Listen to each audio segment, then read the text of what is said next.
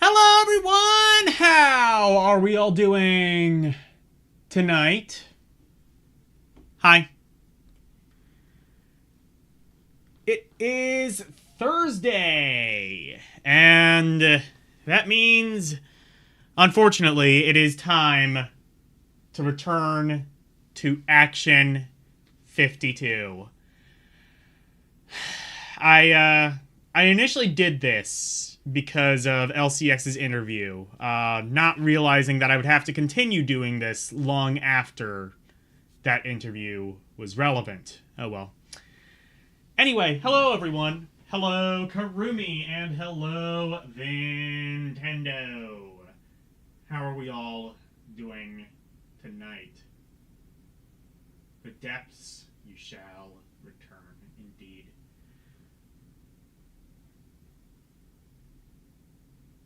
Mike Matei's playing Bubble Bobble too. He's I think he might be having a more fun time than I am right now, I would imagine. Anyway, let's take a look. First of all, I will post the list of what we have seen so far.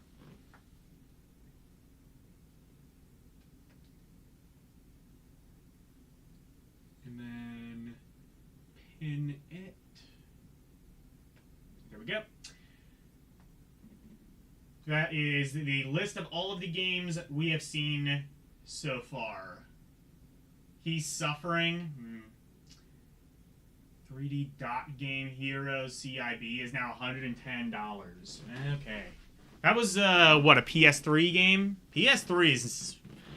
Well, my argument is that PS3 will be retro next year once the PS Store shuts down. Anyway, there it is in the chat, all of the games we've gone to so far. But if you don't want to look at it, here you go. So, what do we have? Oops.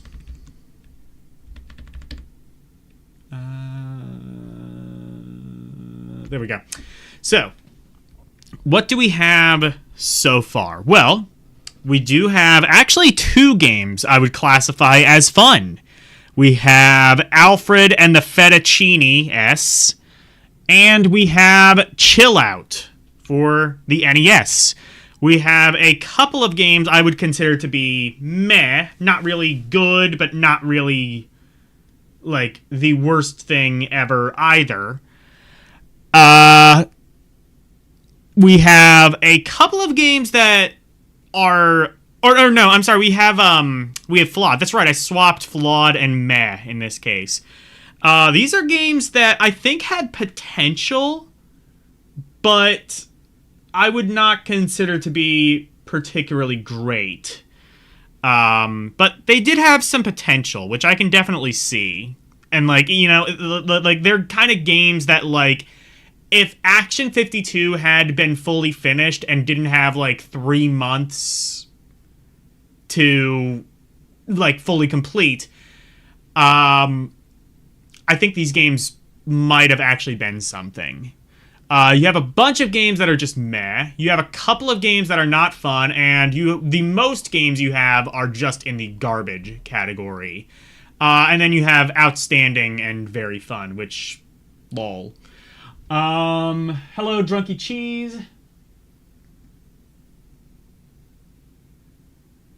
This game was $1.99 plus tax when it came out. Adjusted for inflation. Adjusted for inflation. No, that's not adjusted for inflation. Oh, are you asking me to adjust for inflation? I did. It came out to something like, I want to say $500-$600, I believe. Which, yeah, that is like the price of a game console nowadays.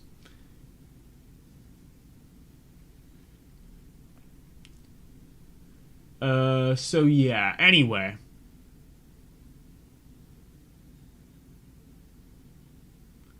FedEx should be a standalone game. I could see that. Yeah, it's got an... Yeah, I think it was something like $500-$600, I believe. I could do it again, though. Alexa, What is $199 in 1991 adjusted for inflation? $199 in 1991 packs, about $489.64 buying power today. A 146% jump over 35 years. I thought it was like way higher. Did inflation just like massively go down? Are we in a deflation state now? Fuck. Man, this economy's fucked.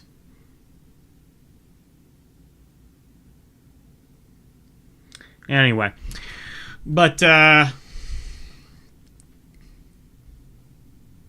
so, almost $500. So, yeah, that's like, I mean, that's like more than the Switch 2, anyway. So, these are the games we've ranked so far. So, think about it. You could be spending the equivalent of about $500 for, these games. Actually, let me,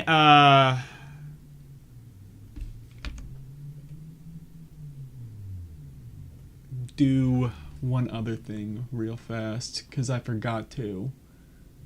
Because I forgot that,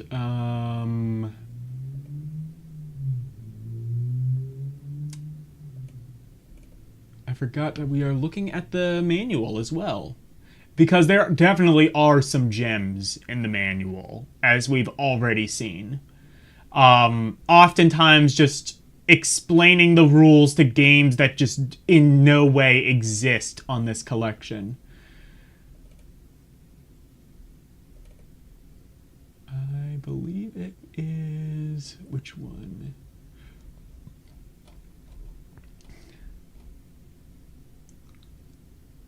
This one, I think? Yeah, I believe it is.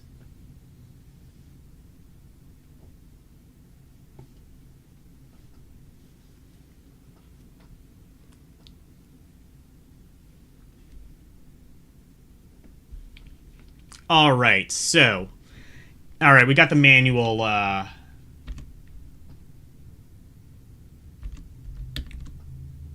we got the manual up and ready. So, let's play some action. Some Action 52.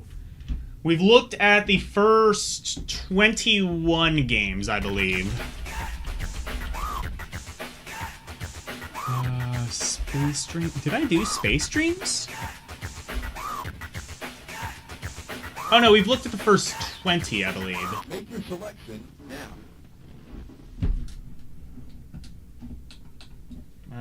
Oh, right, because I need to... There we go.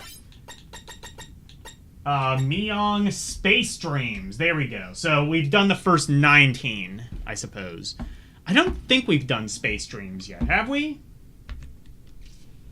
Let me just take a quick look at, because we might have ended on Meong. I don't have too many entries on the list as of now, so I can kind of just like look at the list and visually see if we've done Space Dreams or not. I don't think we have. I'm not seeing it. There. No, we haven't. All right. Let's take a look at Space Dreams. What the fuck is... I don't know why it's doing that. There's like... The joystick occasionally just fucks out on this 360 controller for now.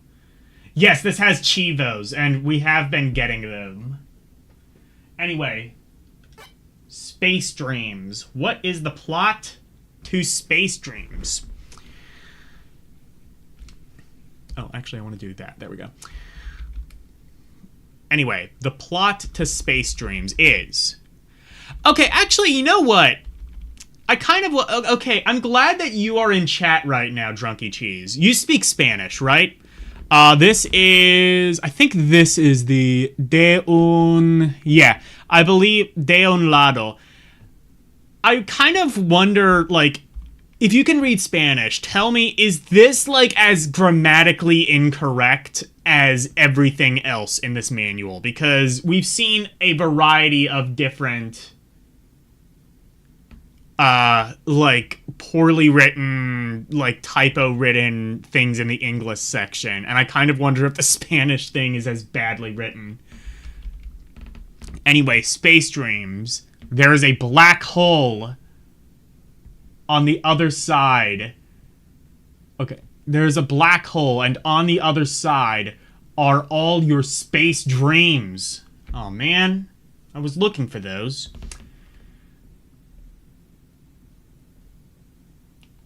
You must get past all of the obstacles to enter the hole and return your dream and realize your dream. Holy shit, this game's gonna make me realize my dreams? Oh man, I was not expecting to have like an existential crisis with an Action 52 game, but here we are. All right.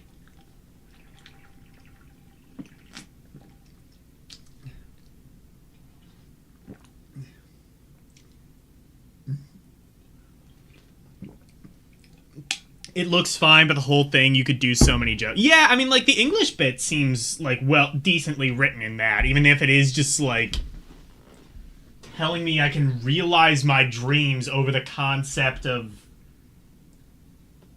an Action 52 game. Well, chat, we are going to realize our dreams live on stream tonight.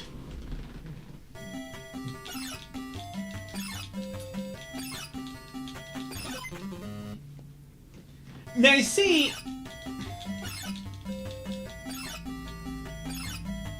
I think that title may have actually been apt, see, because I'm dreaming of a better game.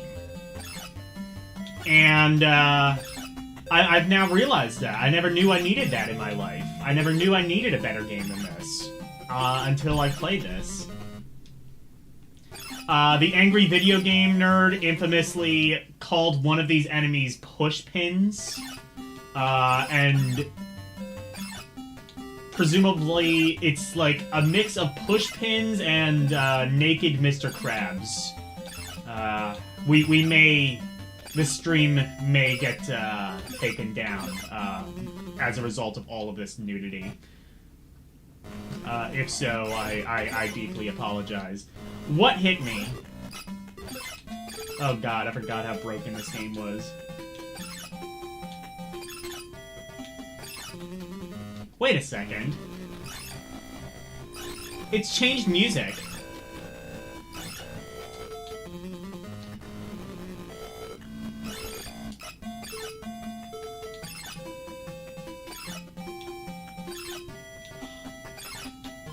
I just realized.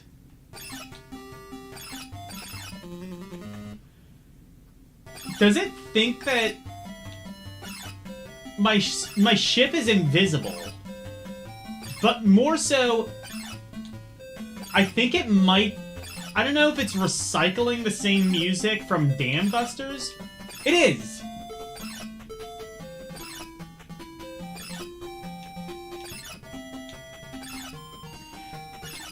I think it... Here's what it is. I think this game thinks that it is Dam Busters, currently.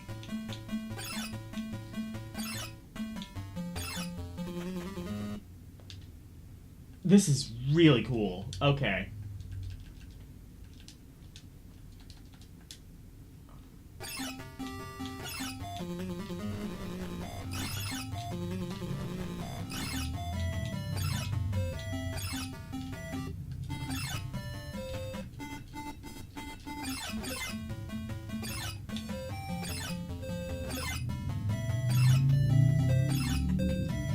Yeah, okay, no!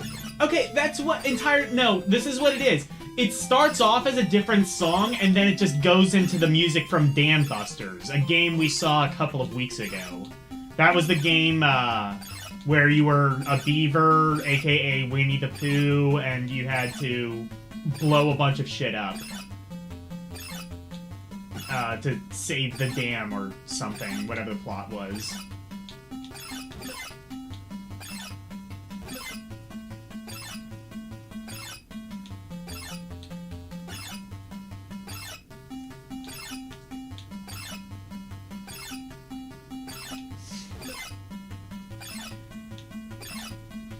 What am I? What is all of this?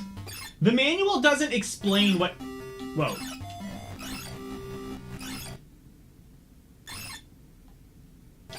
Did that say level... It did say level 2, okay. Hang on. Oh, I just realized. Okay, it's doing the thing.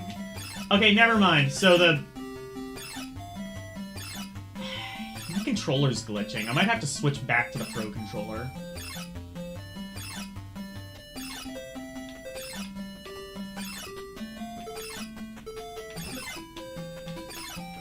I see what was going on. So that wasn't actually Action 52's fault. That was my controller insisting on going up. I don't know if there's like a thumbstick drift or something going on with this controller, or if the Steam Deck's just glitching. I don't know, but I don't like it. Oh, I just phased through that enemy and didn't take any damage. This game is sick, actually.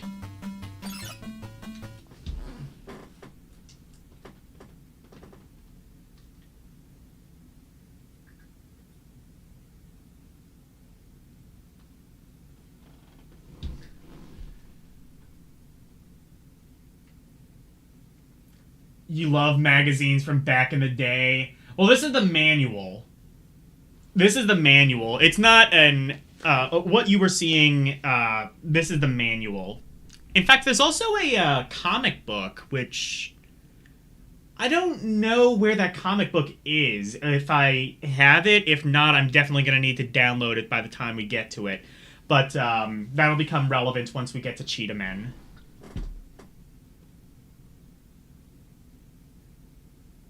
Controller refuses to play Action 52. Yeah, no, fair.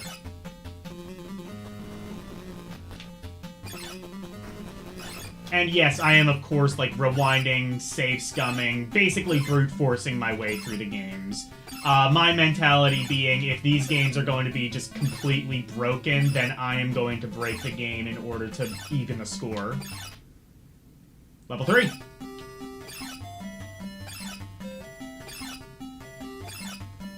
This is... Honestly, this is... Okay, so it's level 3, but... It's not really like there's much more to this. Like, you've seen, like, these are the 3 levels basically all just kind of look the same. Not really much in terms of variety. I think we are getting a couple more unique enemies, but the background looks the same. Everything else kind of just seems the same. I think the enemies are moving a little bit faster, but they are kind of just so few and far between that it's not particularly difficult to dodge them. Definitely there's a very sort of uneven difficulty curve. Oh, look at that hit detection. Look at that, look at that. Aw, hell yeah, look at those hitboxes. Okay. But... definitely a very sort of uneven difficulty balance all throughout this. Okay, level 4.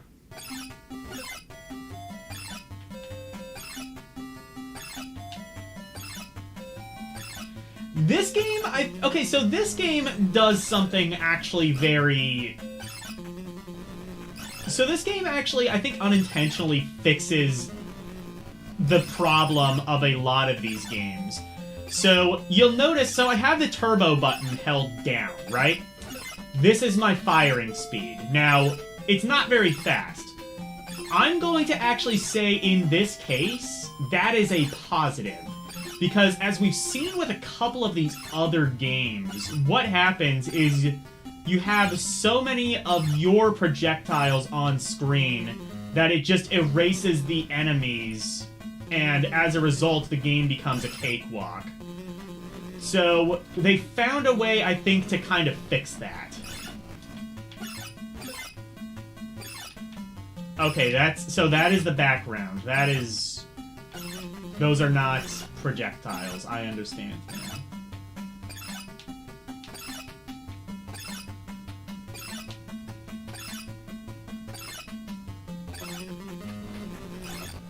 But those are obstacles. Those little... They look like asteroids, like from the game Asteroids. And again, their hitboxes are... hitboxes of all time.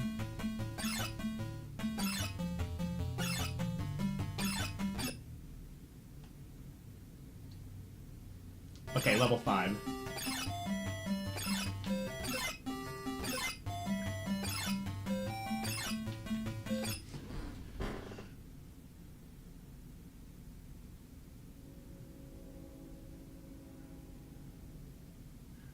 They're getting sentient, Marty! Or, no, they're getting sentient, Morty!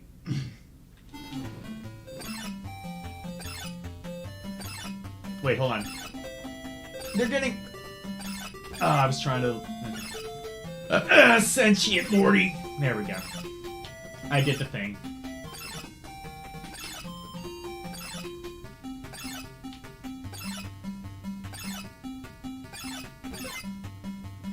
That is the first and last time I will ever belch out loud on stream. I apologize for that. It had to be done, though.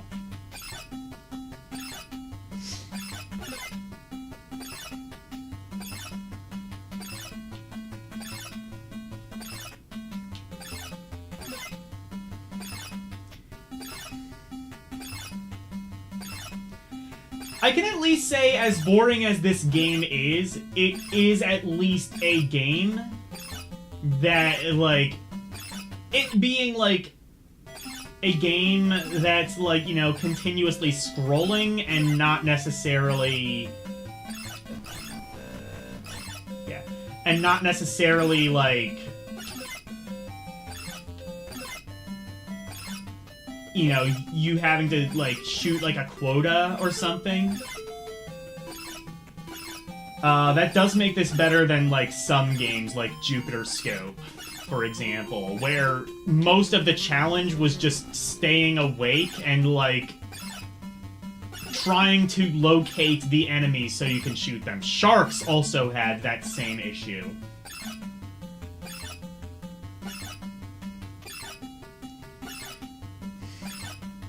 So in reality, I think I can just say that this game, unless it does something either really egregious or really amazing towards the end, I'm just gonna say is meh.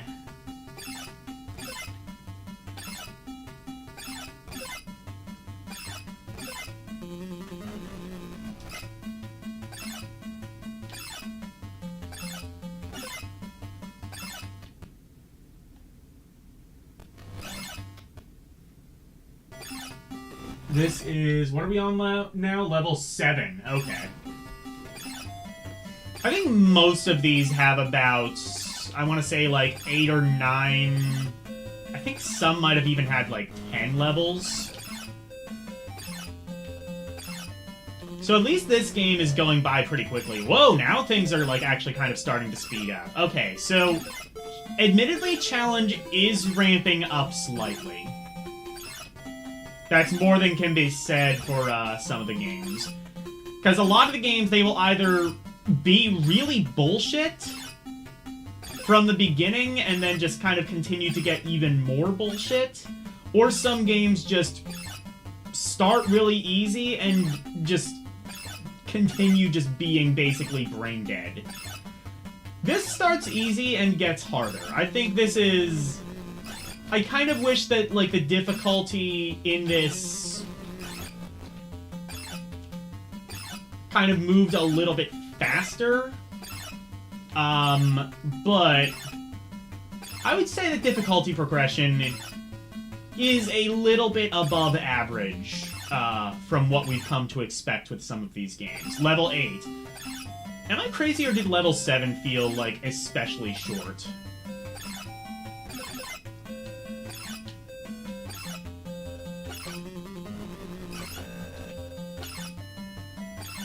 There is a score counter at the bottom, so, like, if you want to get the high score in an Action 52 game, this is...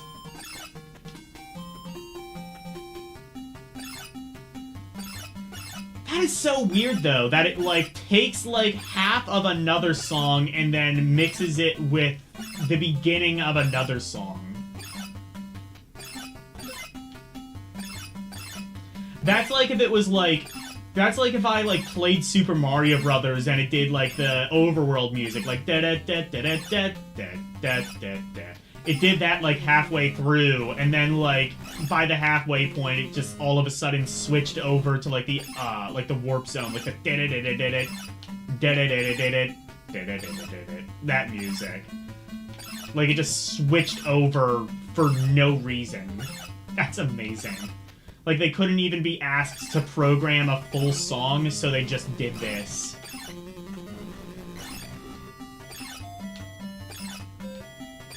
Now the enemies are getting really fast. The problem still remains, though, in that, like, they are still so few and far between that no matter how fast they go, it's not particularly difficult to dodge them.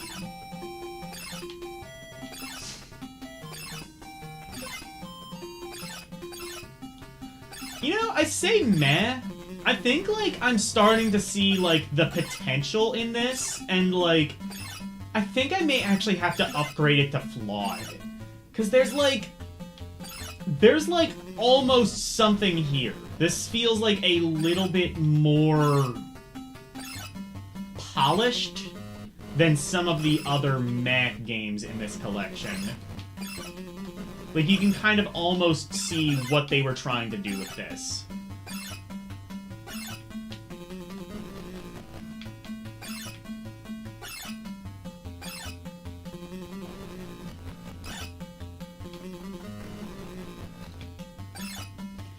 And like I said, the rate of fire is particularly small.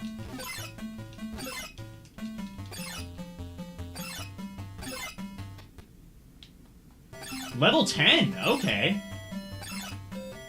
That's a decent amount of levels for something like this. I'm just wondering when it's gonna flip back around now.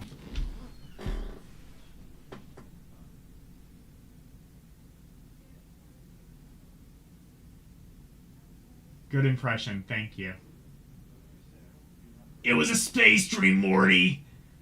What did you expect? I don't know, Rick. A better game? Morty, it's Action 52. All the games are shit. Oh yeah, I guess you're right, Morty. I guess you're right.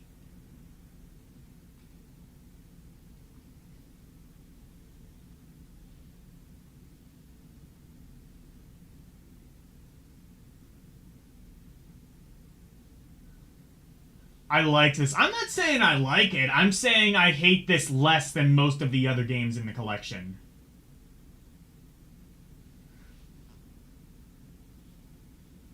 I also do a good Morty. Okay. I have not... I'm gonna totally be honest. I have not seen Rick and Morty. Oh, shit. I have not seen Rick and Morty in, like, maybe about a decade. I, like, saw, like, season 3, and, like, by that point, they kind of, like, got way, like, up their own ass when it came to, like, parallel dimensions and, like, alternate Ricks and alternate Mortys and shit like that. And I was just like, I'm done with this now. And then, like, the one guy left because of, like, sexual assault allegations or something, and he voiced, like, most of the characters, and I have no idea how the new guy sounds, if he's any good. But yeah, I don't know. Rick and Morty is apparently still on the air. I have no idea if it's any good still or not, though. Probably not. Hasn't that show been on for, like... How many seasons are we on with Rick and Morty? If I remember right, they kind of, like, took their sweet time making the episodes, though. So they might be on, like, what, season... Even though the show's been on for, like, 10, 15 years, they're probably on, like, season 6. Level 11.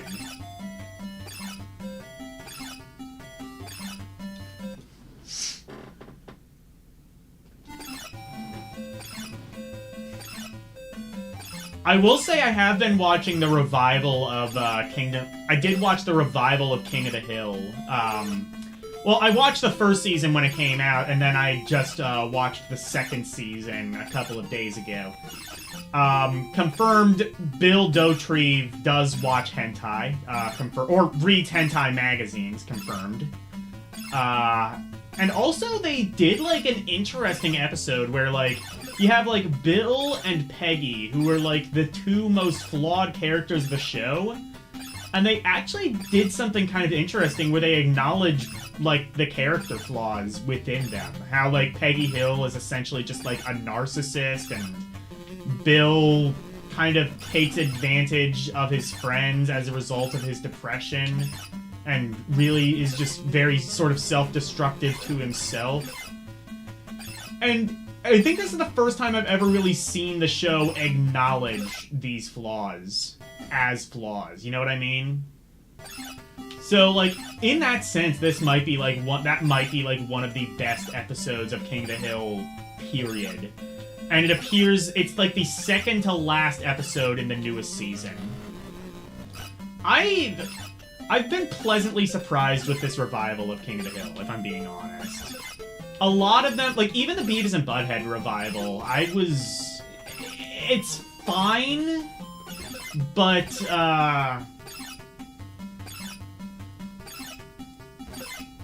you know, like, Beavis and Butthead is very much kind of a show of its time. And I'm not saying that about, like, oh, it's politically incorrect or something like that. Whoa, Chivo? What was the Chivo? I gotta read that.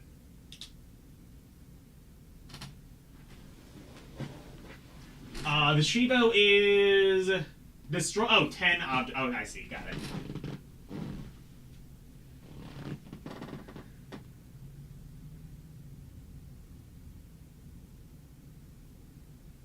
You've watched a couple of King of the Hill episodes. They're fine. Yeah, I like it.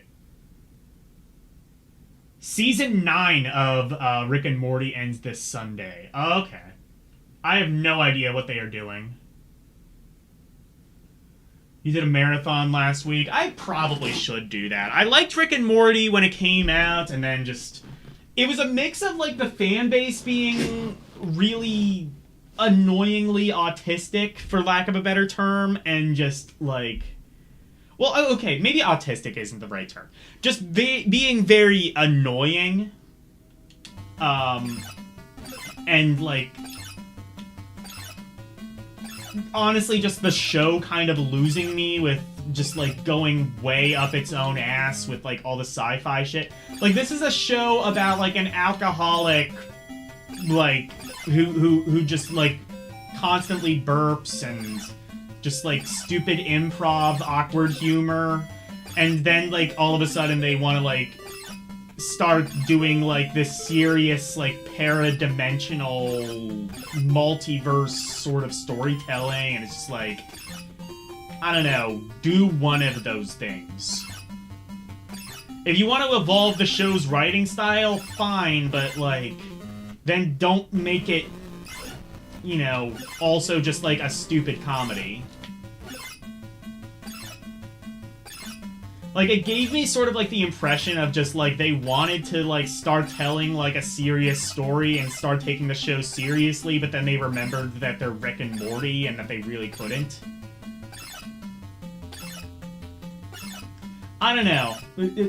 Like I said, it's been a very long time since I've seen Rick and Morty. Maybe they've kind of stopped with all of that. I doubt it, though, because, like... That's something that, like, the fan base of the show really liked, was, like... Okay, here we go. So, we've now beaten the game. I just realized if I had, like, kept playing that, I could theoretically just roll the score counter over. Because it, like, it keeps the score even once you beat the game.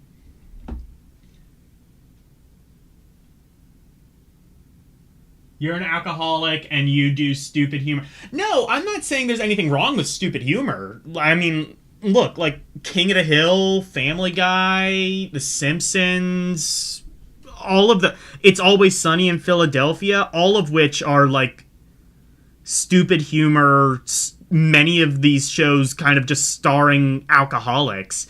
And like there's nothing wrong with that. I'm just saying it's like they're trying to have their cake and eat it too.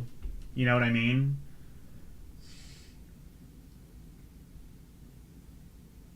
Yeah, definitely the fan base died down. Yeah, I've realized is that the name of the Chivo? Oh no, it's not. These aren't just dreams anymore. Anyway.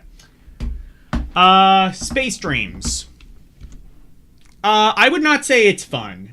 It is definitely a very boring game that only to a degree gets even remotely entertaining towards the end.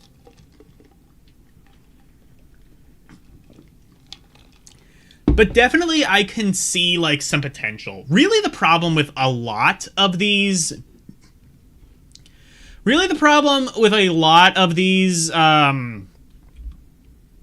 like space shooters is that they are very basic. And I mean that's kind of by design. They had to make 52 games in 3 months. And a lot of these were literally just like crafted within like a homebrew engine of sorts.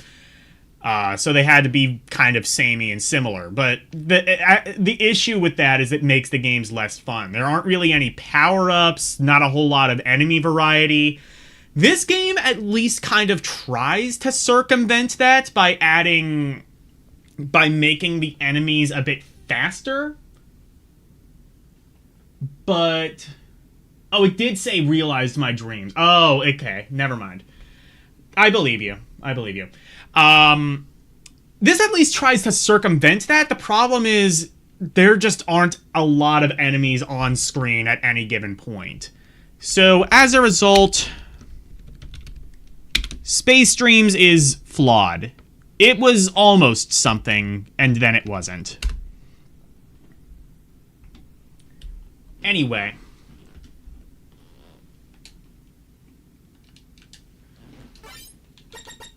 So that was Space Dreams. Next is Streamers.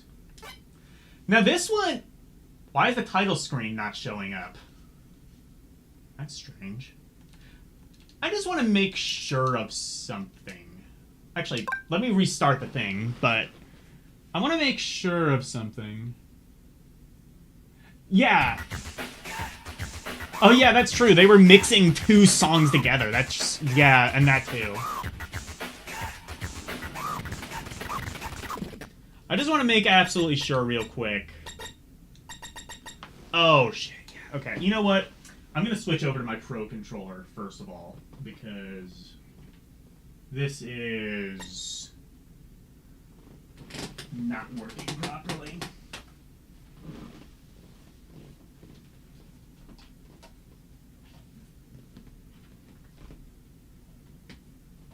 I should have the Pro Controller here somewhere.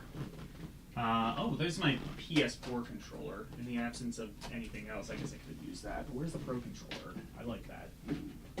I like Pro Controller. Give me my Pro Controller! God damn it!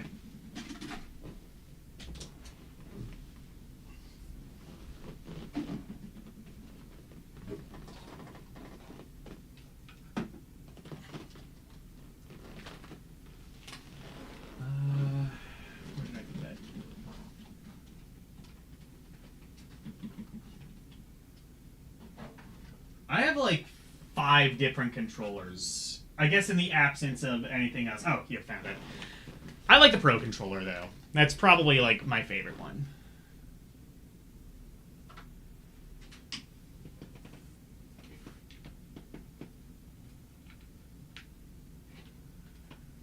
Is Cheetah Man gonna be outstanding? Oh, hell yeah. Okay, so this confirmed... or maybe not. Yeah, I've confirmed I'm pretty sure this is just an issue with the Steam Deck. It's not an issue with the Xbox controller, because this seems to be working fine. Unless... oh, no, because the Xbox controller is still plugged in.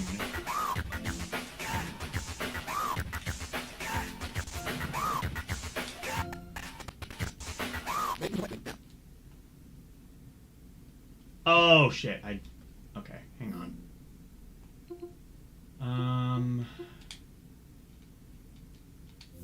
Okay, here we go. Okay, here we go. So that was Space Dreams. I just also want to make sure that this is the right version, right? Okay, yeah. If this was the original revision, that game wouldn't load properly. Okay, so streamers. Why is the title screen not available on this one? That is... I mean, yeah, okay, the game's glitchy as fuck, but I didn't remember it having that issue. And anyway, before we look into the game anyway, we should be looking at the manual.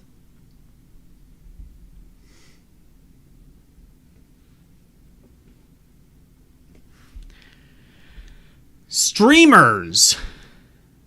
Or as it's called in Spanish, streamers. Wait. Streamers. Fitas. I guess that's Italian, maybe? I don't know. It's streamers in all languages, I suppose. Mainly because they spelled it in a way that's not actually a word. Try climbing to the top of this one by throwing streamers and climbing them. On your way up, you better watch out for the various pie-throwing clowns, burning candles, and bouncing balls. Because if they get you...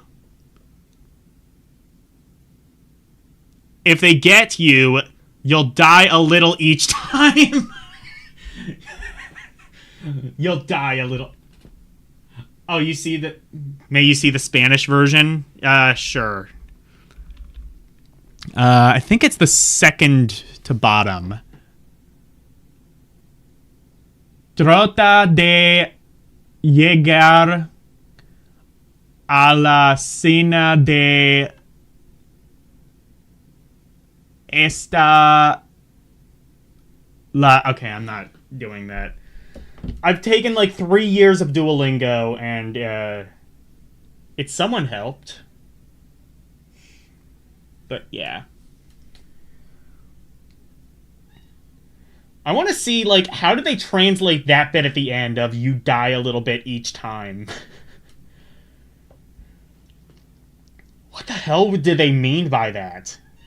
Well, I mean, I know what they meant by that. Like, oh, your life bar goes down. Yeah, I get that. But, like, that is a weird way of saying that. It's just, like...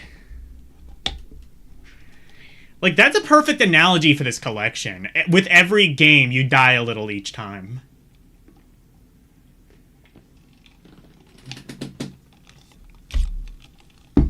Poco a poco, see? It has no typos, but it's as dumb as the English version. Perfect.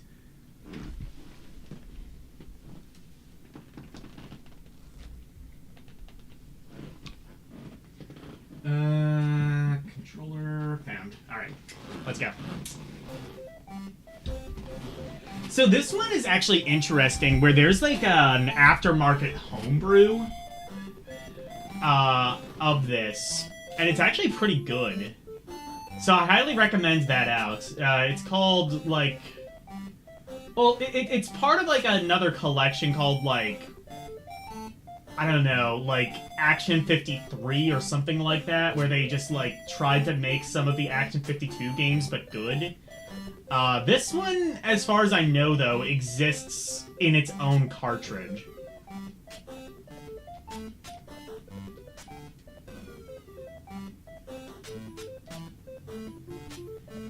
But yeah, definitely check that out. If you want, like, if you want kind of like a Bionic Commando style platformer, kind of like this, but done well.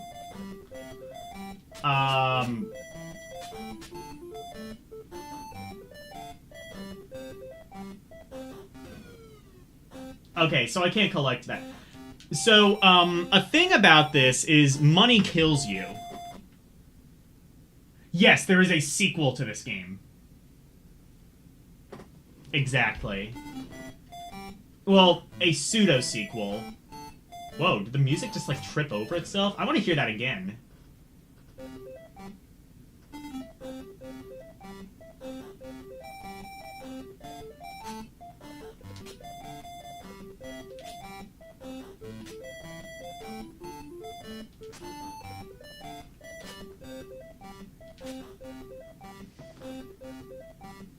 You've streamed Action 52. I'm so sorry. Okay. I'm gonna restart, actually. I agree, though, this is probably, at least on the surface, one of the most fun games in the collection. The problem is, it's still an Action 52 game, so you do kind of have to, like, contend with that a bit. Actually, can I do this? No. Okay. Fuck.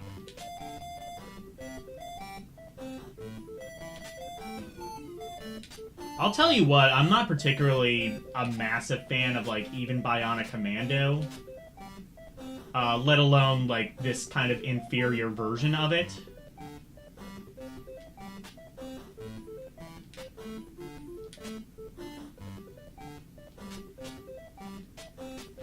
But definitely this is one of the best games in the collection. I don't really know how you're supposed to avoid getting hit a lot of the time. Mainly because, like, enemies will just move really quickly.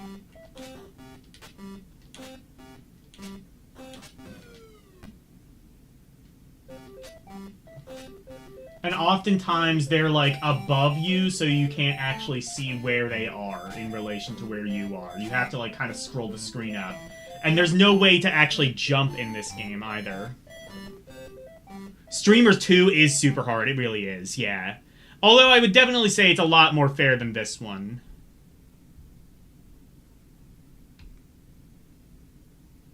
Oh, Action 53. Yes, yes, yes. Okay, I see.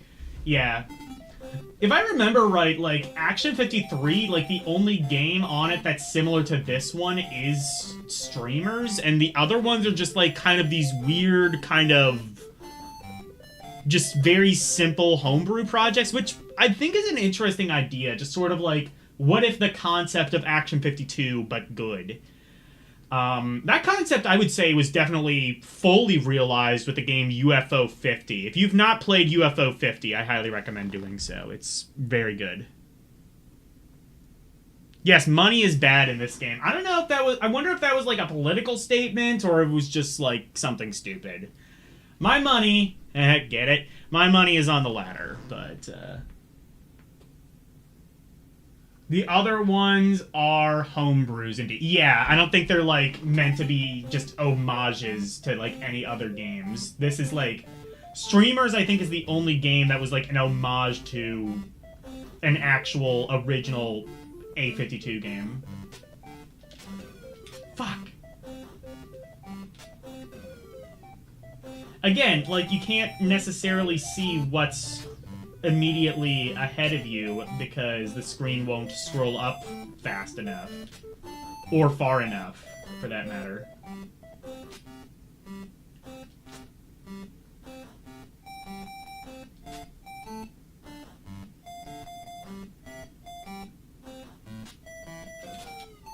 Damn it. And the enemies, like, move so fast. It's, like, very difficult to time that.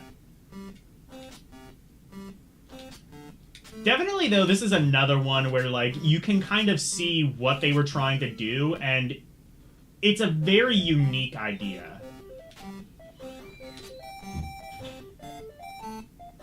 Well, okay, I guess it's not a particularly unique idea. It is definitely kind of a Bionic Commando ripoff, but... Okay, we did that one. Good.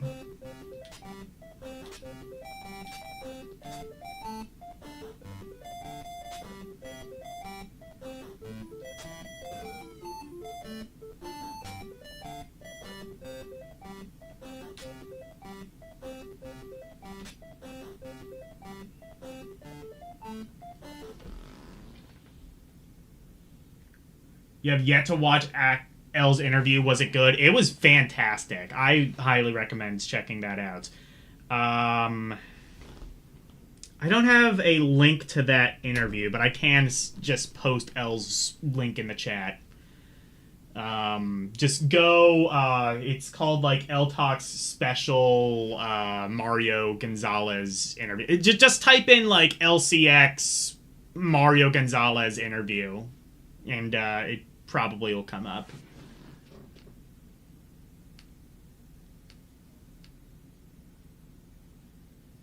Hello, Nintendo. Welcome back. You're obsessed with Action 52 documentaries? Oh, then you are going to absolutely love this interview. Elle was able to, well, Mario, I was going to say Elle was able to get it out of him. No, Mario was very willing in doing it himself. But Elle and Mario, the two of them did a good number in demystifying this game that I would argue is very kind of, you know, very mysterious. And that's something I always liked about this game, is sort of the mystery and untangling the mystery behind it. And Elle and Mario in that interview, I think, did a good number in demystifying that, which I very much appreciate.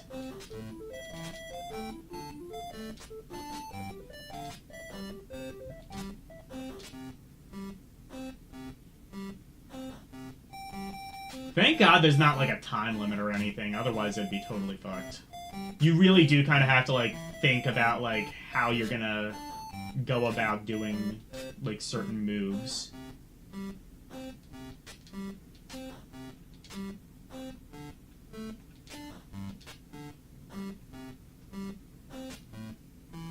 I imagine this is gonna get majorly bullshit towards the end. I fully expect that. How? Oh, shit. Okay, there we go. It's weird you can only, attach the streamers to, like, very specific parts of the ground, and it's not particularly clear what parts it lets you do. You missed the interview Elle did with Mario for Action 52. Well, shit, do it.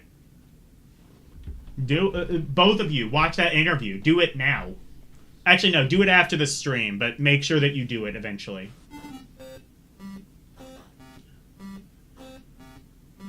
Or hell, you could just do it now. Honestly, that interview is probably better than the stream anyway.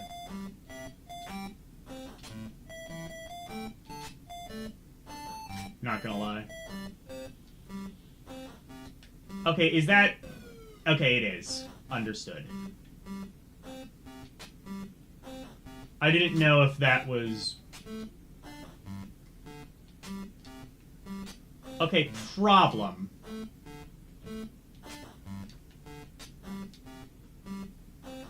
I think I have to take a hit here.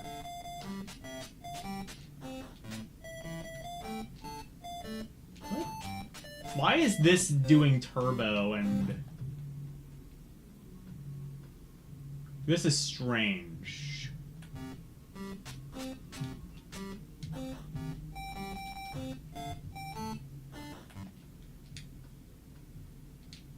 Oh, I see what it's doing.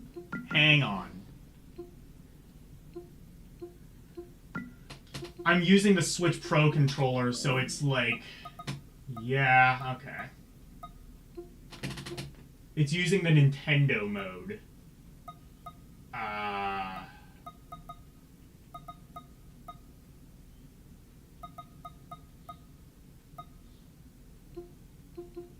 Where is... There should be an option that's like...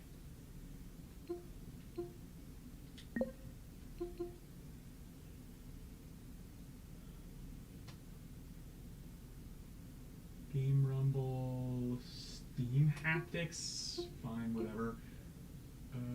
Use Nintendo... Okay. Oh, wait. No. Nintendo mode is already turned on. Why is it not turned on in RetroArch? I don't know. I didn't make a save state. I'm gonna...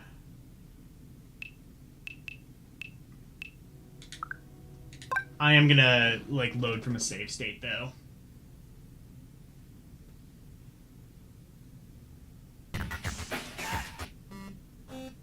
I can do... Yeah, this game does have an ending. Most of these games have, like, ending Chivos. Some of them even have, like, Chivos... Okay, yeah, now the controls are the way they're supposed to be.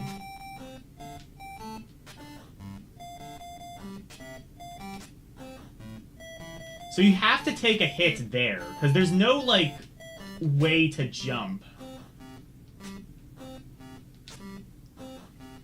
So you can't, like, jump over that thing.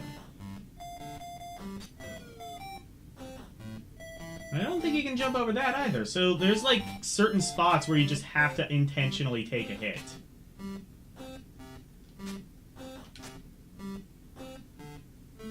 Hello?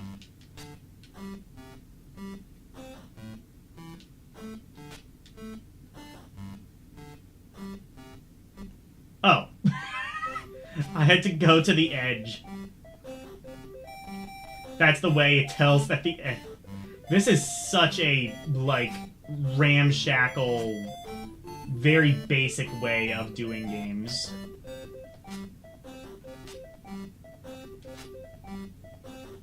I mean, I understand why that is, but it doesn't change the reality.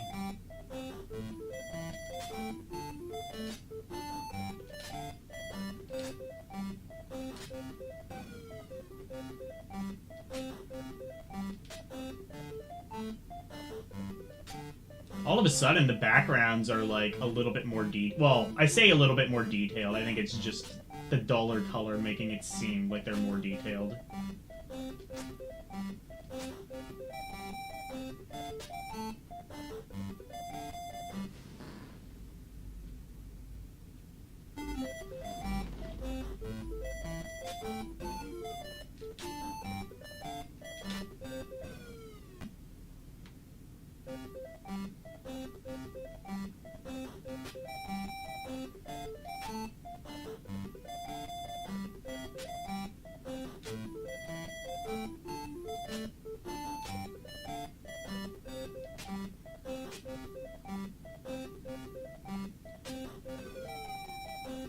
That was a thing I could not have possibly seen.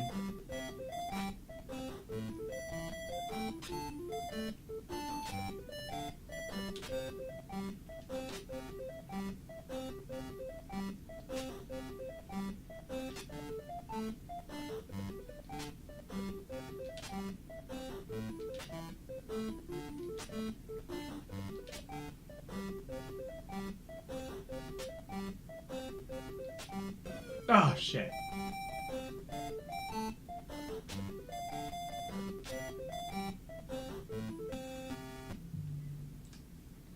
I died by hitting the air.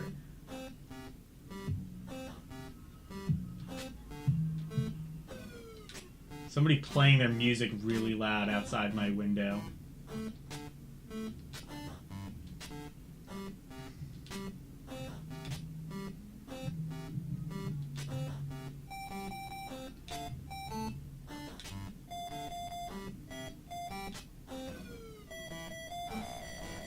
I want to see, can I, like, actually... Oh.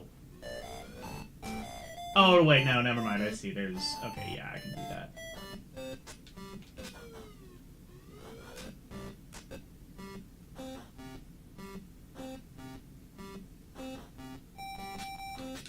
There we go.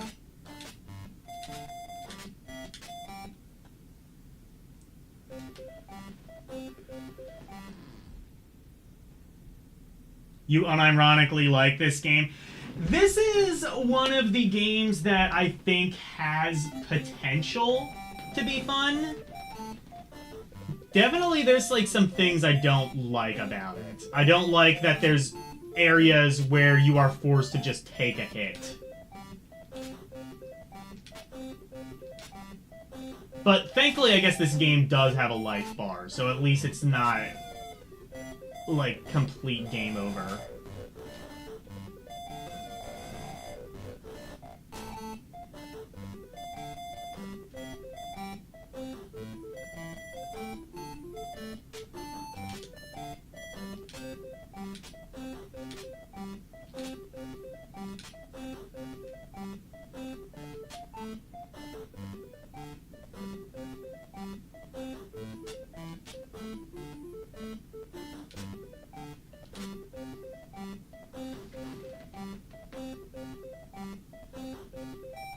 Bionic Commando's retarded.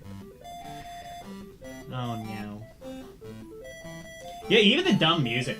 I mean, yeah, I like, I definitely like the remake, the remix that the, new, Streamers game used.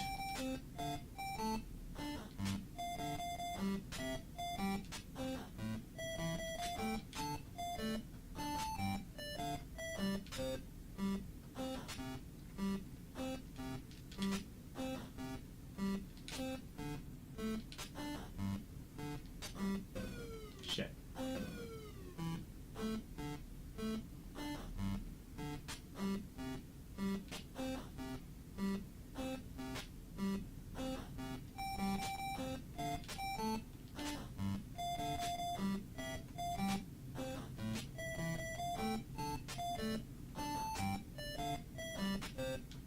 Okay, problem. Where did we go? Where did we go? Oh, shit. Okay, I see. I have to... I think... Okay, this is possible. I just have to take the left side.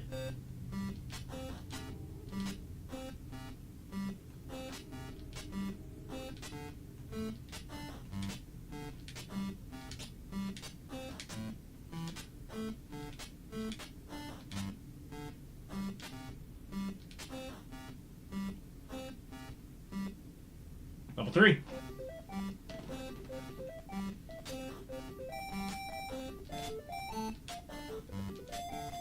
Honestly, I would even say, like, this game is not...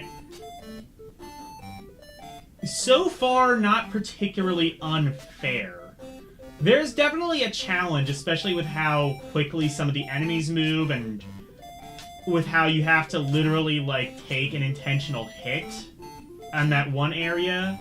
But so far, I would at least say this is a lot more fair than many of the Action 52 games. I think they did a good job of, like, getting a pretty decent difficulty balance. Well, saying that, I feel like ideally the game should maybe pick up a little bit more here. Like, right around here, now that we're at, like, level 3. Like, maybe have, like, a few more enemies on screen or something like that, but... Oh, cool! Look at this! That's the Action 52 hit detection I know and love.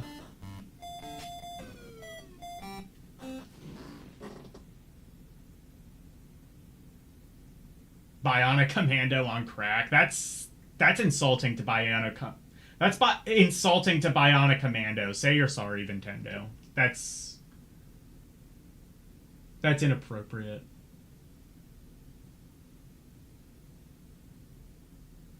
This and Castlevania ripoff with the big tits. That game was good up to a point where it literally became impossible. Like, there was literally, like, an enemy formation where you had to, like, find, like, 3 or 4 different enemies and you couldn't beat it. So I think that one had potential, but I gave it garbage because it was literally impossible.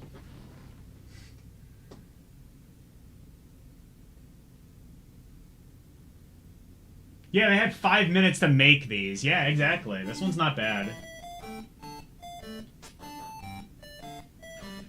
So what, we're just gonna be... Oh, never mind. I was gonna say, are we just gonna have, like...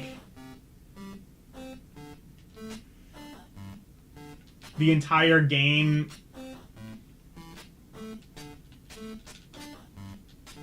Oh, okay.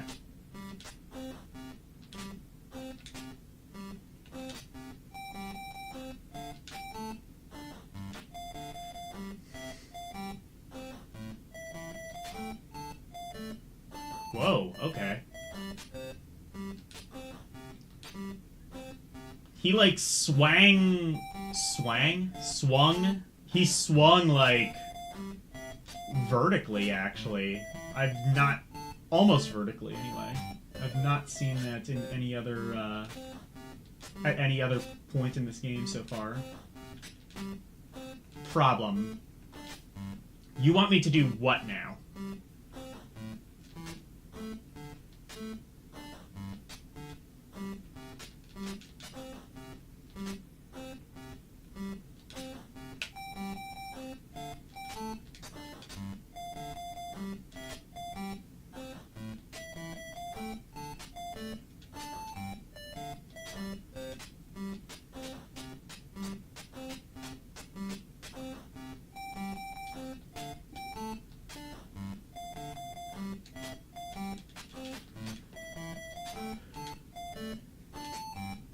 Oh! Okay, well I did it somehow. And then I died. Wait, where did I go, though? Oh, no, okay. Oh, okay. I see, okay. Do you see what happened there? So, it, like...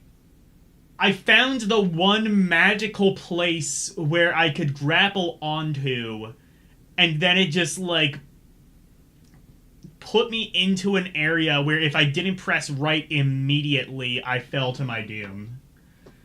This game is amazing.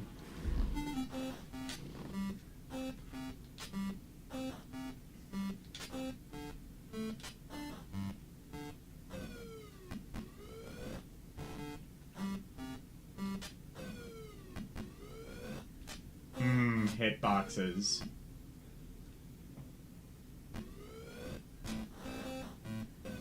Yeah, this is I think... Let me just see. Is this another area where I have to take... Oh, never mind. Okay. You can do that without taking a hit.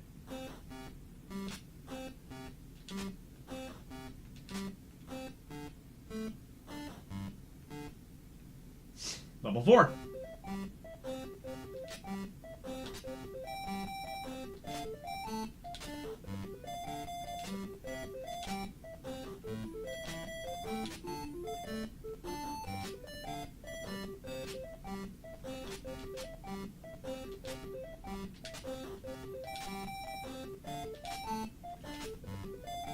Oh, it's doing this now. Okay.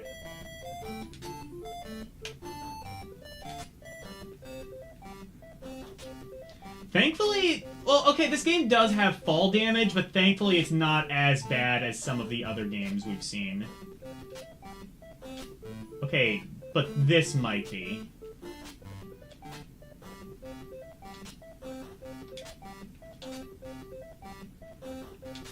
You need to, like, get, like, right up to the edge as far as you can possibly go without falling off, and then you can do that.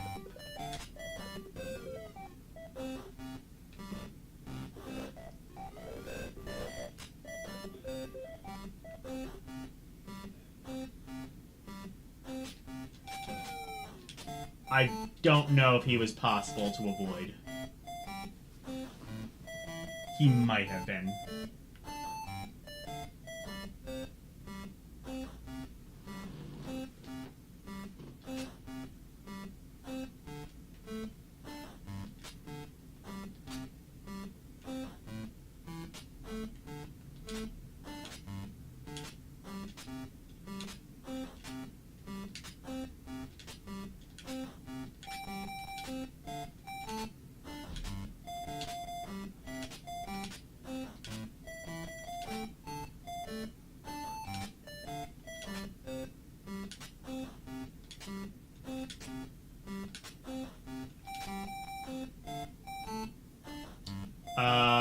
This might be a problem.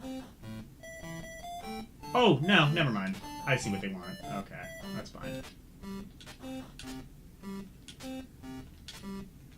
Oh, it's gonna do this shit again, isn't it? Oh, never mind.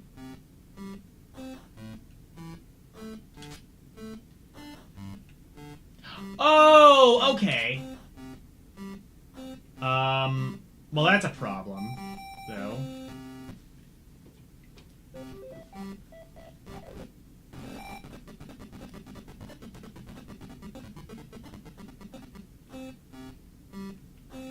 You can just walk over it. Anyway.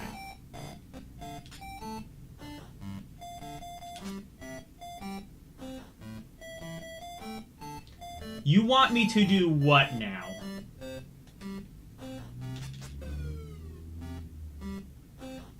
Fine, whatever. Fine, whatever. I will take the hit.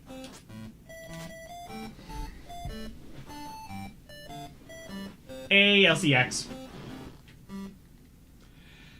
Elle, you want to post the... Do you want to post the link to the interview you did with Mario? Yes. Yeah, do you want to post the link to that interview? Because I think Drunk wants to watch it later on. Yeah, we were just talking about that. It was a fantastic interview, I would definitely say. I learned a lot about the game, and I'm very happy that interview was able to be done. I think Nintendo might not have seen it either, but I think he said he would like to.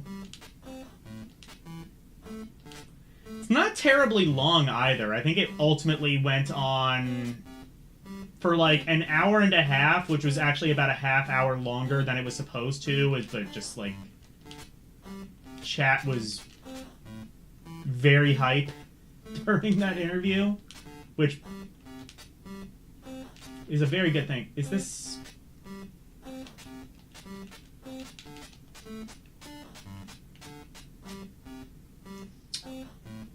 Guys, you might have forgotten to make this one possible. That's a shame, because...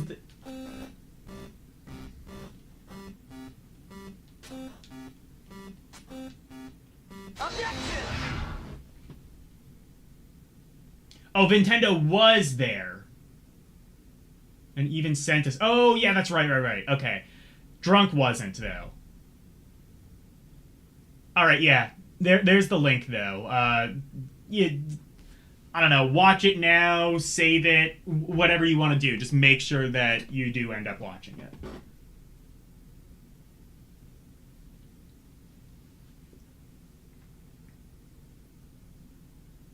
Yeah, this is his first verbal interview that he's ever done, I believe. He's done a couple of written interviews in the past, but this is the first one.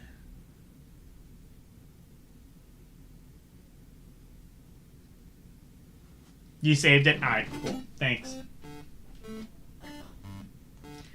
And this stupid stream gimmick wasn't completely in vain. I got Mousy in there, so I can at least say I got someone to Okay, so what about...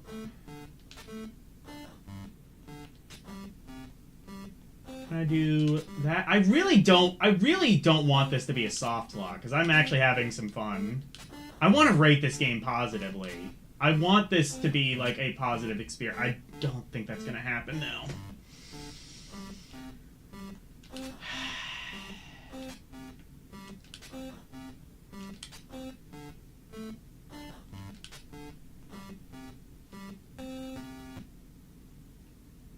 Yeah, I don't think we can actually progress past that point. Hello, Orc.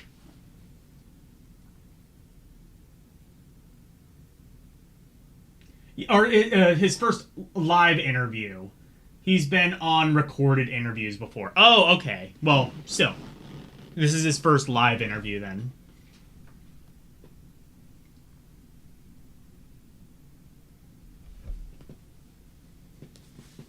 You gotta ask a question.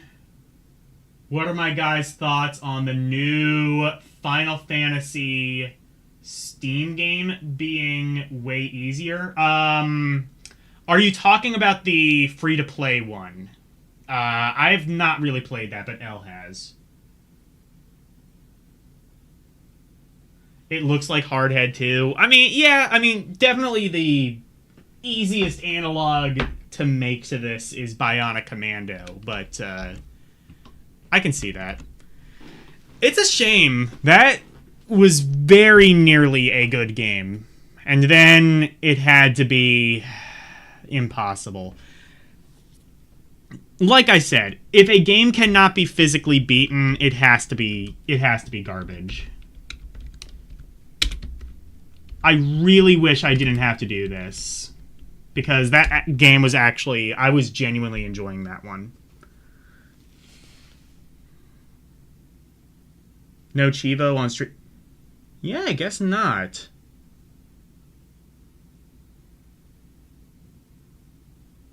Is that possible? You know what? I am...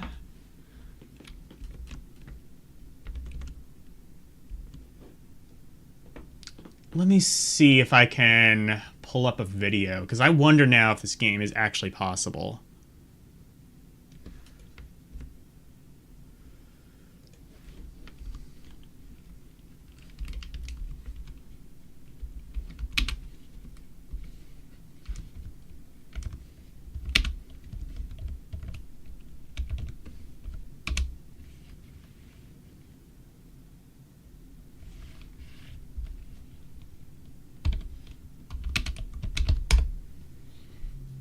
See if that works. Full run.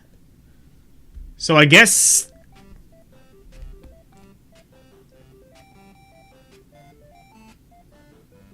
he at least makes an attempt to do it.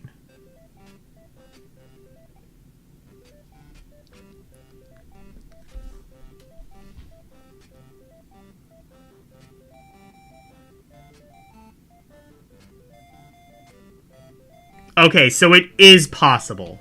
I understand.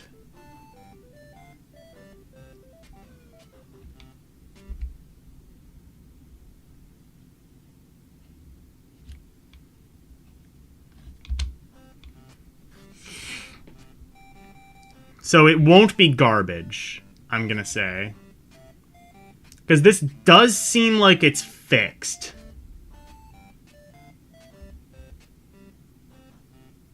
You beat it once, but you're not sure you're a drunk? Okay.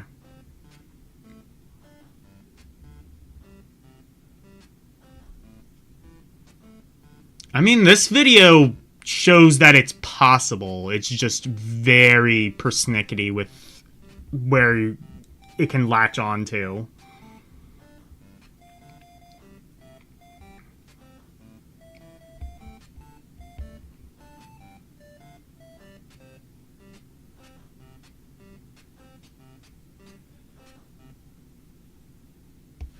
Okay.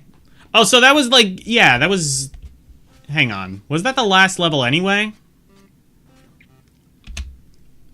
Okay, well I didn't... in that case, I didn't... it's not like I missed out on much anyway. Yeah, so I'm gonna say... it's not garbage because it is technically possible. But that one bit at the very end is absolutely... I have to knock points off of it for that. It's flawed. If that one part was not there, it would be fun. All right. Anyway.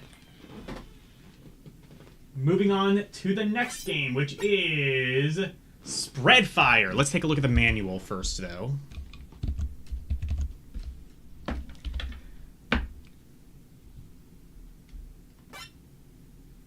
So, Spreadfire is 2 words on here, but in the manual... well, no, it's not, never mind. It's 1 word, but it's hyphenated.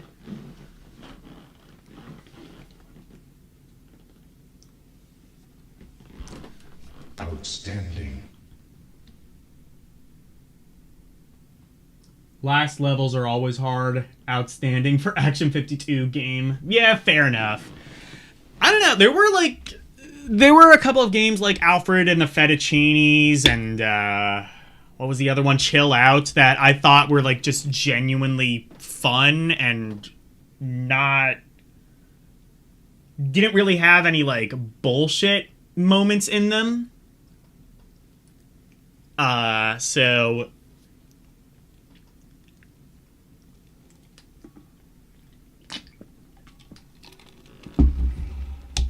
those are the gold standard games so far.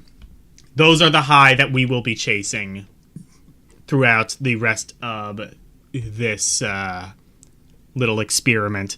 Spread fire. You may have some great weapons. In fact, the best. You will need them to fight off the tremendous enemies. Whose side are you on, Manuel? Are you on the side of me, or are you on the side of the tremendous, glorious enemies that seem to multiply? Oh, no. Alright, spread fire. Let's play.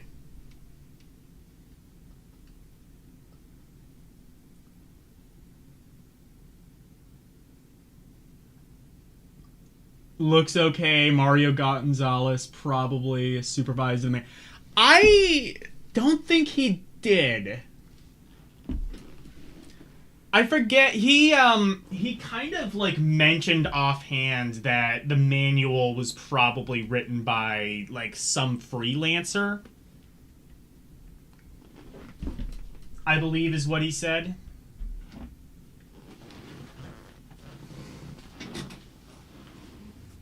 But anyway, spread fire.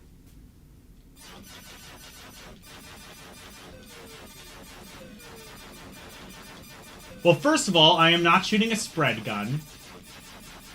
Secondly, I seem to be a naked crab shooting at burgers. Third, there is no music. And fourth, I cannot move up or down.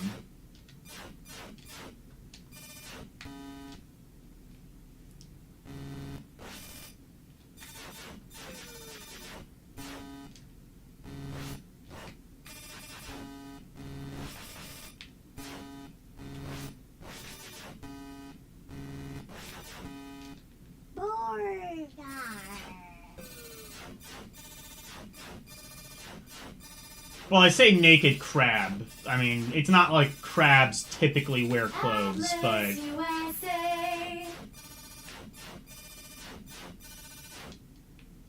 And it does have that thing where if you, like, fire too quickly, enemies just appear on the screen. Or just, like, disappear outright. And that's definitely a problem with this, where the goal is to, like, hit a certain threshold of enemies. It's a static screen.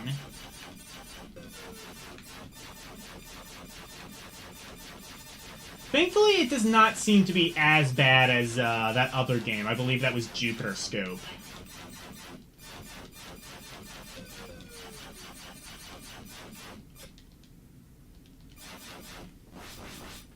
Wait, yeah, okay, that is level 2.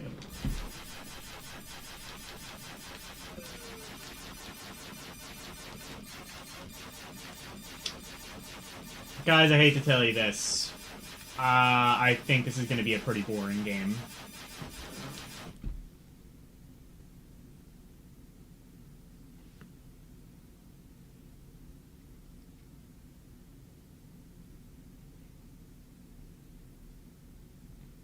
Yeah, SpongeBob dreams, exactly. Space Dreams was my favorite. It was not my favorite. Well, like, if you look at the list again, there are some games I said were genuinely fun. So we have Alfred and the Fettuccinis. That's Fettuccini's Possessive of something, I'm sure, and Chill Out. Those are the two standouts in the collection so far.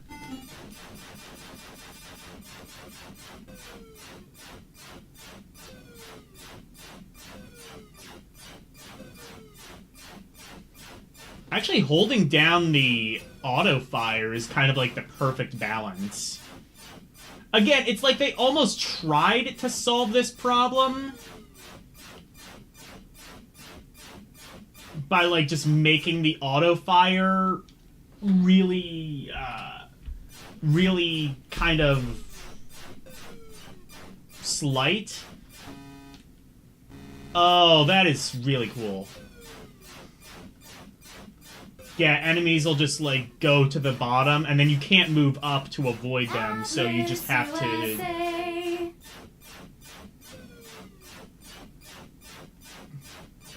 Yeah. So that is one way of solving the problem. The problem is you can just kind of do that. So you have to, like, sacrifice, like, decent firepower in order for the game to actually run properly.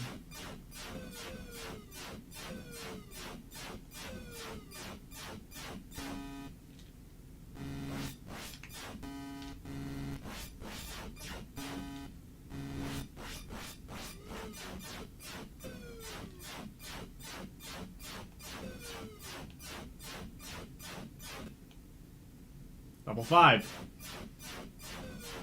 It all comes down to taking the initiative. They did take the initiative. Well, they took like a half initiative anyway.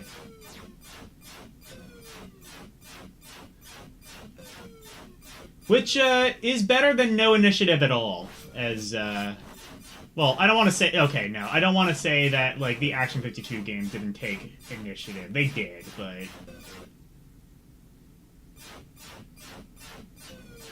There's only so much you can do.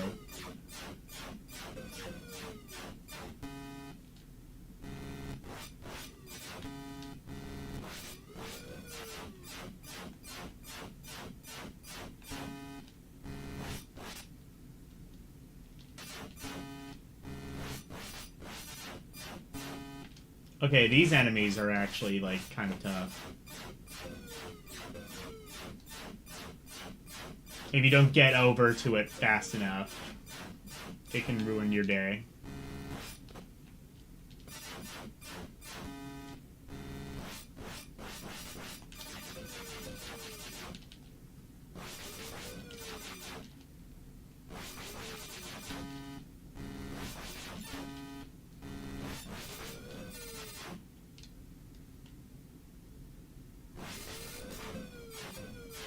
There we go.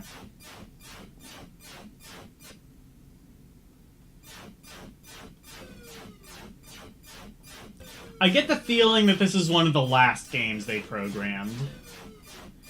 I get that feeling by the fact that this is clearly one of the most slight games, and also the fact that it's probably like one of the least finished games, not having any sort of music or even much of a game, if I'm being completely honest.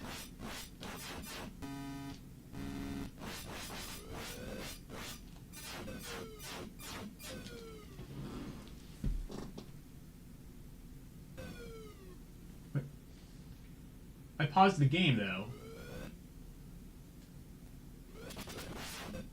Okay, there we go. Let me check.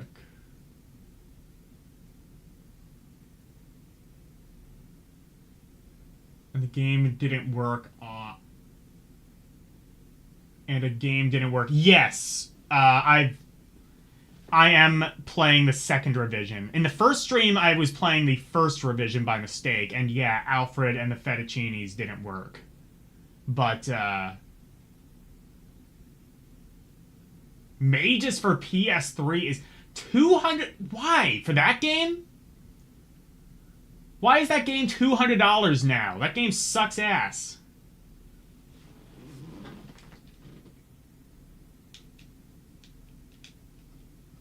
Oops, I didn't want to do that. There we go.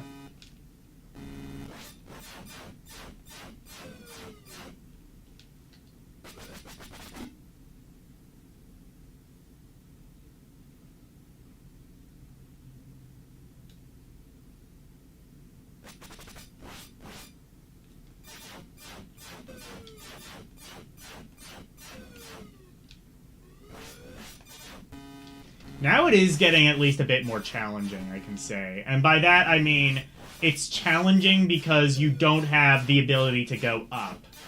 which I'm pretty sure was a feature in the game Centipede, a game that I'm pretty sure they are entirely trying to ape.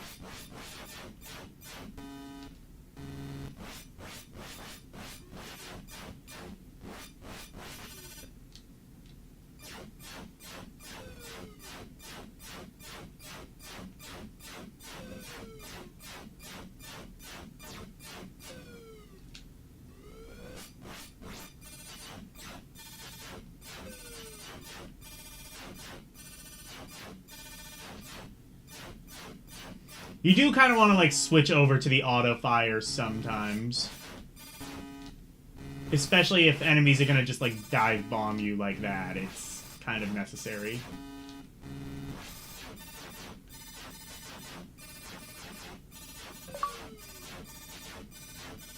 Ooh, I did a thing. Okay. Got HE, though.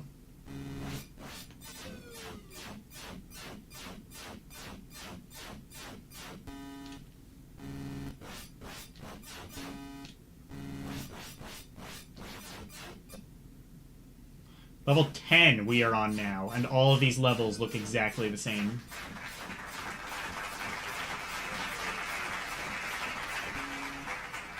Thanks for the GGs. Presumably on the Chivo.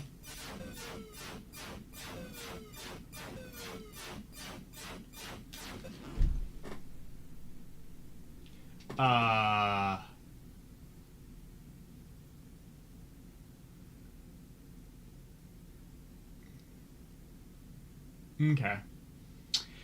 Oh, by the way, speaking of GGs...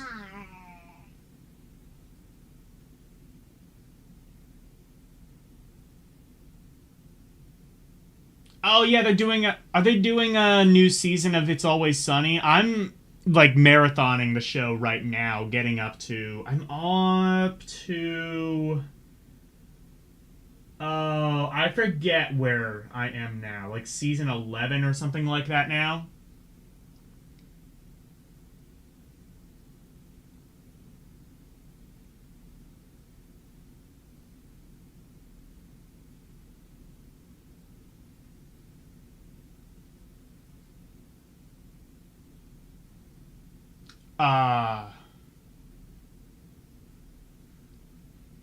But yeah, like, yeah, speaking of GG's, GG's to Elle for beating Legend of Heroes tonight. In fact, yeah, GG's. GG's to Elle. What are you gonna be doing after that? You said you were gonna maybe play like Dragon Valor. Are you still interested in that? Oops.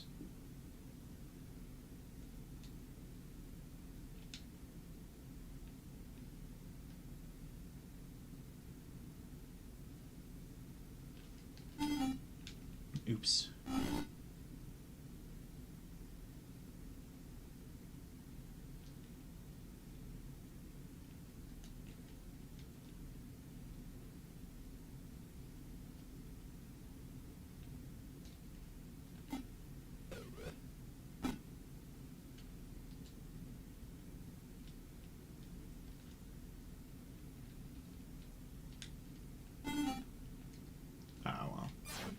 Whatever. I'm gonna have to burn a life, I think, for that. Fair enough. This game seems to work properly. I can at least say that. It is just boring as hell.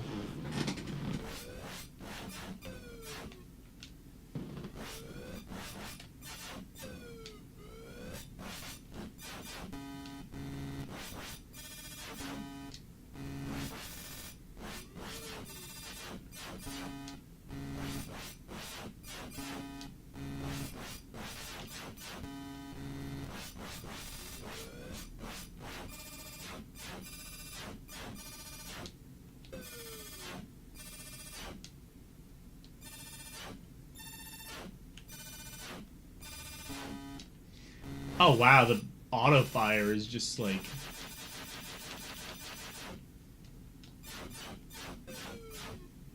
Auto fire's not doing so hot.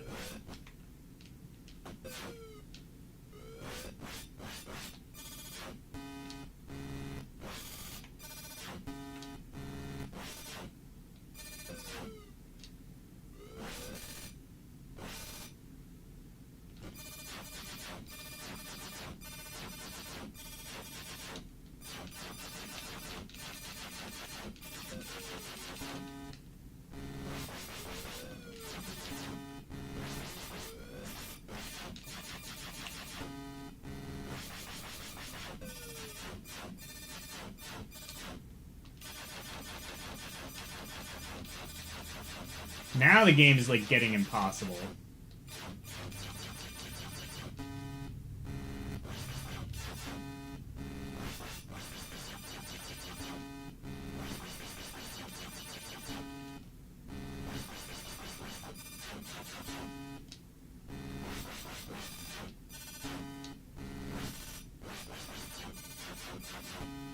Wait, I can't... Oh, I can. Okay, there we go.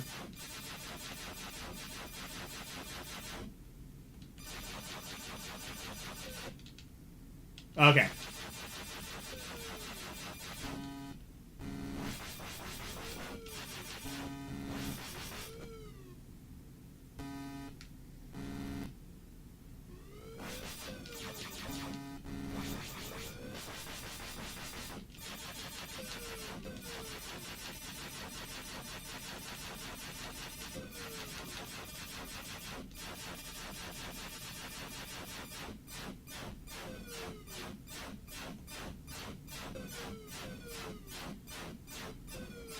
Like, that thing should have killed me. But just, like, the hit detection is just...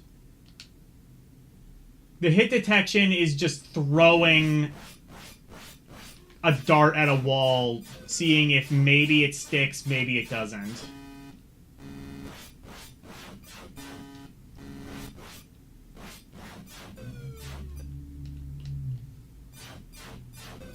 The hit detection seems to basically just exist on, like, a random number generator.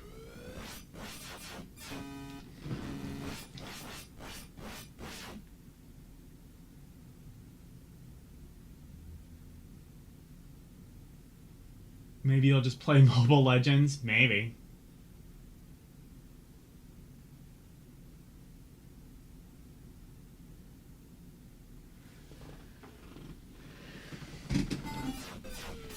No, you don't understand, Lewd Gamer Goddess. It makes sense in Karumi's own made-up logic that makes sense to everyone in Karumi's own head.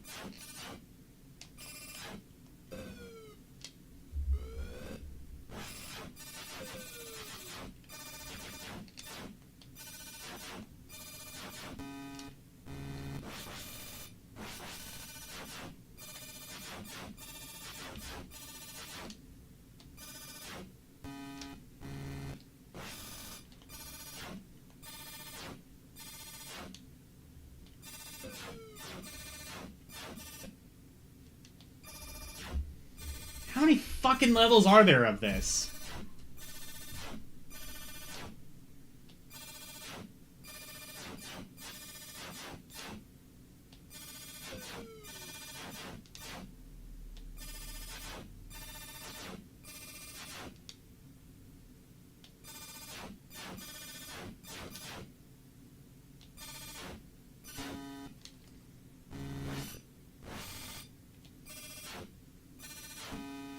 What?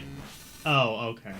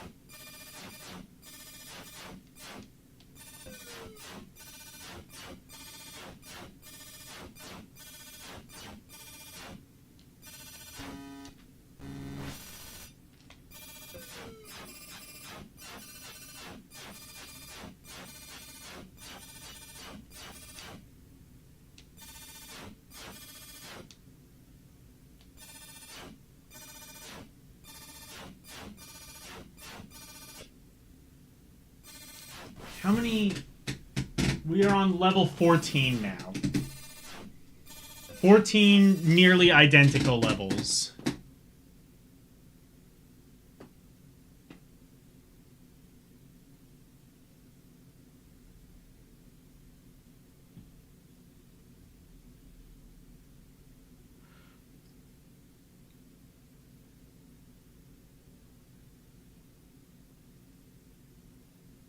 Shooting fast makes me invincible, kind of.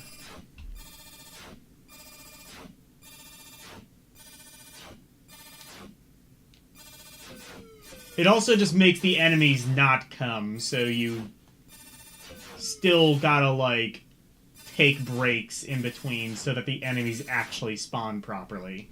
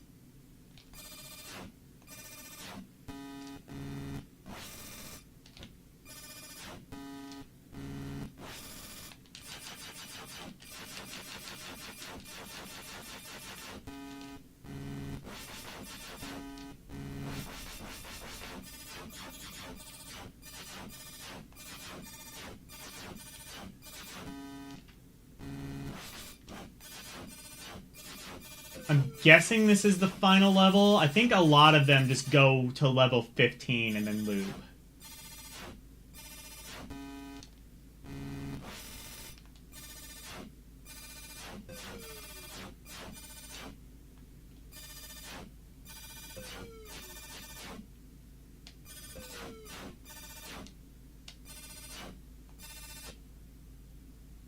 Or, not this one, apparently. This one goes, I don't know, to level 99 or some shit. I don't fucking know.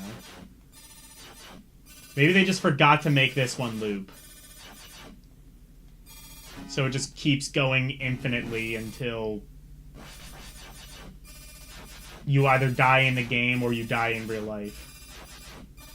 Roll the counter over.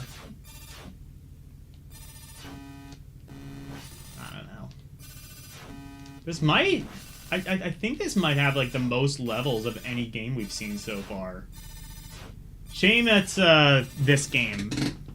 And not, like, you know, one of the not as shitty ones.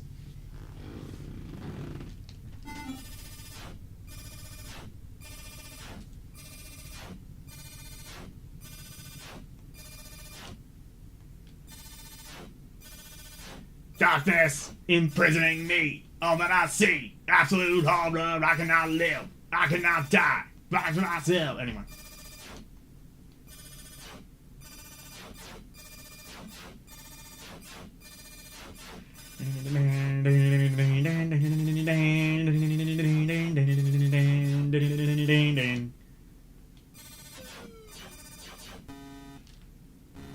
That is the best part of this game, is that it made me think of One by Metallica.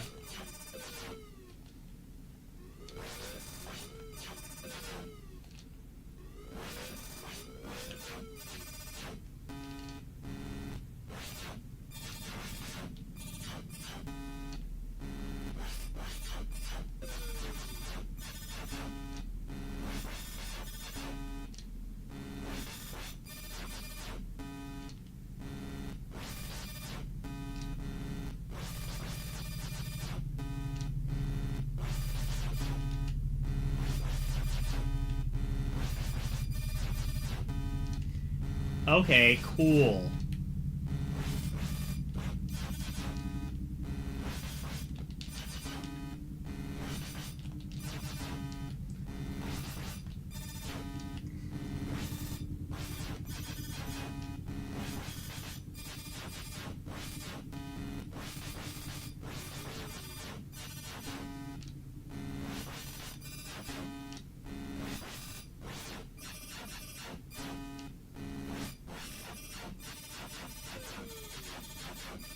Okay, there we go.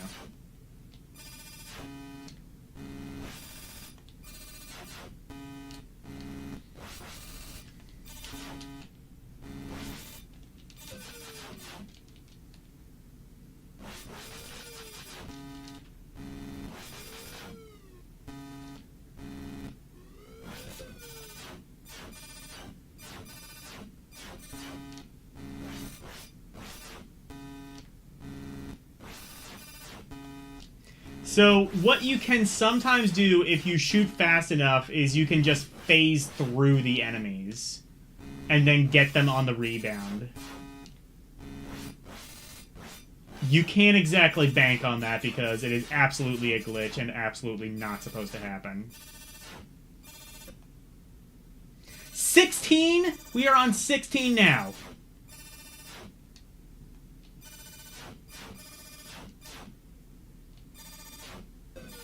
Of all the games to go on forever, why the fuck is it this one?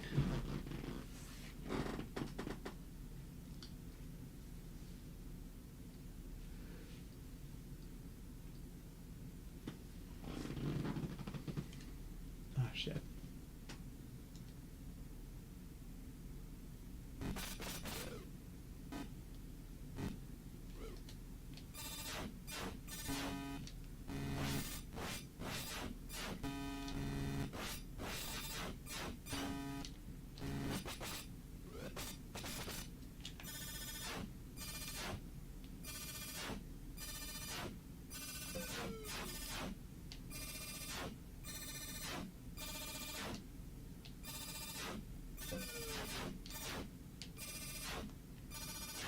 Hit detection is so inconsistent.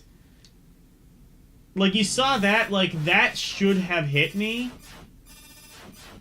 but it didn't. But, like, things that shouldn't hit me... God, the hit detection in this game is just... You know, I feel like the hit detection in Action 52 might just be its greatest problem, and it's a problem that just kind of exists in various different ways throughout, like, pretty much all of the games. They didn't really know how to do hitboxes in any way consistently. And even if they do, it'll, like, sometimes just phase through you, so that occasionally you just get, like... Occasionally you will just get lucky, but you never actually expect it when you do.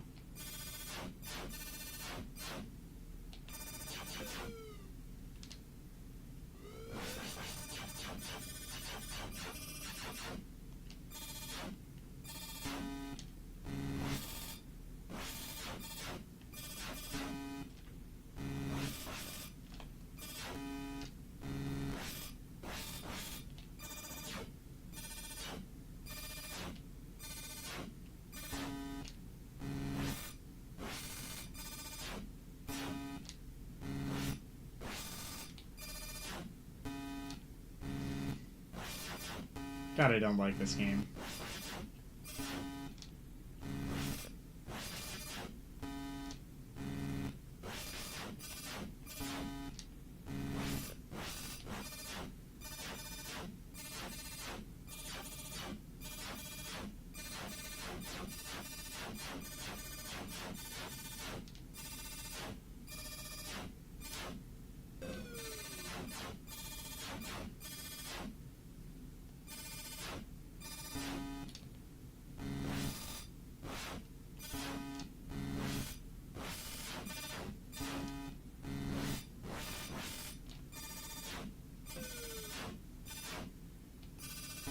Please tell me this is almost the end. 17. Fuck my virgin ass.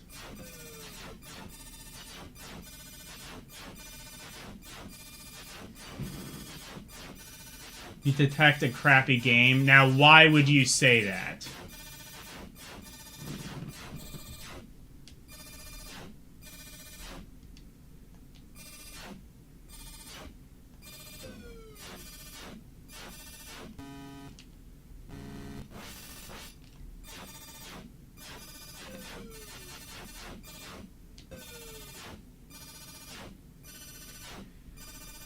Does it go to level 20, maybe? I really hope it doesn't get to, like, level 99 or something.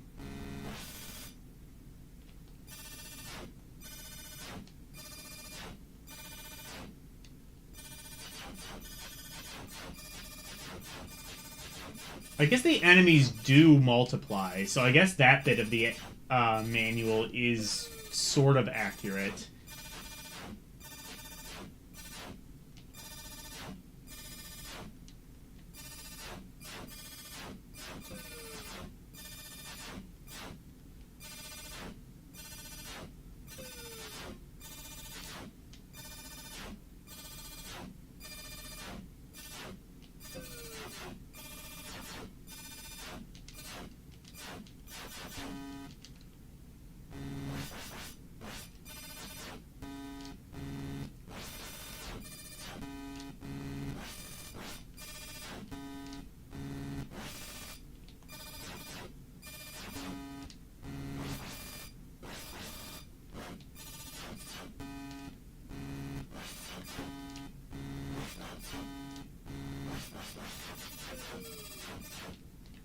And then hit detection is, like, really inconsistent.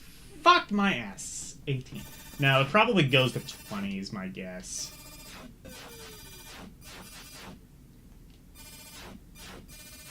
Or just gets to, like, 256 and then wraps back around or something.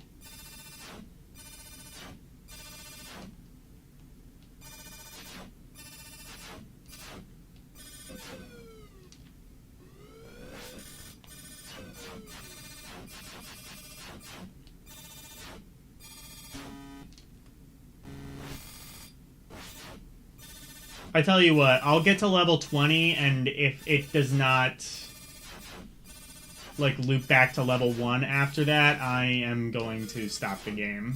Because I think we've long since seen all this game has to offer.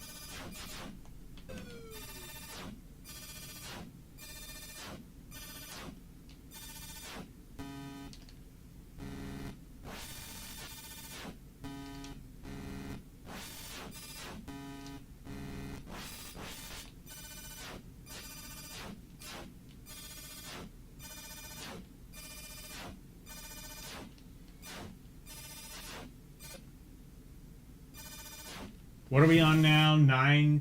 Yeah, 19. Alright. See if it ends at level 20.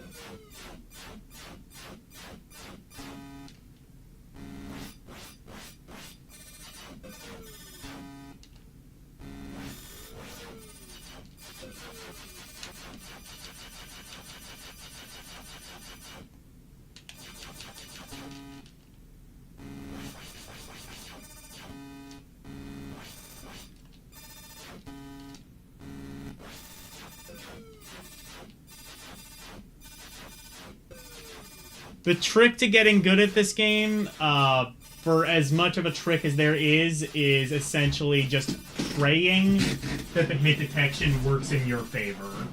That is the only strategy that could possibly exist.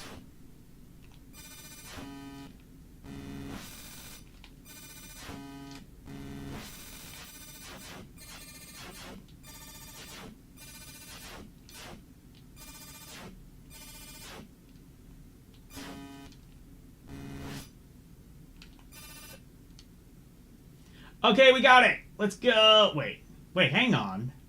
Level 1.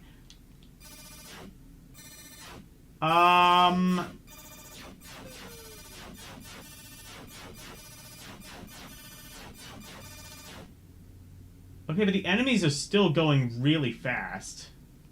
Like, kind of in heat. What happens? What happens if we keep going now? Now I'm interested. Because it says level 1, but it hasn't, like, actually looped the game back. It's almost like it's like, oh, you said this game is, like, really boring. Well, here, we're going to show you exactly the level progression you just did. It's just like, yeah, that still makes the game pretty boring, though. I'm done with this.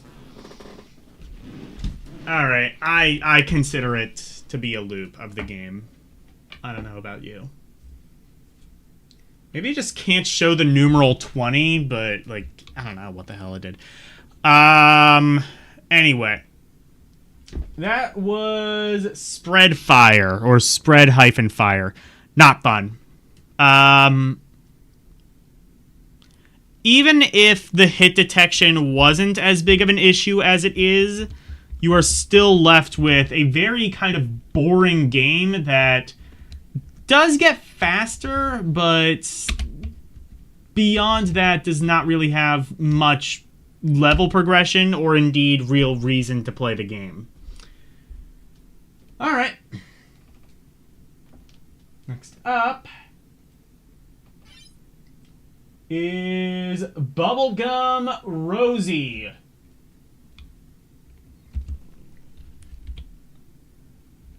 Okay. Guys, okay.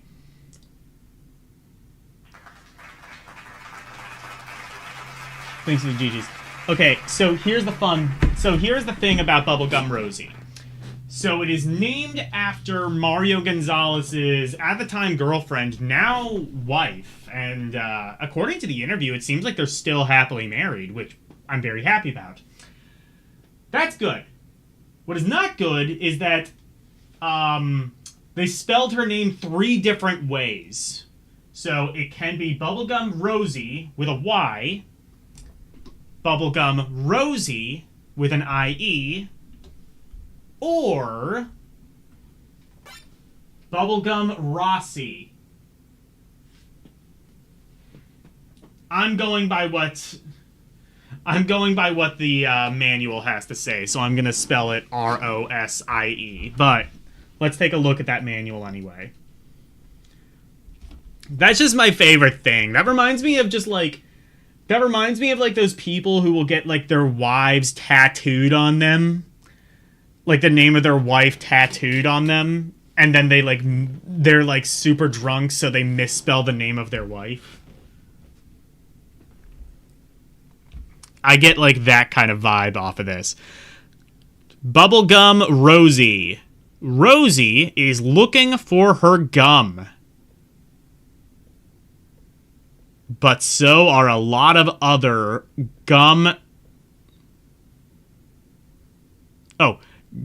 slaying. I guess it's gum slaying. I think that's supposed to be a pun, but they've kind of failed at it.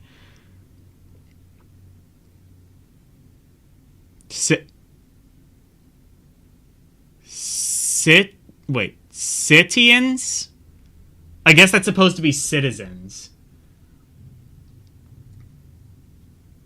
Bubblegum Glowsy versus Pepsi Betsy. You know, the world may never know who would win that fight. Oh, actually, I just realized it's supposed to be critters. Wait. Is that supposed to... Yeah, no, critters, I guess. Yeah. Help her get her gum back. But be careful. The critters don't get you first. Okay. So, slight problem with that. And if you know, how the game works, you'll recognize it immediately. Clearly you already have gum, because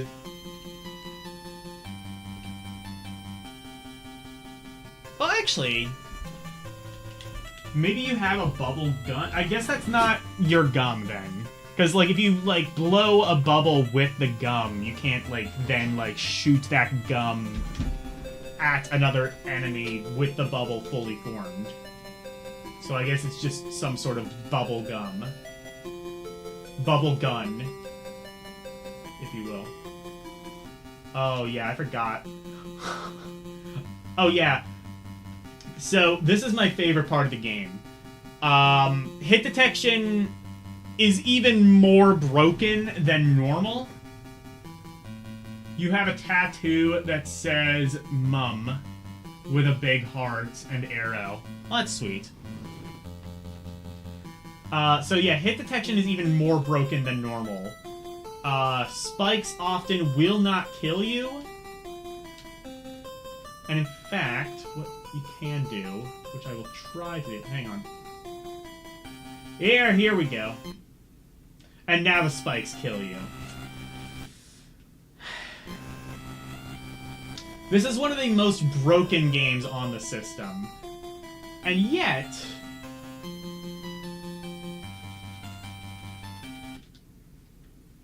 Also, I don't think... Do the weapons work at all? I don't know.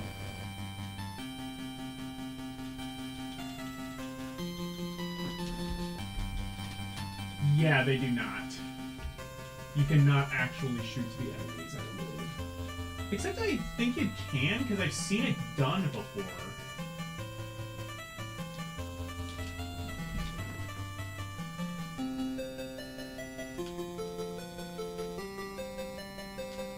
God, thank God that hit detection is terrible. I don't know how I would be able to get through this game otherwise.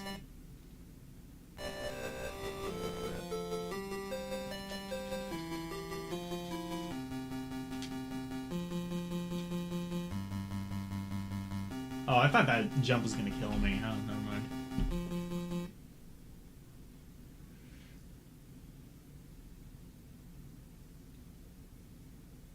They work, but only on some enemies. I see that now.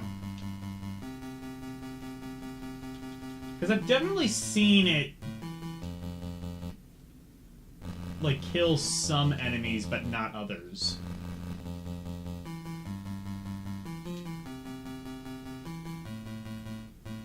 Also, there's... Also, fair warning, there's gonna be, like, a jump that is near impossible coming up.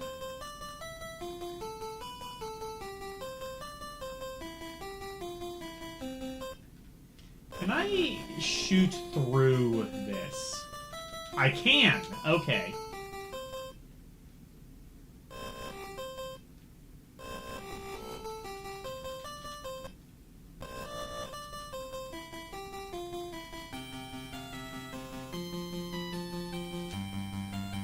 I think this is that jump. This jump is possible. And in fact, I think if I hit that... If I get that jump, I'm gonna get a Chivo. But, it is very, very nearly impossible.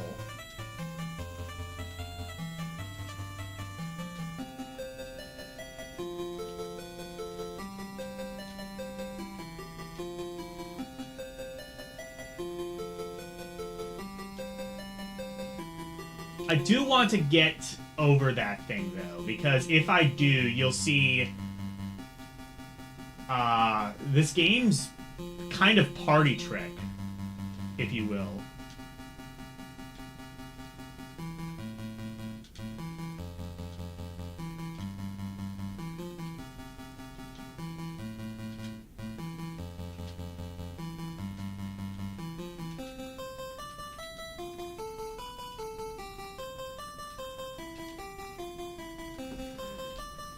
Thankfully, there's no timer on this, I don't think.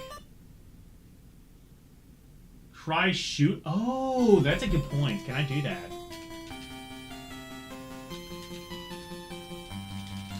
No, this is not one of those games where I can jump buffer. I think that might just be Cheetah Men.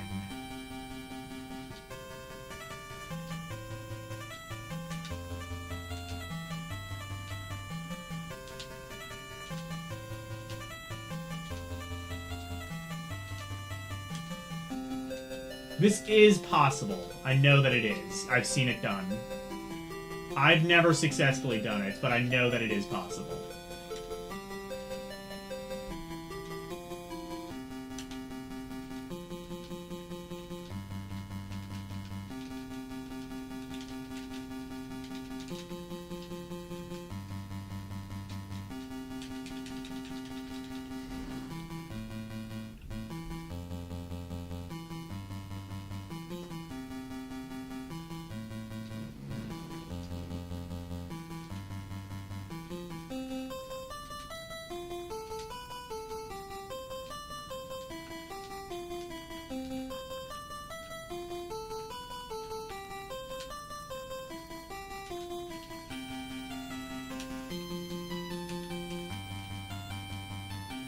What if I did, like...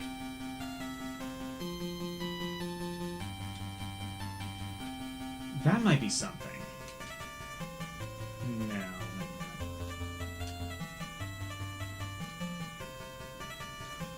Also, you can't, like, hold down the jump button, because this has the same broken jumping controls as all these other games.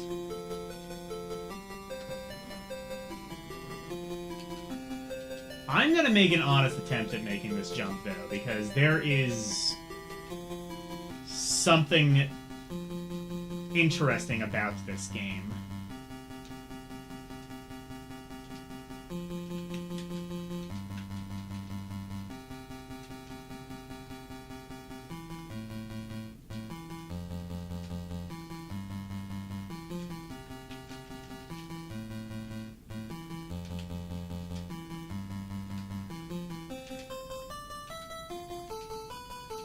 This will be the entire rest of the stream, by the way, me making this jump. Get comfortable, ladies and germs.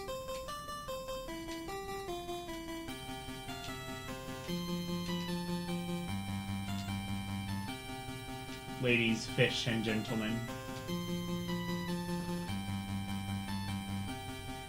It is Action 52. Hello, Xander. We are at that part. We are at Bubblegum Rosie / Rossi, where I'm trying to make the impossible jump. Okay, what if... I fucking told you it was... Okay, so it's actually not as hard as I thought. I think it's basically just you have to be right at the very edge. I've realized I don't think this game actually takes momentum into the equation.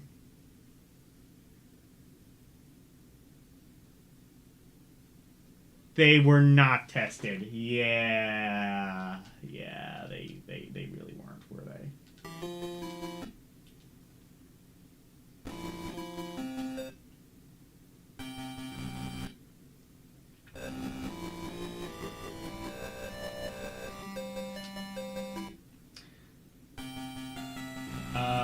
Oh, is it?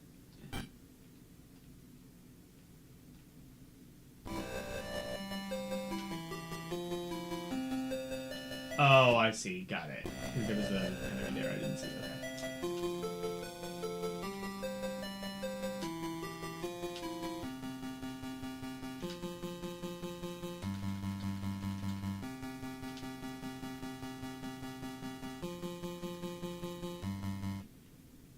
Oh my, how neat.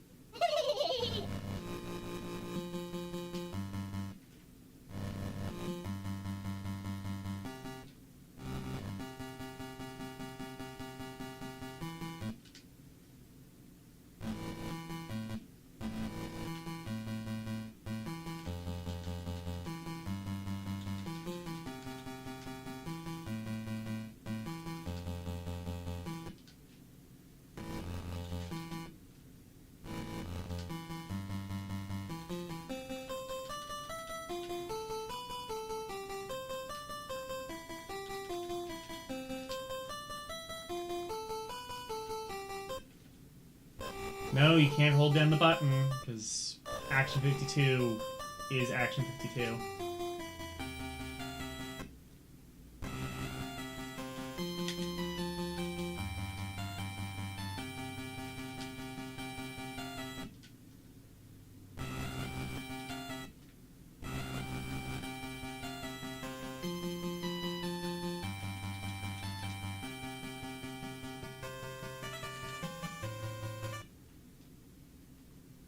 Oh, here it is. And suddenly, it's a driving game. And in fact, I'm going to make a save state here. No. I'm going to make a save state here. Right. We do this, and then go back to level 1. Oh, no. Okay, never mind.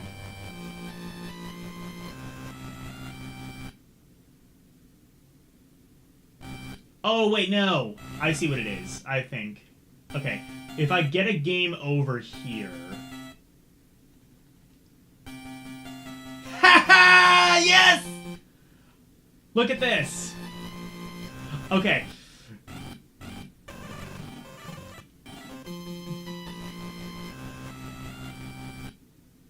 So, it's a driving level, right? Level 2.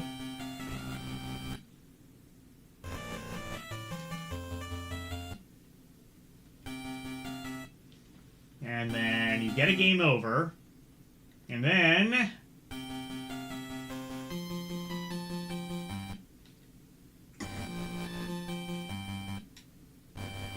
I wonder if this, like, glitched bit is, like, actually possible.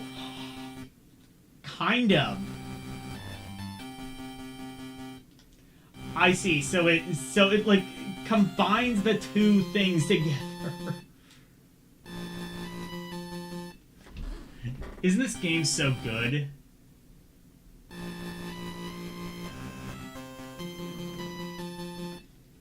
I want to play it like this now for a little bit, and then like we'll go back to how it's supposed to be.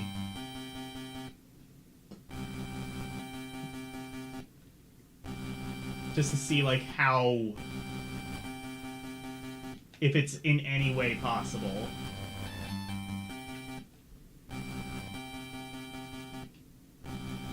No, I think you might... Okay, you might die once you hit, like, the bottom of the... Oh, no! No. We're doing something.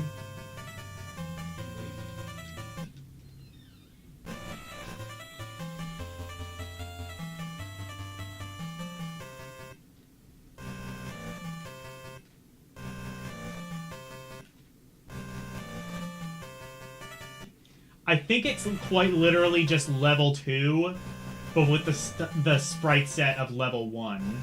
So you can't actually see what's hitting you. The thing... I'm getting hit by nothing, but it's essentially the things that would be hitting me in level 2. And I think now this just repeats. Okay.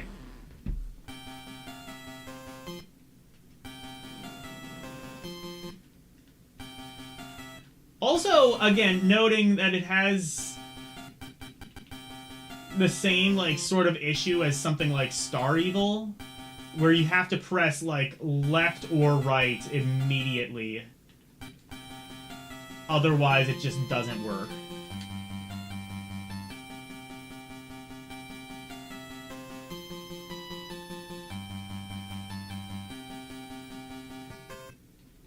But yeah, we've got multimodal gameplay, ladies and gentlemen. Can you believe it? I'm not going to say that this mode is any good. In fact, it's kind of whatever the opposite of that is. But it is multimodal gameplay.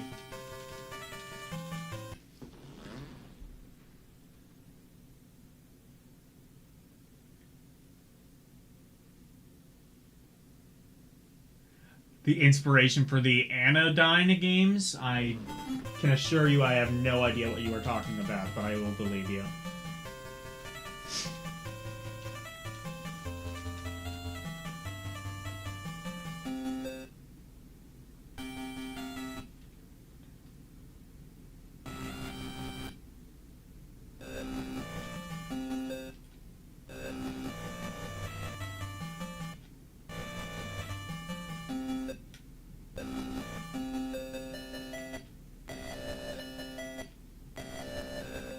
Hitboxes. Oh no, I don't want to be hit by the candy cane. Yeah, that is an enemy. You'd even force feed a diabetic a candy cane! You can go to hell.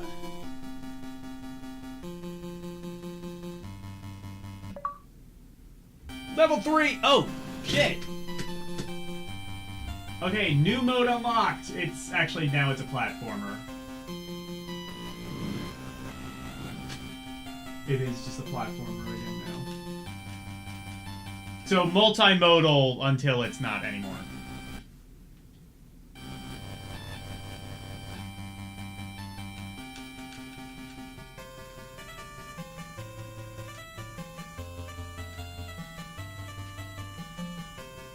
This at least does have, like, some level variety. I'll give it that. Even if it is just really difficult to, like, actually see anything ahead of you. But yeah, this is why I save scum and rewind and whatever all the way through these games. Is because otherwise you would not see any of the things that you just saw. That amazing glitch where you can just drive through the first level up into space. Oh, you had to break the boundaries in those games. Oh, okay, I see. I've never heard of them, but I will take your word for it.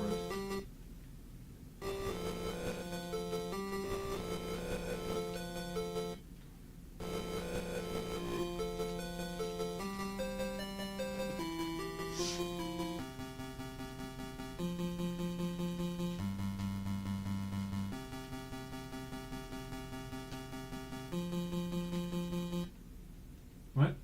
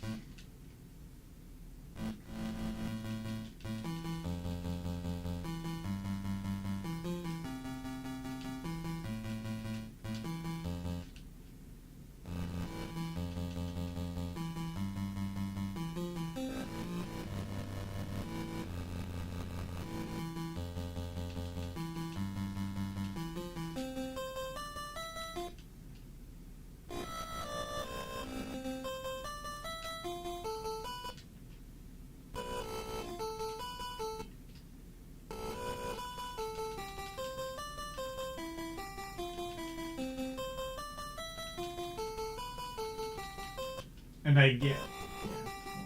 that I can see, but...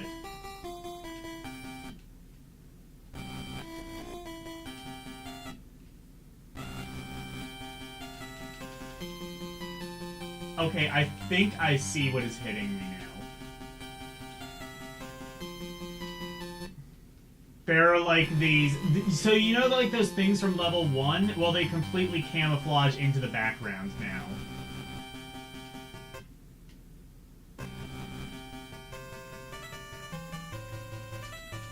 Also, these are Mario mushrooms, and you cannot tell me otherwise.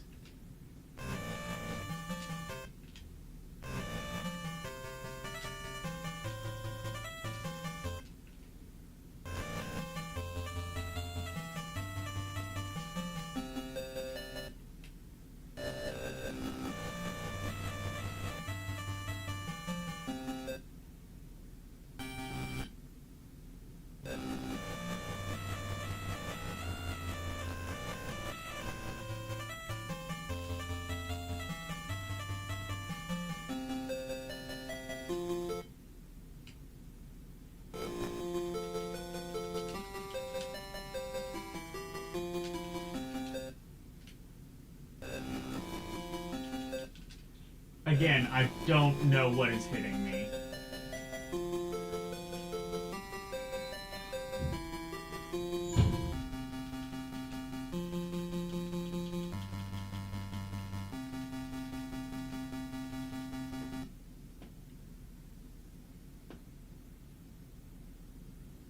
Reminds you of Super Mario. Yeah, it kind of does with like the... It definitely has like Mario mushrooms to it.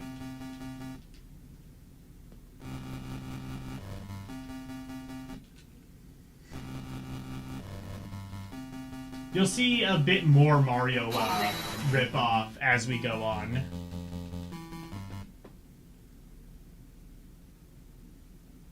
Oh, those are air projectiles. I see.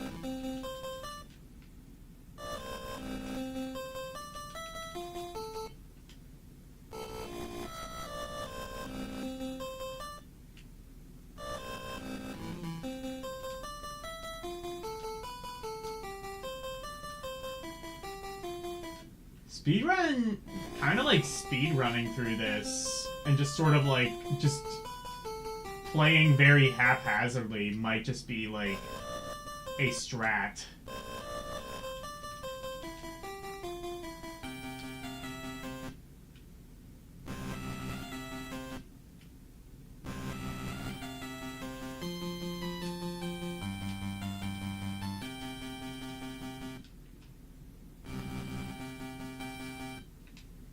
Those are spikes, I think. So now the spikes actually work, kind of. Congratulations, Action 52. You finally made the spikes work after all.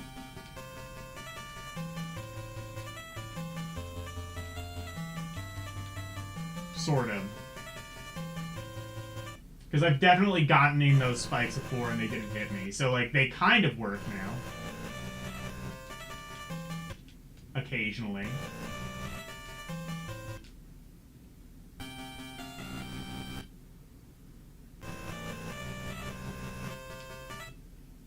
I want to see what this does now. Is it going to be like another driving segment?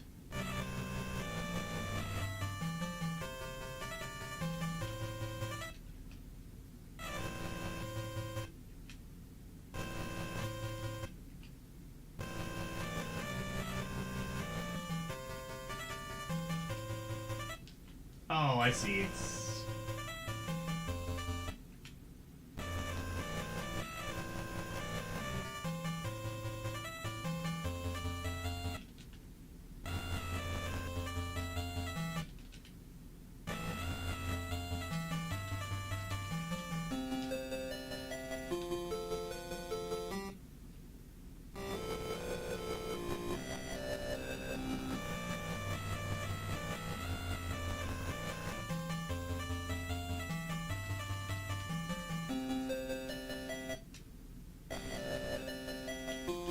This level is bullshit.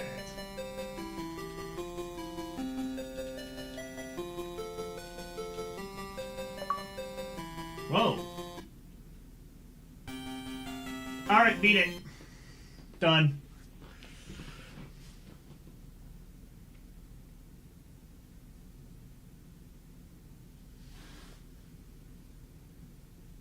Yeah, exactly. You can kind of... This is, yeah, definitely one of those where you can kind of see...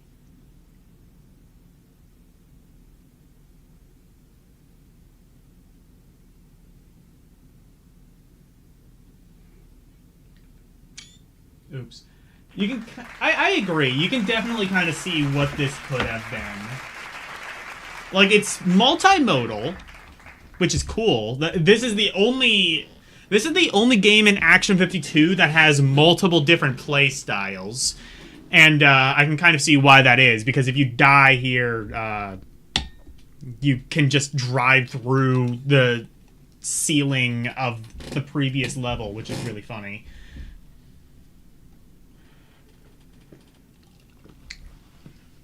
But still... I kind of wonder if I had beaten level 2. What would happen then? Would I have been able to like drive through level 3 or something? Or probably not. I think it would just skip me over to... Or, oh, even better. Could I have platformed through level 2? I tell you what. Multimodal, like you, exactly. I kind of wonder now. You know what? Nah, let's do it.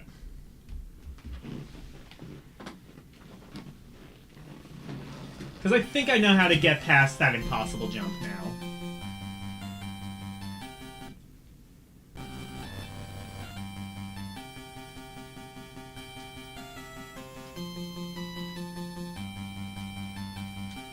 God, this game is amazing.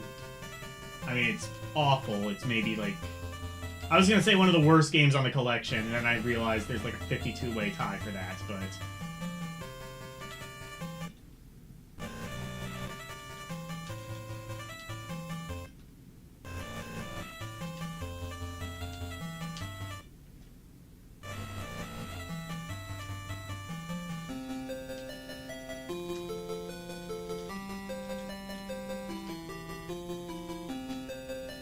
Oh, hell yeah, I can phase through the floor because I am Bubblegum Rosie, and you are shit compared to me.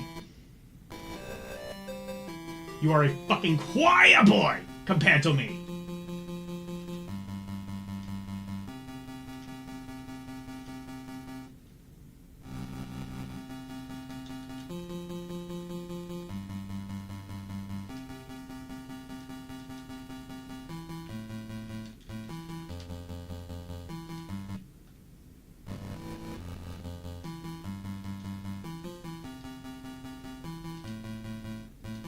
Okay, so... yeah, there we go. Okay, that jump actually isn't too hard. You just have to get, like, right at the very edge to a point where you physically do not even look like you are on the platform anymore, and then jump.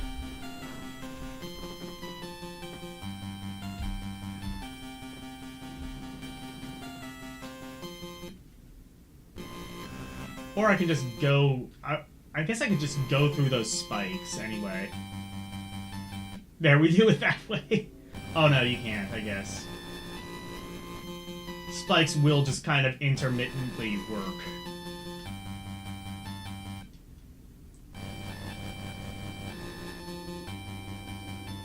There we go.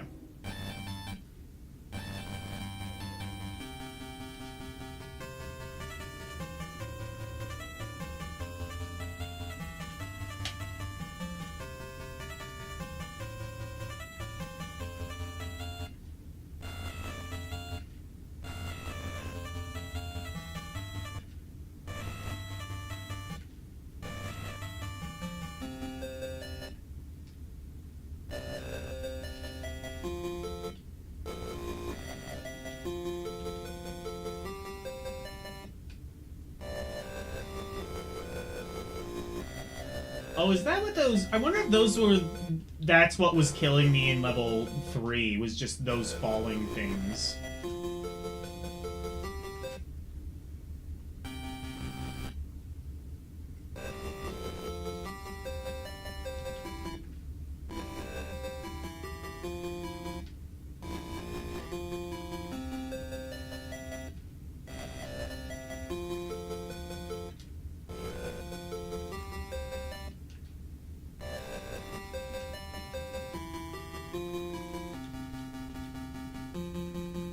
Oh, you can shoot those things, though.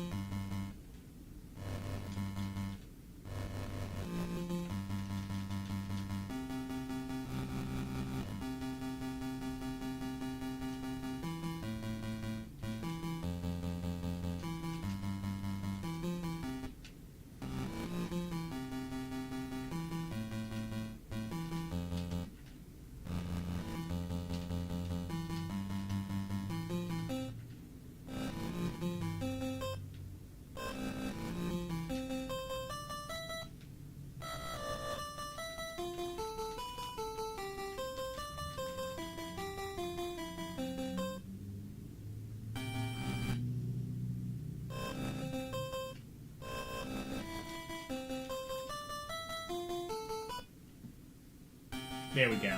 And then we die. And we replay the level. Naturally.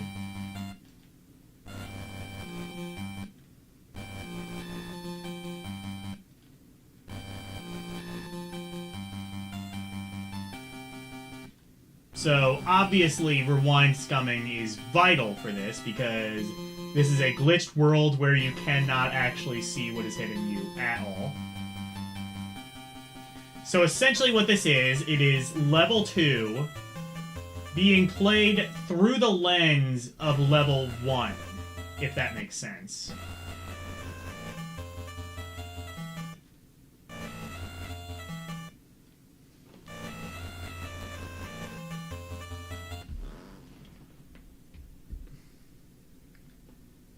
Yeah, I know. Isn't this game great? This is the greatest game ever, Drunk, isn't it?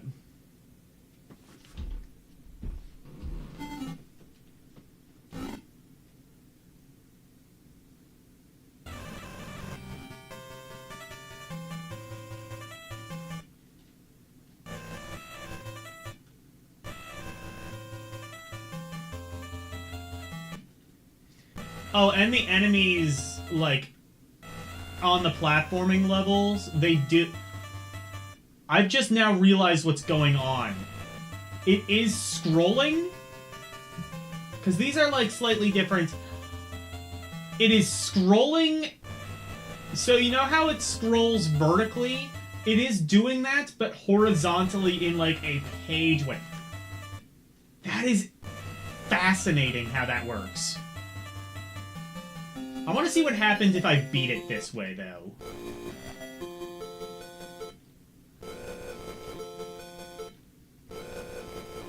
That is going to be very tricky, as you can imagine, but it must be done. Just if for no other reason than to satisfy my own curiosity.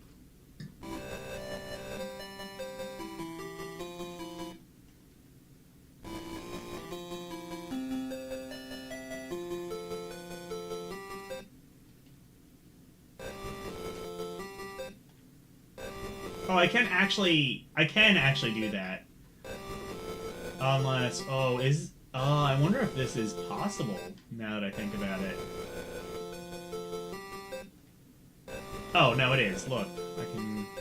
No, maybe not. Oh, okay, I made it. What? Outstanding. Outstanding game. Hold on. The car just disappeared.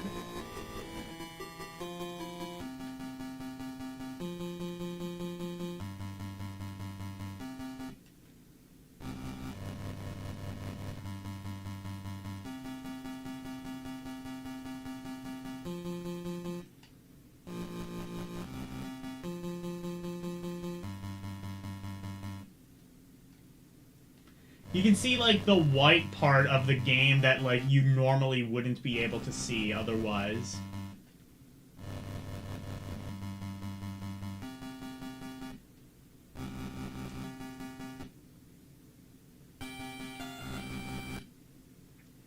It does say level 1, so I'm thinking if I beat this, it's just going to take me back to level 2. Here's my thought process, though. Will I be platforming through level 2? Or will it just be the driving sequence again? Is it going to be smart enough to know, like, you switch over to the driving sequence now?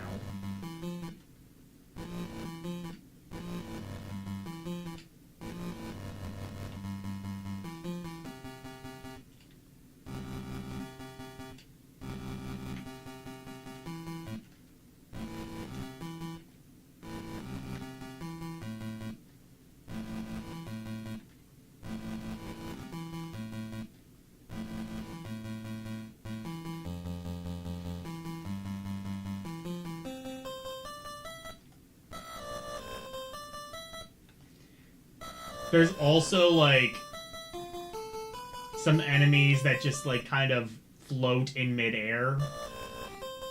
That's really cool. Okay, we're getting to, like, this part now, so I think we're nearing... Whoa. Okay, there we go. And... okay, it does just take you to level 2. Okay, well... that's kind of what I figured might be the case, but I had to be sure. Yeah, best game of all time, exactly. Road Fighter Jank Edition really is. Yeah, exactly. Forget GTA 6. This is like GTA 60, really. A 2D version of Big Rigs. This, I know, right? Like, this is really cool.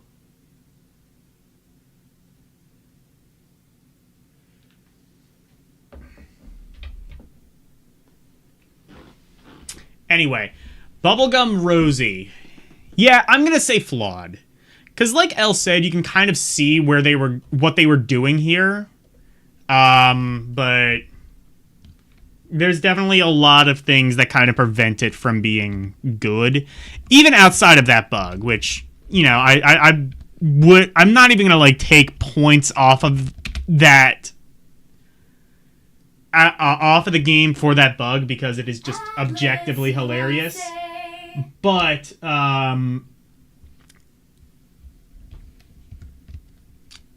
yeah, like even just like enemies you can barely see, and it's got multimodal gameplay, but I'm not really sure any of those modes work particularly well. Anyway, Bubblegum Rosie is flawed.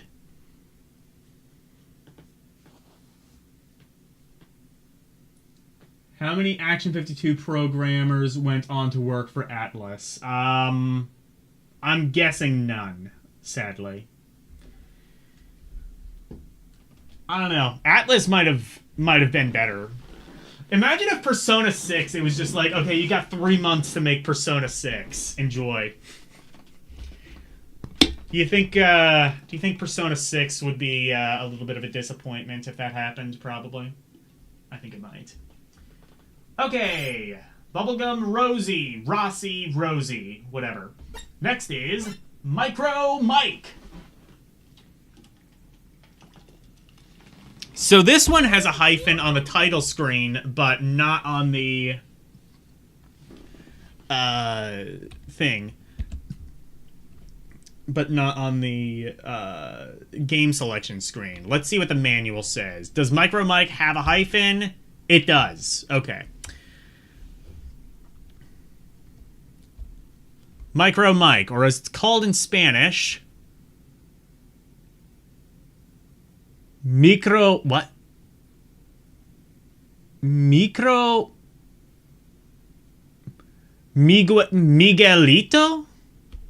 Oh, okay, I guess, like, Miguel, Michael, but Miguelito? I guess small Miguel? I don't know. Micro Mike. He's only the size of a flea, and it's difficult getting from here to there when you're smaller than a strand of hair. Okay, actually, first of all, difficult getting from here to there. Wrong there. When you're only the size of a strand of hair. It seems like you're in the land of the giants. I almost feel... Okay.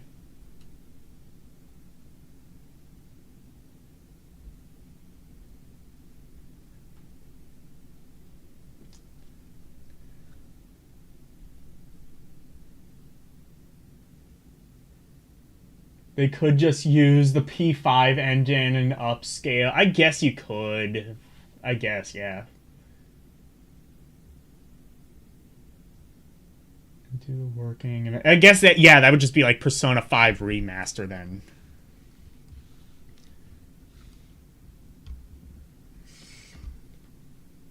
Oh, I guess, yeah, like Chiquita. So, really? Is that what... Chiquita is like small Shaki, I guess?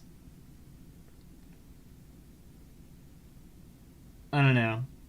I know of Chiquita Banana. I don't know what Chiquita actually means. Like small... something? Chak? I don't know.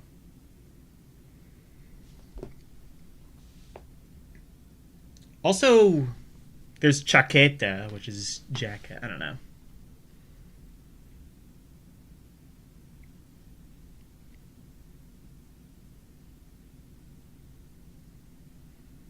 It almost feels like a crime that they actually made it to rhyme. I know, right? Hello, Renee.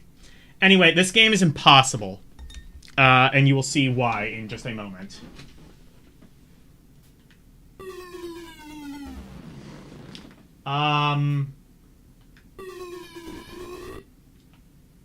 See, you go really fast. Many might argue too fast. So here's what we're gonna do. Gonna enable...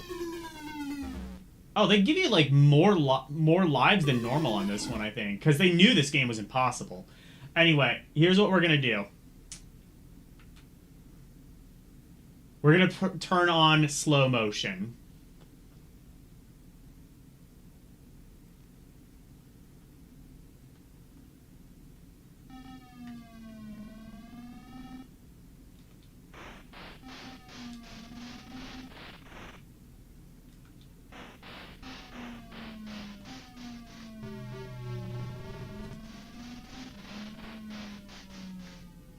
Because otherwise this game would basically be entirely just fuck you impossible.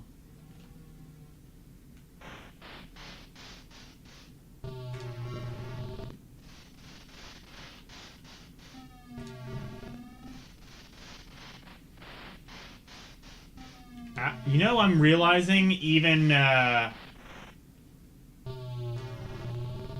you know, I'm actually starting to realize something.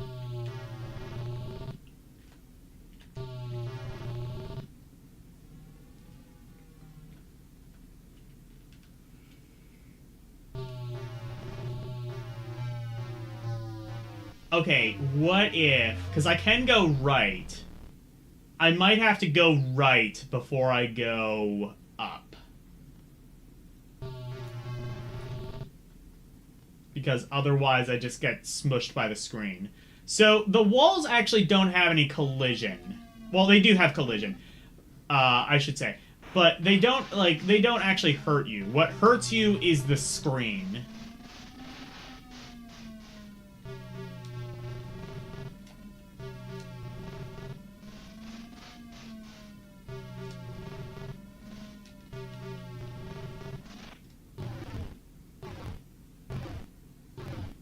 Okay, let me try this again. Genesis Action 52 is even more boring. It is boring. Yeah, I would say it's definitely more... Yeah, Q in the Euro B. Yeah, like, yeah, I would definitely say it is more boring, but it is... like, more... It's still very glitchy, but it's at least a little bit more polished than NES Action 52. The problem is any sort of identity that NES Action 52 might have had is completely gone in the Genesis game.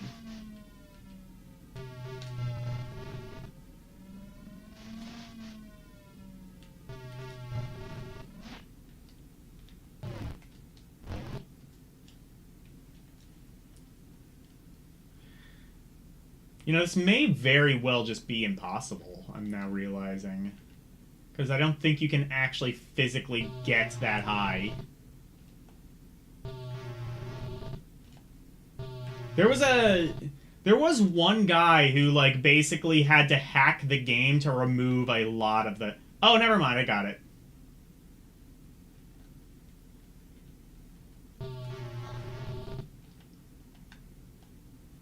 We got there in the end.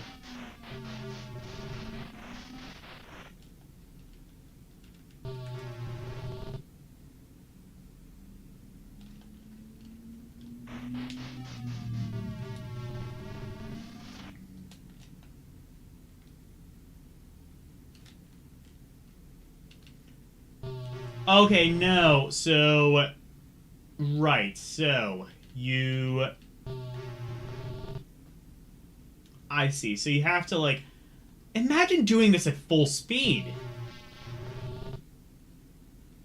It just seems very nearly possible at slow speed, and then you take into account... You have to do this... like, way faster.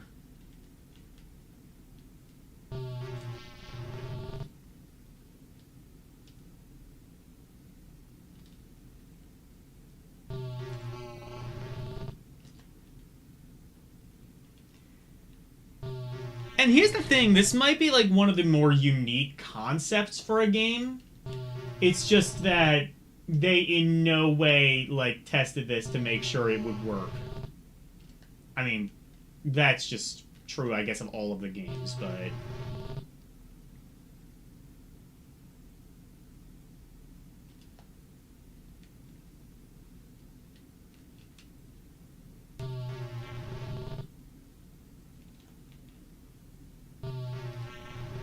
I know for a fact there are Chivos in this game. So this must be possible, but I don't really know how.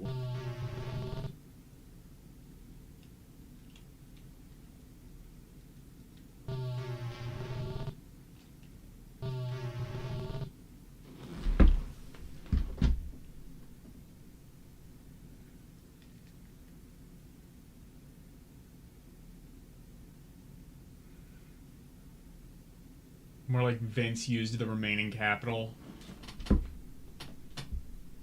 What was it?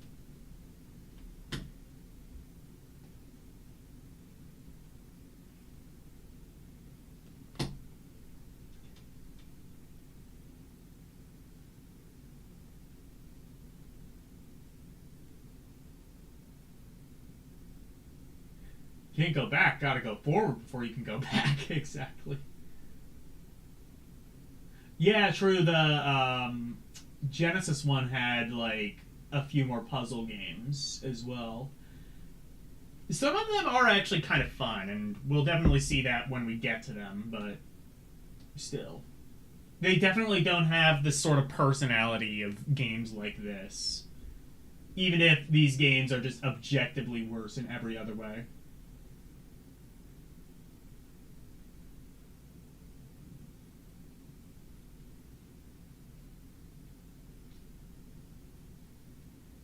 Yeah, and also I would not necessarily say that, like, these are... I would not necessarily say this game is, like, a scam, either.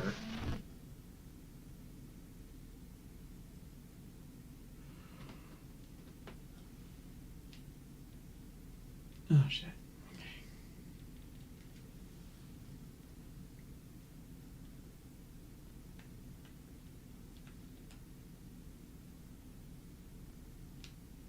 Okay. I see the problem. So...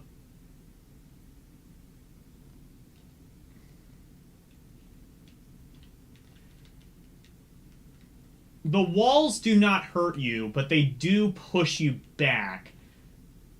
And that means that you are further away from the screen. Pressing forward does not actually do anything to help you.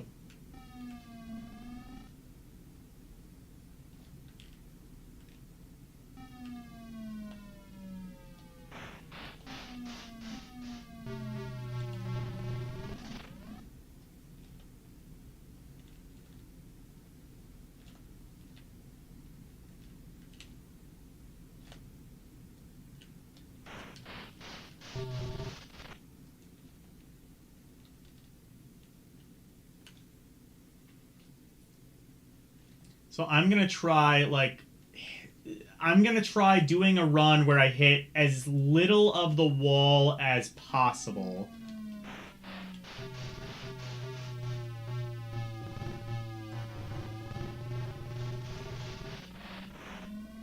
And then if I do that, that one bit may actually become possible.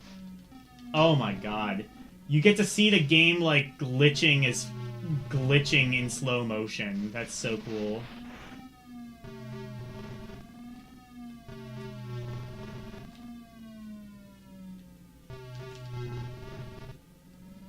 God, I hope nobody's epileptic in this chat. If you are, Jesus Christ, do not watch Action 52. This is like the epilepsy's... This is like an epileptic's worst nightmare.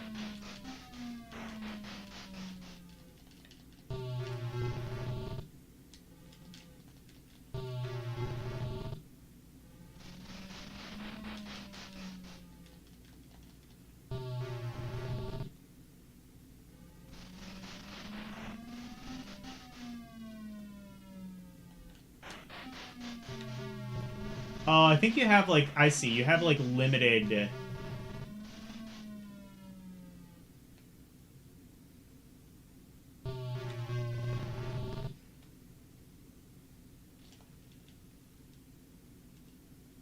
Hey, we did it. And I even got a Chivo. So yeah, that's entirely how that works.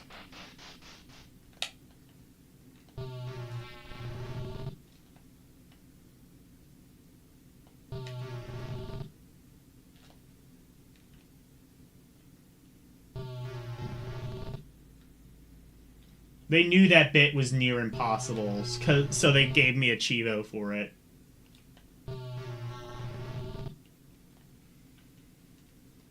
I feel vindicated. I feel very vindicated.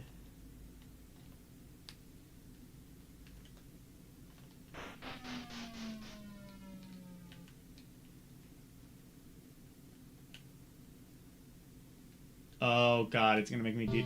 Is it gonna make me do that again? Fuck. Yeah.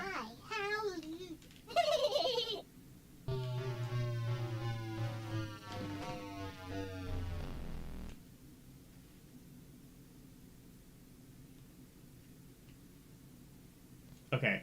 So we cannot, under any circumstance, hit any of the walls. Or... Yeah, we really can't. Because they don't hurt you, but what they do is they knock you back, and that, like, sets you up for the previous... for the later levels. That screws you up for the later levels.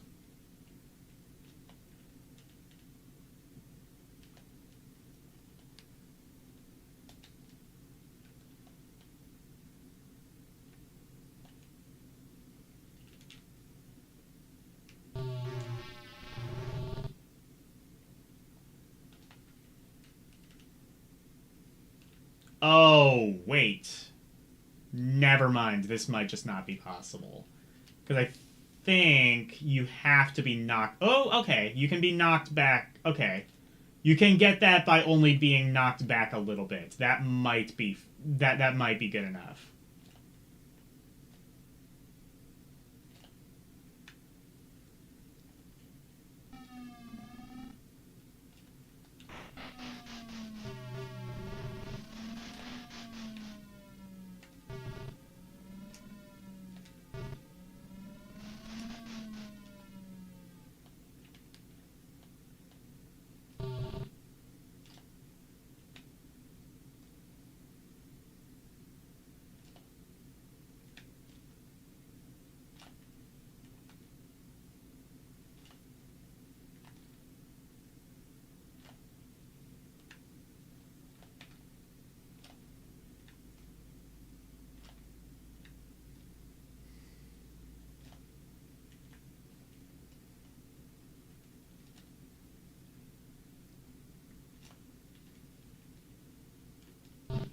Also, like, barely any music.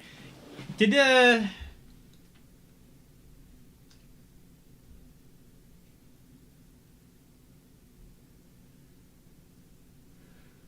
This isn't the thing that triggers epileptic seizures. I have no idea.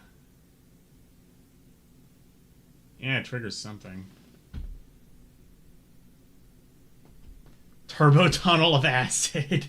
Or no, turbo tunnel on acid. Either way, I agree.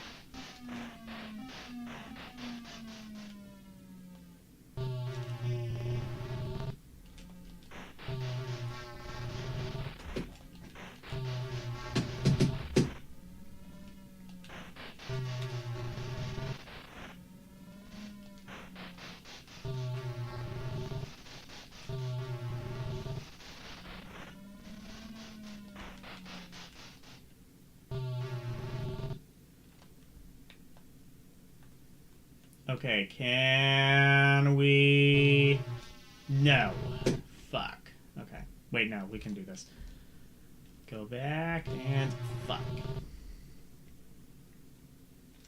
Can we... There. Okay, we did that, and...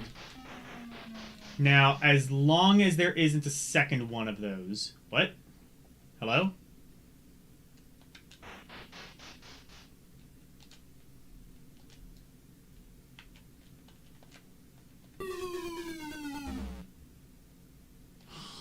Oh, there was a... Oh, I see, there was a boss. I see.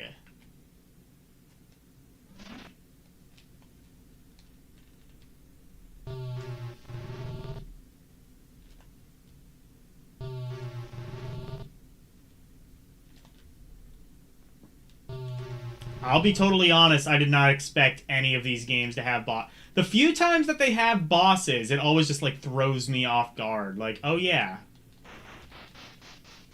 Action 52 games can sometimes have bosses.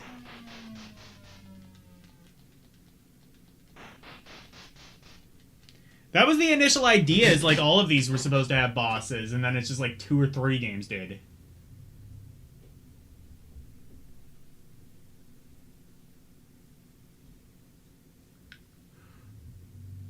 You hope the only kids who got Action 52 were rich, spoiled kids, and not some poor... Well, okay, like, here's the thing, is I think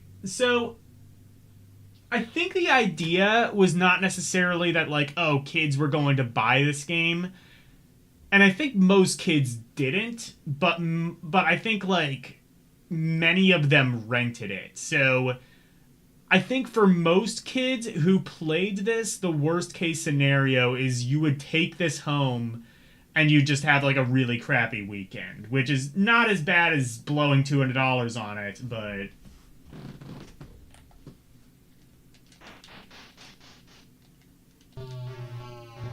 In slow motion, it sounds like the transformation sound, you know? Like...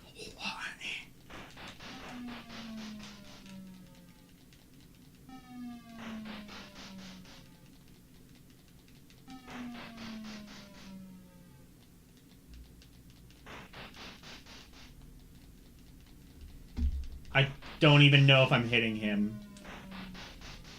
I can't see my bullet, and he has no, like, understanding of, like, whether... And then what hit me there?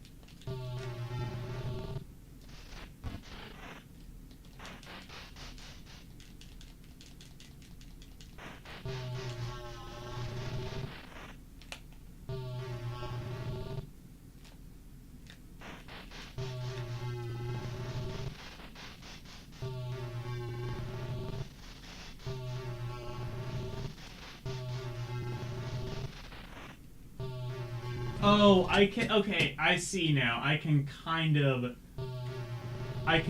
of see the enemy. It's, like, literally the exact same color as the background, I believe. But I can kind of see it now.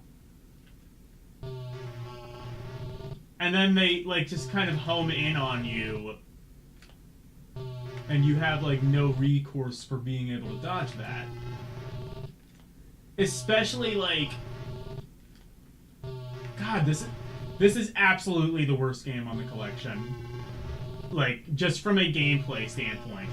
Like, there are some that are unbeatable, so I would say that they are worse. This is just the worst game, period.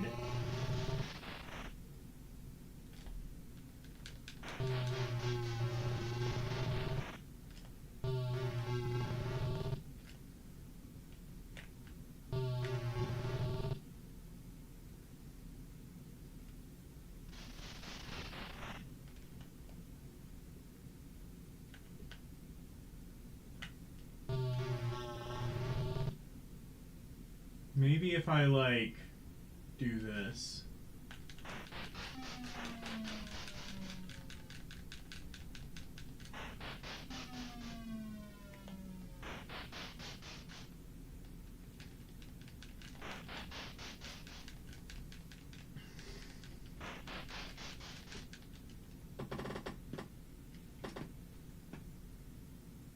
The idea is that it's a bargain because you pay $200 and you never need to buy another game again. Exactly, yeah.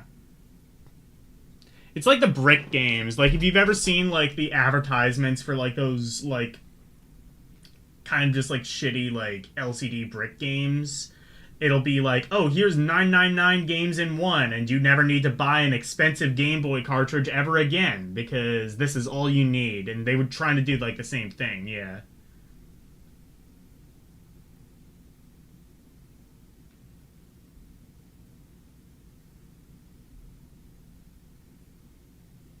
Yeah, that's almost... Yeah, exactly. Almost $500 in today's money.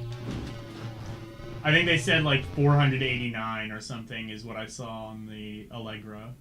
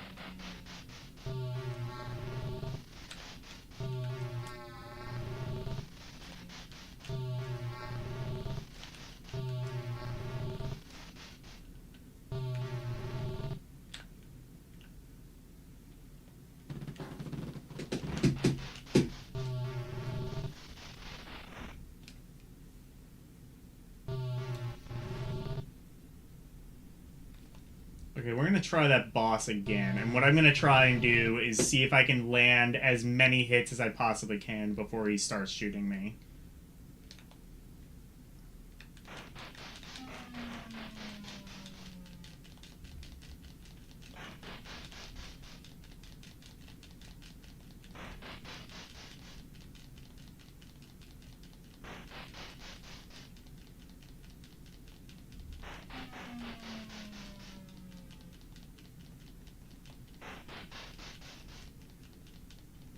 I see. I don't think he's shooting me. It's like some other thing that I can barely see that's shooting me, and I have to kill those.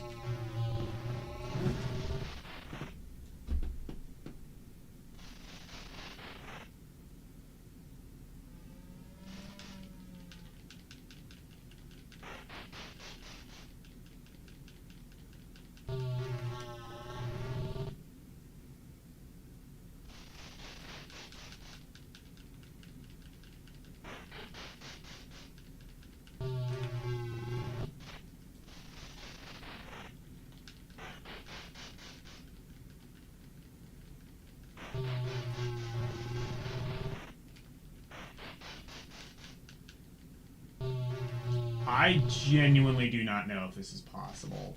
Because again, you can't like go right or anything to dodge that bullet. And also calling that a bullet is extremely charitable. Looks like a pellet of like dog food or something. I think we're done here.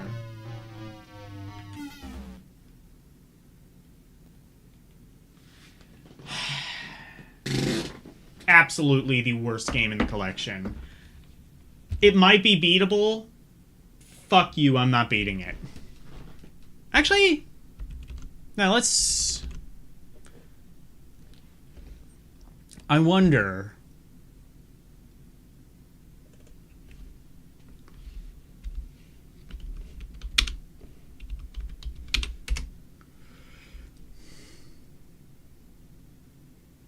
Let's see. I want to see what the rest of this game looks like.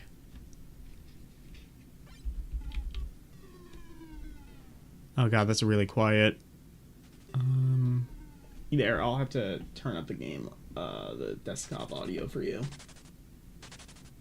Should have actually checked to make sure the game audio wasn't too bad.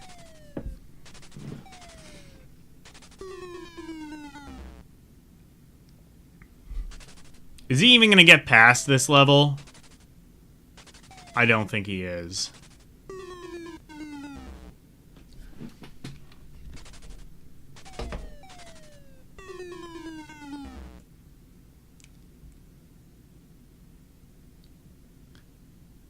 Last day. Oh, here's a task run. Okay. Well, this is the last stage anyway. Okay, so it is just like... Actually, that should be the way to do it, is just to, like, have a task. Have a task do it.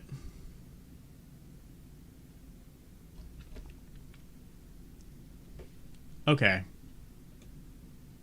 Because this may just not be, like, physically possible otherwise.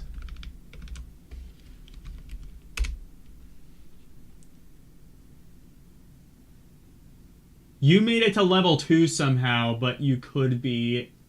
hallucinating. Could be. Okay. Task, NES Action 52. Here we go.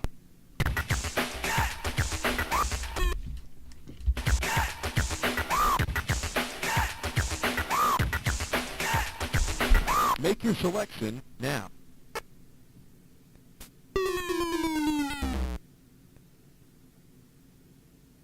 What?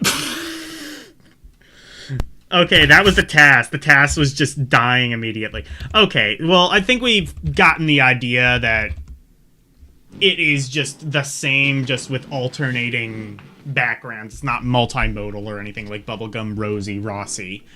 Garbage. Absolutely garbage. I cannot stress this enough. Garbage.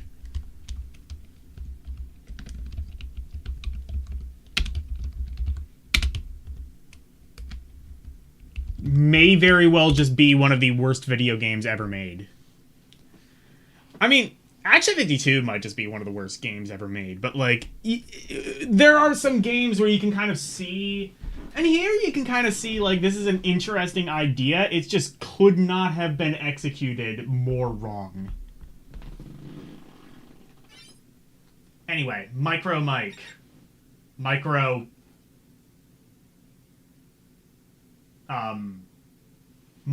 amount of entertainment. Got him.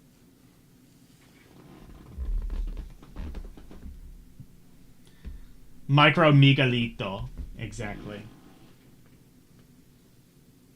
How about Underground? Okay. Underground.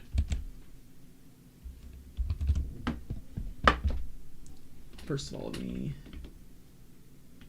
do this.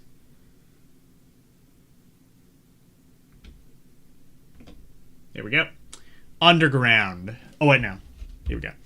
Underground. It is one word in all different ways, so at least it's consistent. They did try something different. At least you can say that. Like, again, like, caring...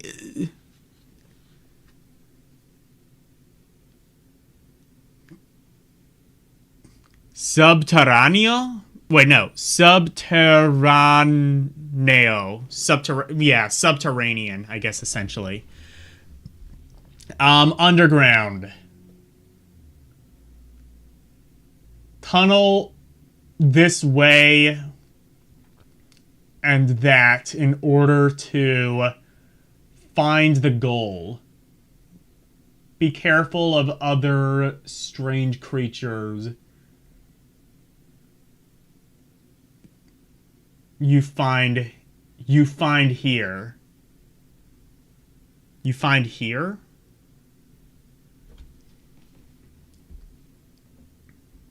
Yeah.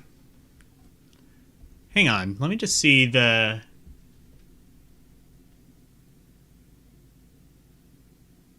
Okay, yeah, so they didn't say... So it's not here in the Spanish version, because that would be a key, I would say.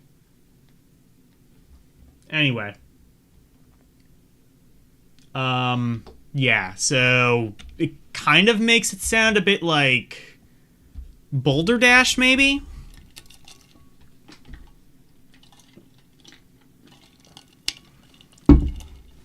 And in reality, I actually kind of forget which one this is. Oh, this is... No, I'm thinking of Dead Ant. Which one is this? Oh, no. Okay, yeah. Okay, so here's the thing. I know this game. And I know you have to do it really quickly. Because otherwise, what's going to happen is all the enemies are going to bunch up in that top right corner.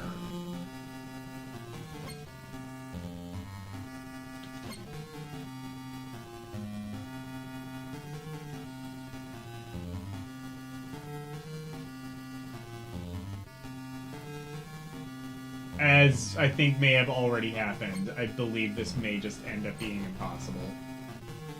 We might not even be able to get off of the first screen.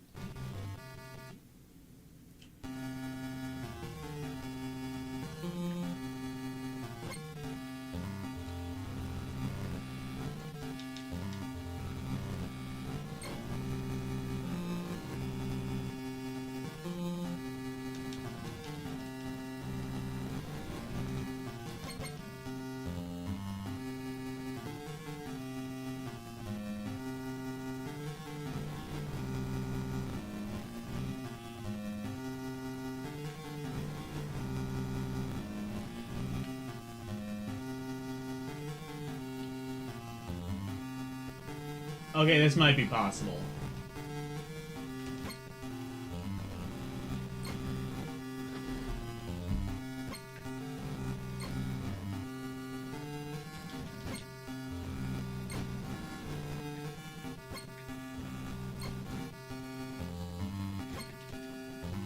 I don't think you can actually render all of the enemies. Because some of them have just, like, turned into a shadow.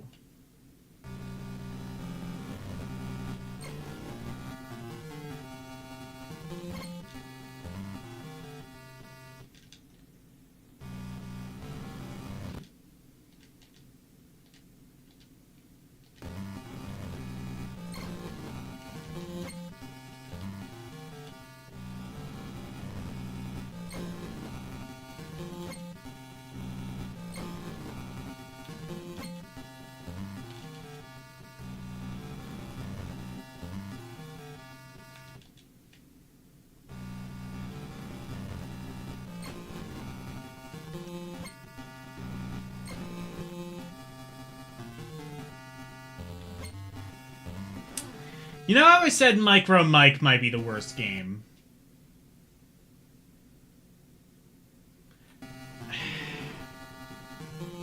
Just when you think Action 52 cannot possibly lower the bar any further. First of all, I'm gonna restart.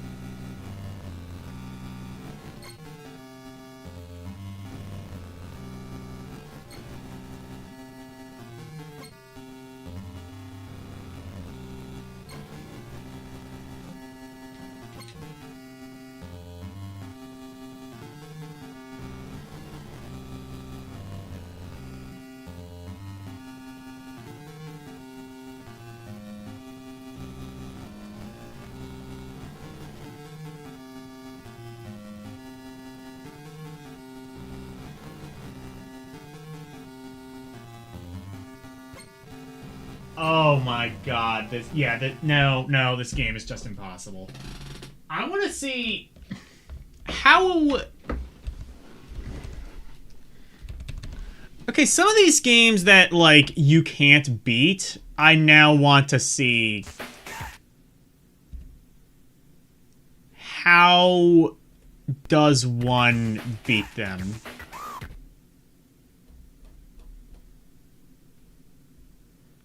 I just want to make absolutely sure this game is not impossible.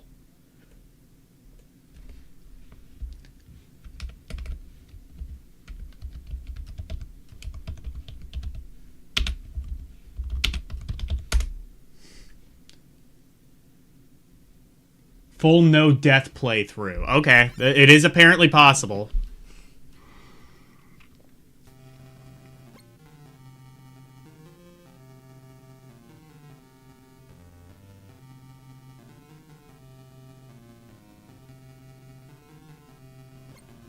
Okay, so you just have to hope for the RNG that makes it possible.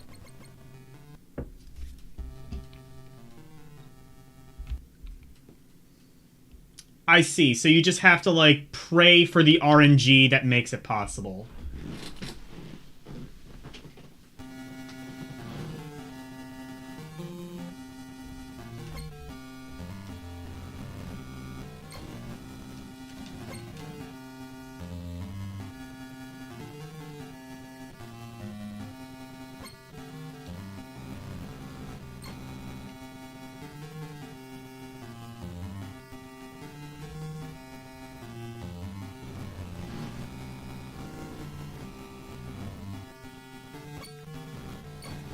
I think I may have gotten that RNG. Let's go.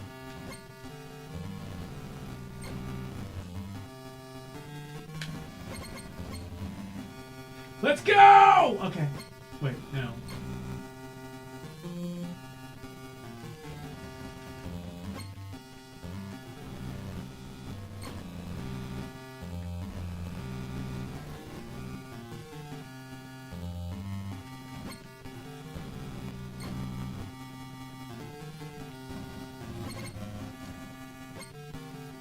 What? What the fuck do you mean?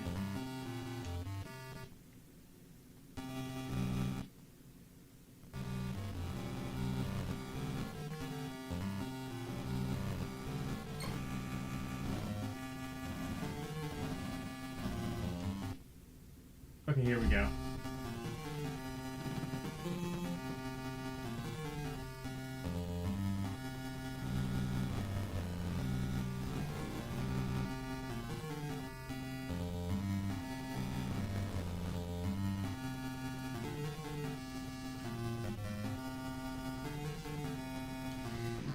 All right, we did it. We barely did it. This game is possible. It's just horrible.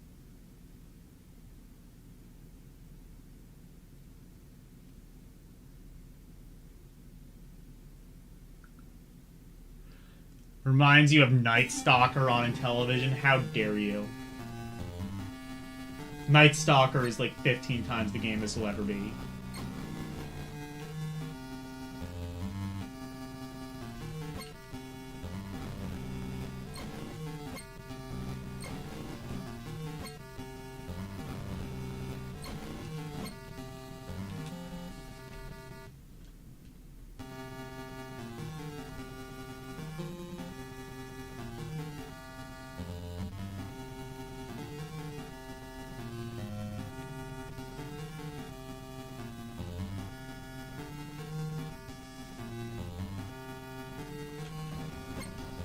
What do you mean? How do I get past that?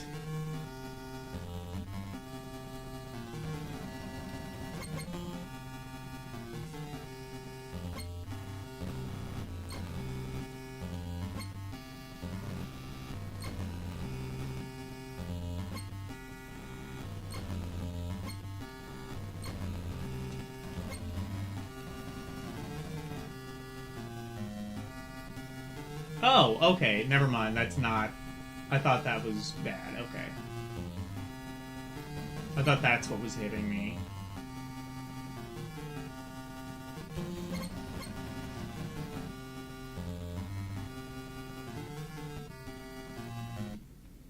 Alright, level 3. So this is possible. It is just really, really stupid.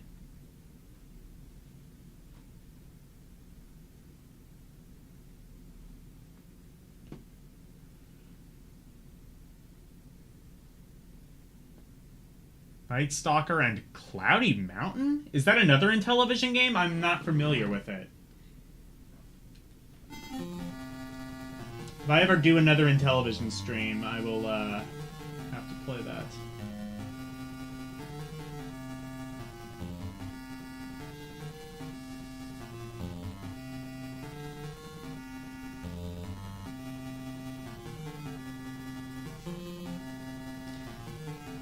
Apart from that one bit where all the enemies were, like, bunched up together... Oh, no, they're kind of doing that again here, too, though. Shit.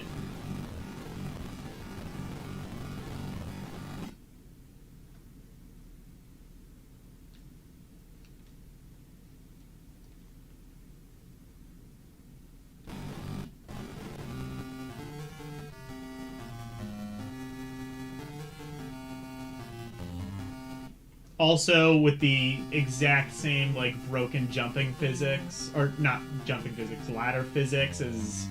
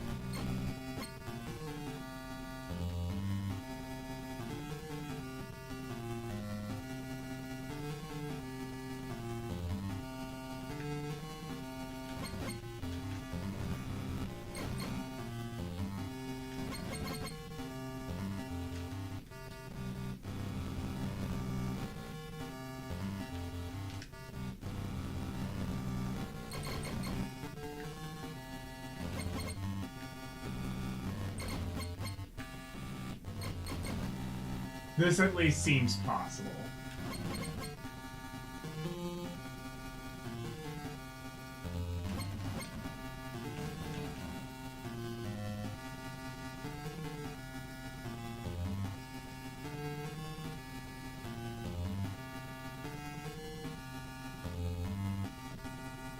So I guess the description was accurate. It made me think this was going to be more like Boulder Dash, and it wasn't. I guess this is another kind of creative idea for a game. It's just really bad.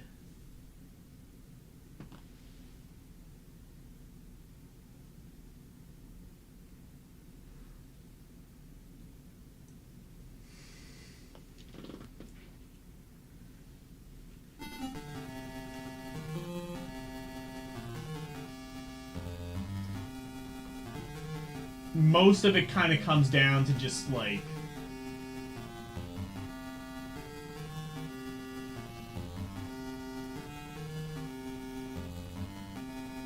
I think I always get this game confused with Dead Ant. I forget, like, which one Dead Ant is now. Because I also thought I remembered that being, like, more of, like, a maze-style, kind of, like, single-screen... like, yeah, like, maze-style puzzle game.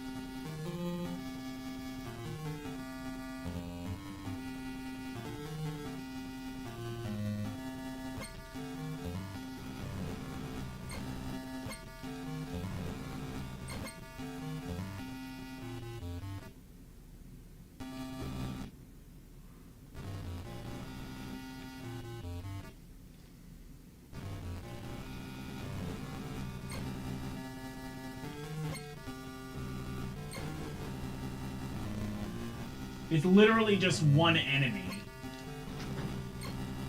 How is this harder than, like... Well, you know what I can do? Oh, yeah, that's how. I can just, like, move a little bit further over. Live ant, exactly.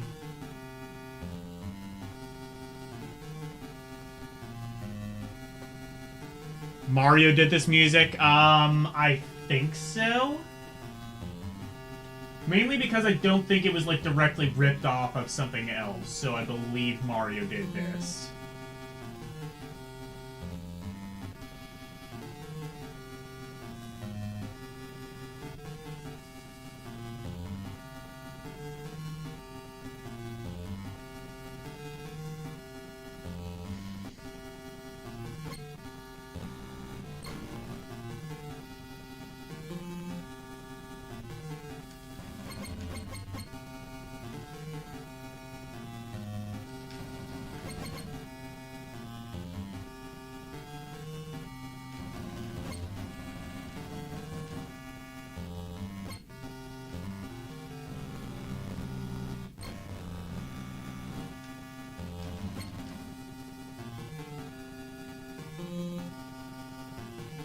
Okay.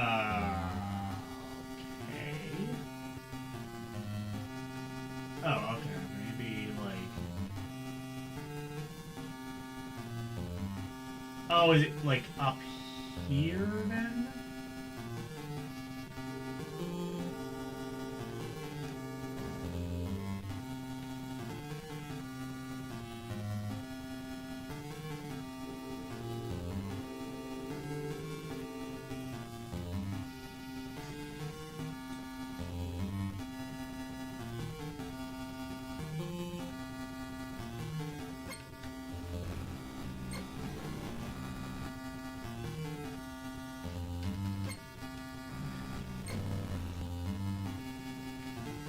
You cannot jump, so... Oh, my god. Okay, never mind. Tech discovered. Tech discovered because I can go through... Kind of, maybe?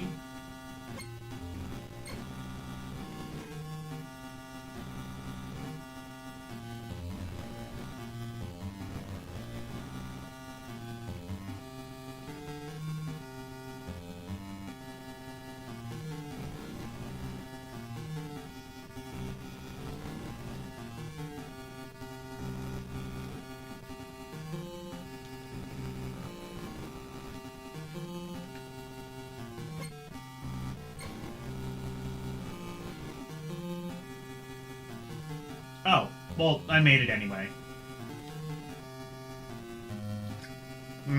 Collision detection. It's spelunky.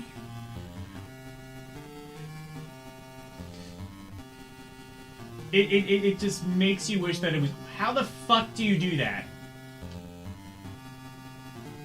The only other thing I can think of is, like... Yeah, no. I think this is...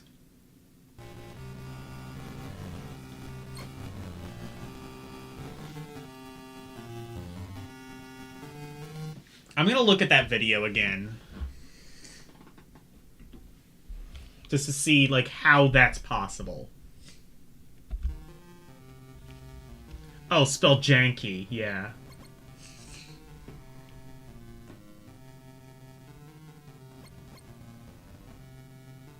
Okay, so this is level 2. Then level 3. How is this supposed to work? Oh, no, wait, no. Yeah, so level 3, we did that. Okay, so level 4. This is level 4.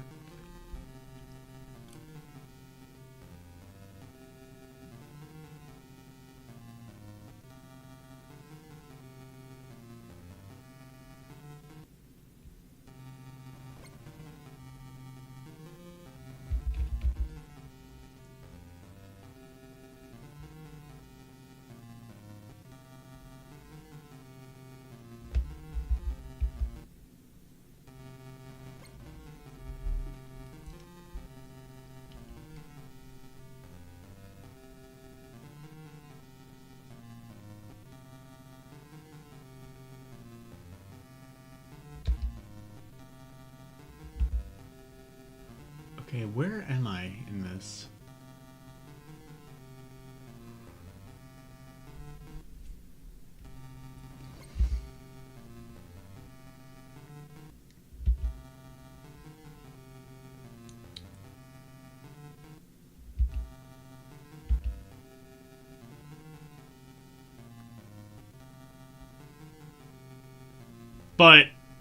But how did I end the level, though? You have to, like, go up there, right?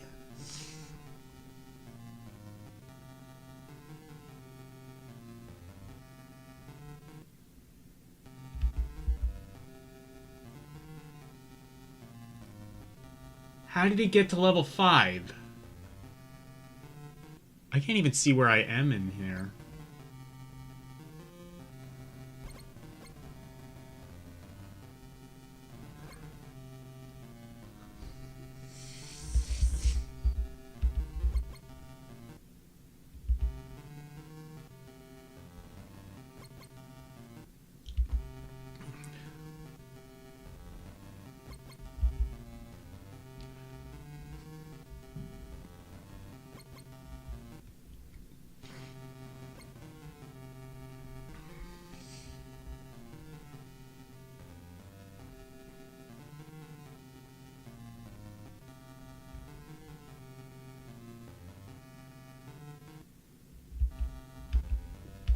Okay, hang on. Okay. Down.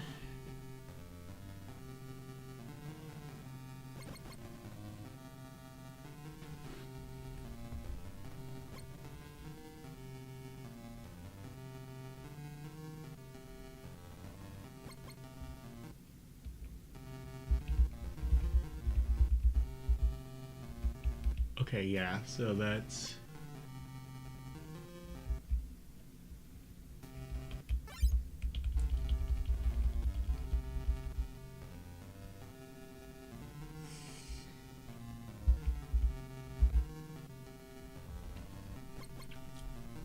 Yeah, so this is the level I'm stuck on.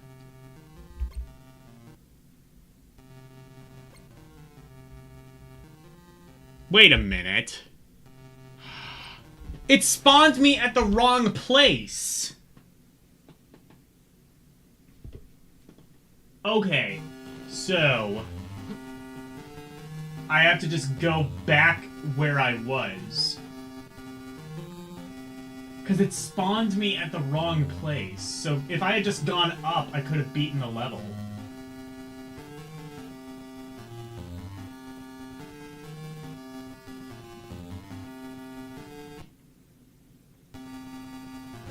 That is so good.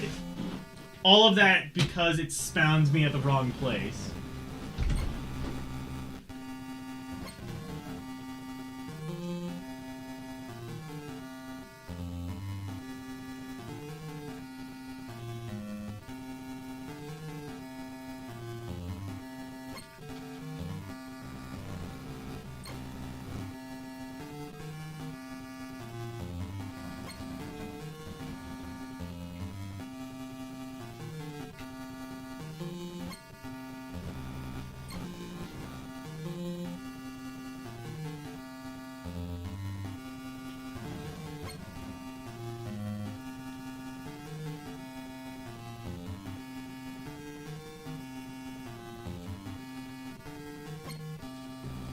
Okay, cool.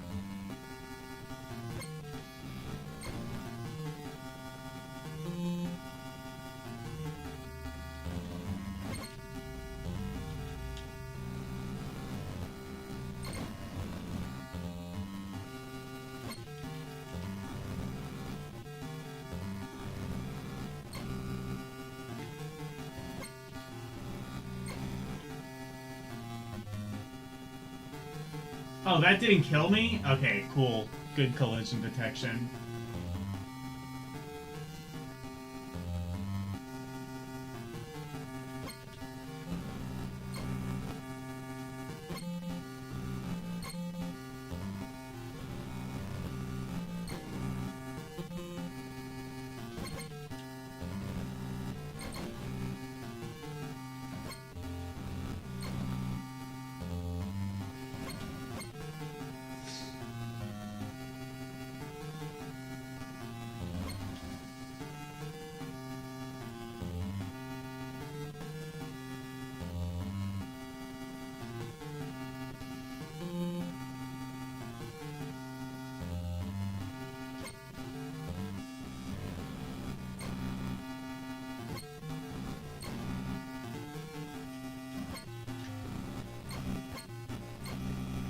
This is atrocious.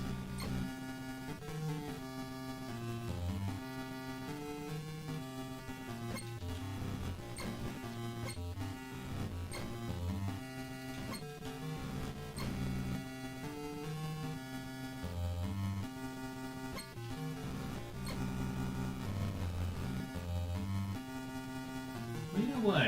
If I had gone back, which I guess I can.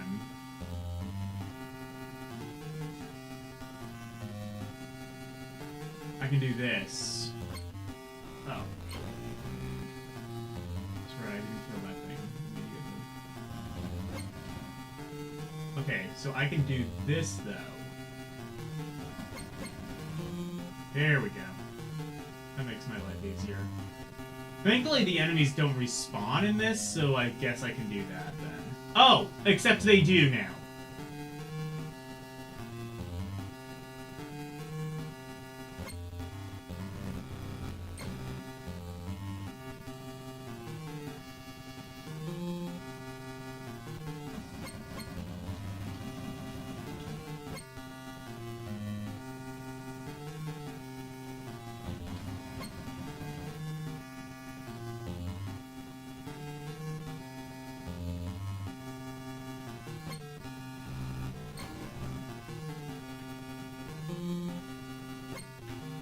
Okay, I see now.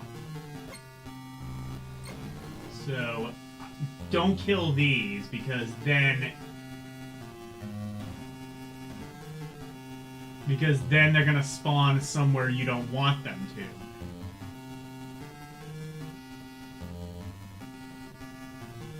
This is amazing.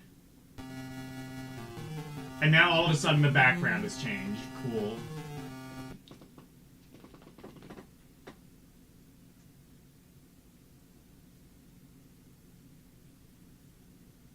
This game makes me need cigarettes. Same.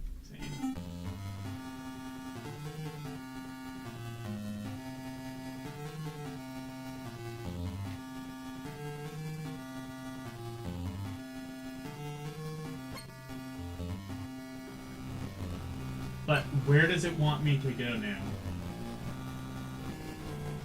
Oh, I see, maybe. Okay.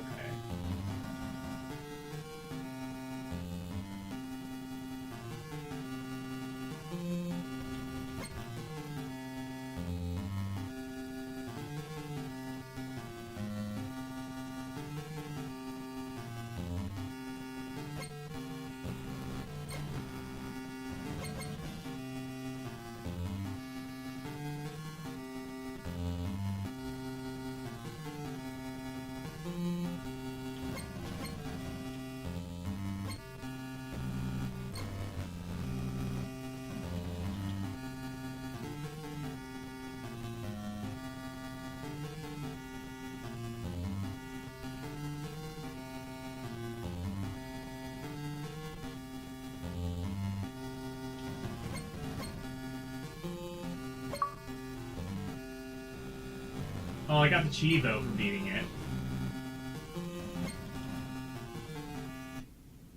And there we go. Wow, that game is ass.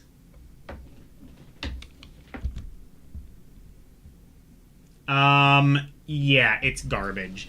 It is beatable, but only if the stars align and you have the right... Well, it's not even necessarily just, like... The spawning in this is just awful. I think it's just... I realize now how it kind of works. I think it's just like, oh, you have to have at least 4 enemies on screen or something like that. Is essentially the programming instructions. Where those enemies appear is... Well, it's not random. There are different spawn points, but there's like 2 or 3 different spawn points in each level. And enemies, there's nothing stopping the enemies from just spawning at that same point. This game is garbage. Pure garbage.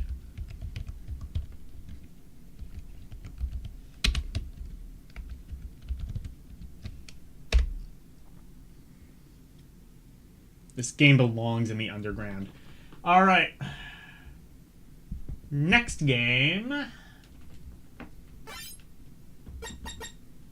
is Rocket Jock or Rocket Jockey. And it is indeed Rocket Jockey.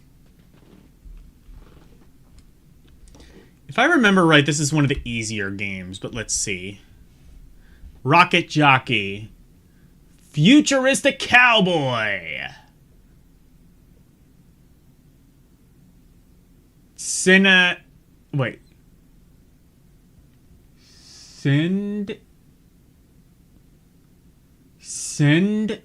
Sindles? A rocket. Sindles. Slendles? I don't know. I think that's a word that they made up. A rocket attempting to lasso various robo-cattle. Robo-cattle, hell yeah. The robo-cattle should have just had their own game. The lasso gains power as it glows. That is not a mechanic in this game, I'm almost positive. As it grows bigger, but gets dimmer and loses power as the bad guys shoot him. Is that a mechanic in this game? Like, your weapon gets weaker as you take damage? Let's see. Rocket Jockey.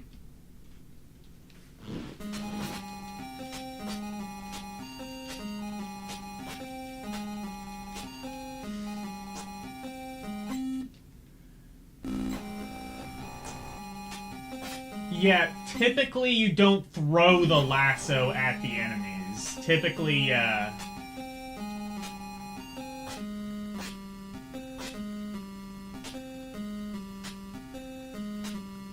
that's not how that goes. Alright, so we're fighting some robo-cattle, apparently. I should actually check. I should have checked earlier, but how is the audio of this? Robo-cattle. It is. Alright, perfect.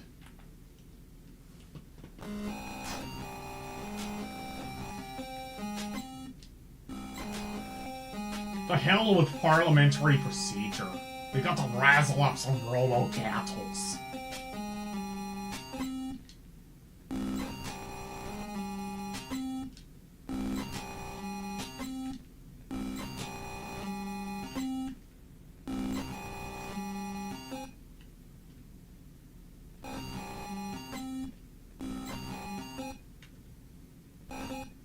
Oh, level 2, I see.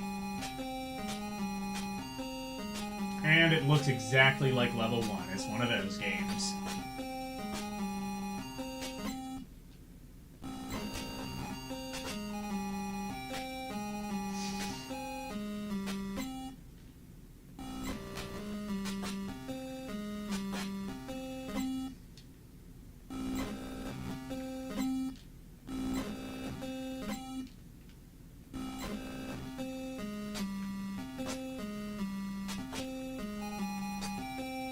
this is not a particularly difficult one. It's... I would say of the shooters so far, this might be, like, the most solid of them. Oh, wait. Is that it? Oh, it's literally only 2 levels? Oh, well, that's a shame. Straddles? I guess. Yeah, I couldn't really see... Yeah, straddles a rock. Okay, now I understand what they mean now, and I kind of wish I didn't now. Straddle is... okay, I guess I see where they were going with that. Okay. Yeah, so 2 levels. There you go. That's it. I mean, it seemed like the most put together of all of them, but also that's kind of because there's, like, only 2 levels in it, and they're all kind of exactly the same. Meh.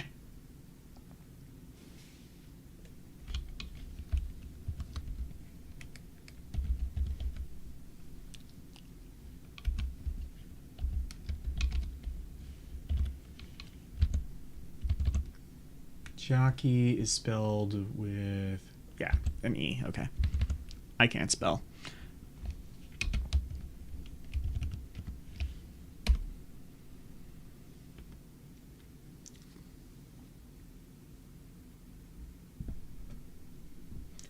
Okay. Well, that was quick and easy. Let's see if non-human is any good. Okay.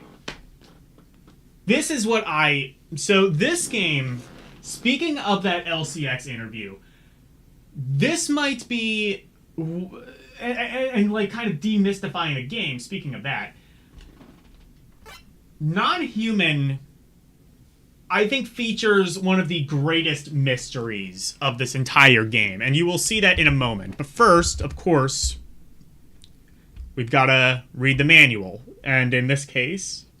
Of course, it is hyphenated. Actually, in this case, I think non-human probably should be hyphenated, so I think the manual is actually correct in that, but... They're not human! Oh. Seems good. They have a mind of their own. They are hungry. And they want you...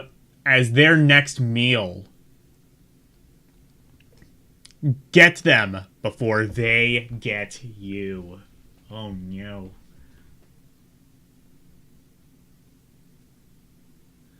Pennsylvania become non-human? I agree. I mean, most people, I can say from experience, most people from Pennsylvania are not human. Or at least they weren't. At least I wish they weren't. But anyway. Non-human. So, important thing that I learned from the Elle-C X interview. You might be wondering who your character is and what the fuck is up with these giant heads. I've heard these heads at the bottom be compared to a variety of different things. Most famously, Silent Rob back in the day said they were Elton John heads. Somebody once said they were Bill Cosby heads. I'm thinking like, I don't know, maybe like Ray Charles or something like that. Elton John could also be a thing. So what it is, your main character is essentially like kind of a human exoskeleton, essentially. I think he compared it to sort of like an AT-AT from Star Wars, but like a mech, essentially. And those heads, he does not know what they were, but he speculates that it might have been scanned in from some album cover or some magazine. So that answers that question. Those heads are definitely like rendered from something.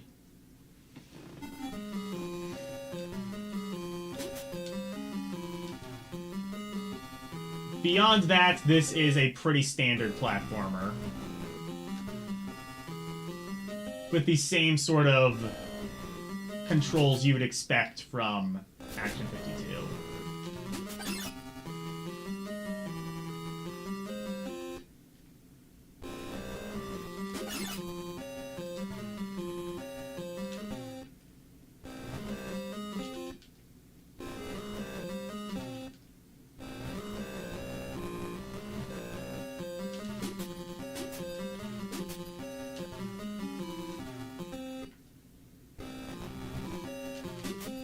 Oh, I see. Okay. Again, another enemy that just blends into the background. I admitted to that, like, some of this might just be, like, blind Logan, but still, you should have a little bit better color contrasting than this.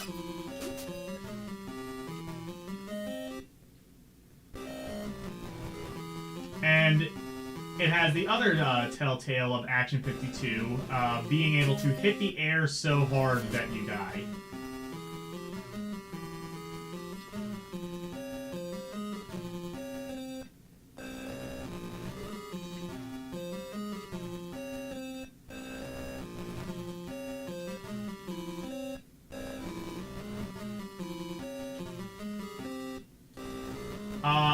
Landed right on that. You cannot tell me otherwise.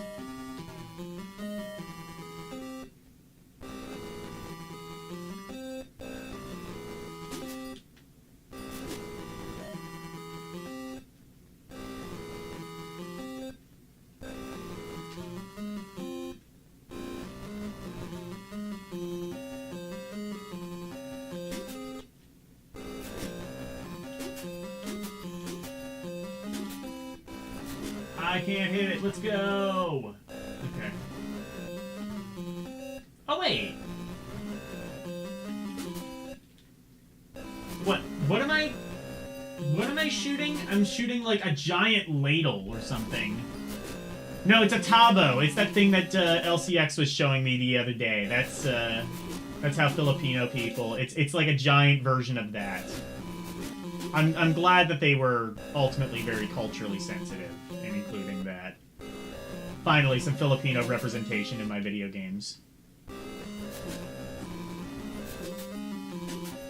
I mean, yeah, it has like a way longer handle than one of those things probably would, but still, it's close enough.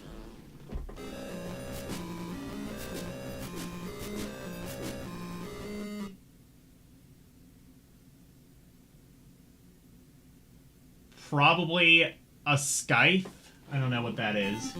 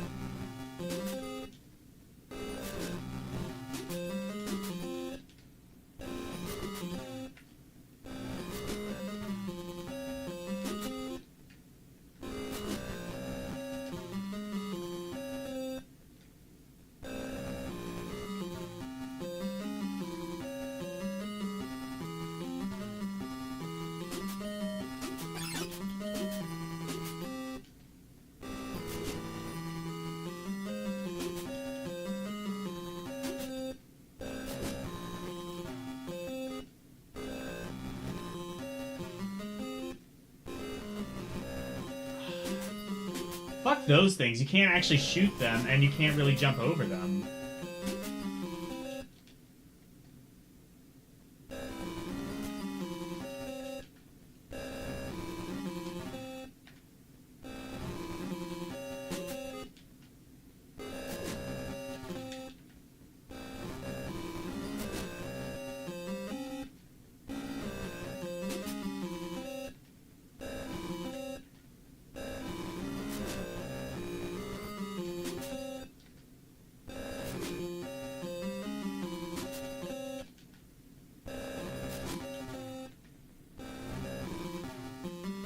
Okay, so you can kind of jump over them.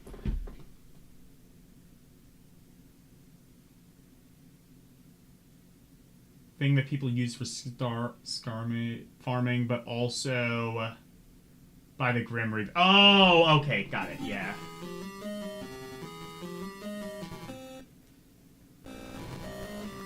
I never knew that's what that was called. That, like, sort of, like, pitchfork sort of thing.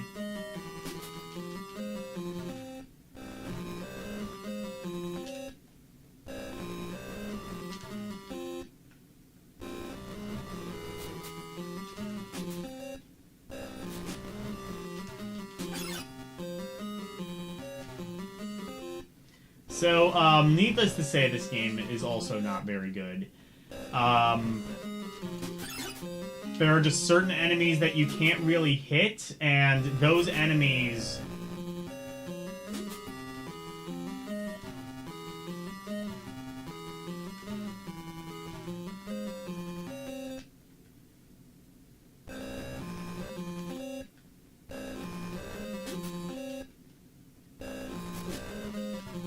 You can kind of, like, barely jump over them.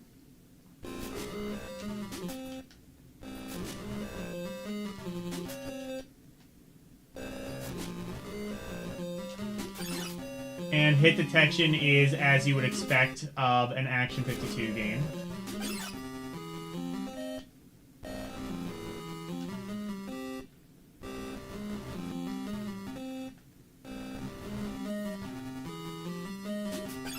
Okay, that worked somehow.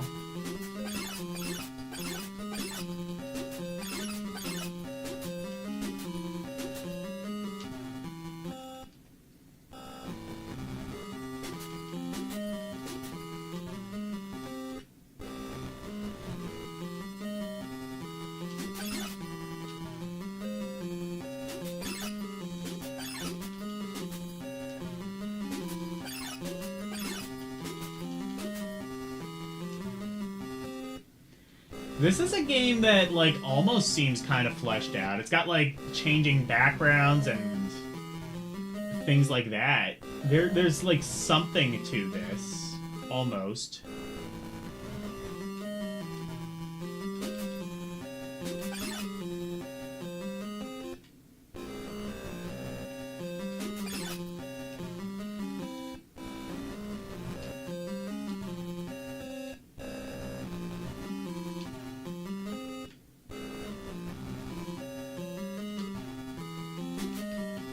Jumps that are, like, near impossible. I'm sorry, what? It's just the one level?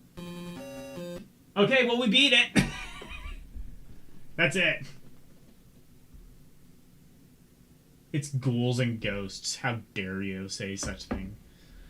Yeah, well, that was the shortest game we've seen, yet. Literally just one level repeating over and over again.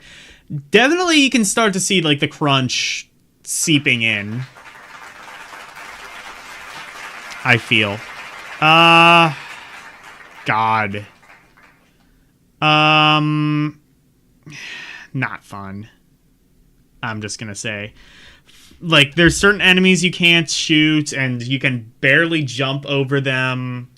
The jumping control seems to actually be actively worse than most Action 52 games, I would say. Just it feels a lot more stiff, which I guess if you're just piloting a giant mech, that kind of makes sense, but also literally nothing else about this game makes sense, so why should I applaud the one thing that accidentally does?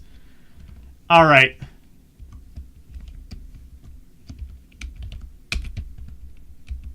Non-human.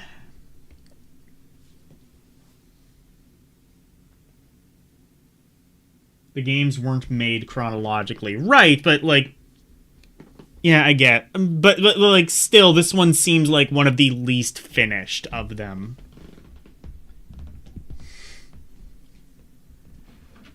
It also... But, like, I don't know about that, because, like, it seems very peculiar to me that, like, we've seen, like, just some of the shortest games right back to back. Like, this was 2 levels, this was just 1 level. I don't know. That seems a bit peculiar to me. Crybaby. How dare you? How dare you accuse me of such things? Crybaby.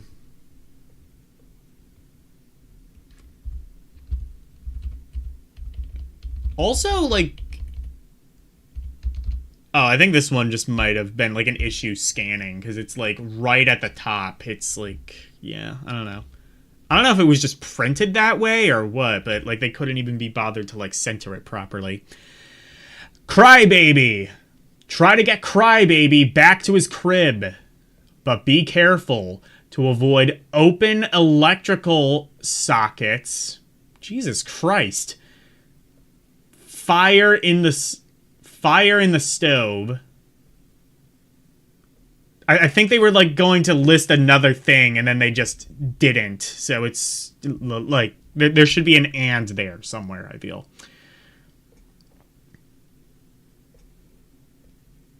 There are things to help along the way, such as cocktail... Wait. Oh, cookie... No, not cocktails. That would have... Baby should not be eating cocktails.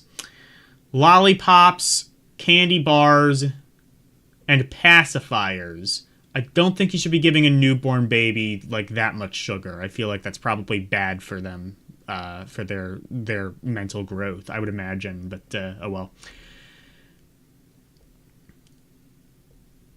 If the baby meets any bad guys trying to kidnap... Hold on. Kidnap him, he squeezes his bottle and shoots them. Shoots them.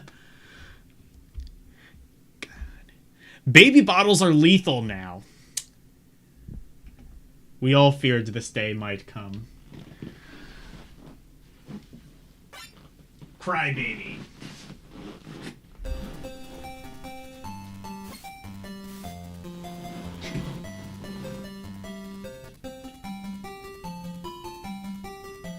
This seems to be...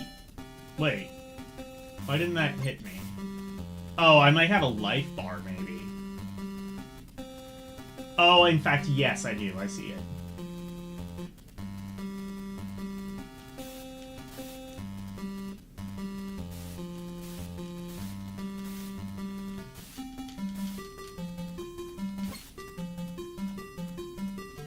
So this seems kind of like...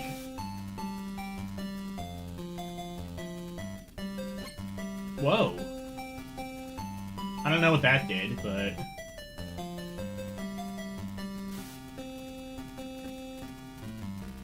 Okay, no, those are bad. I understand now.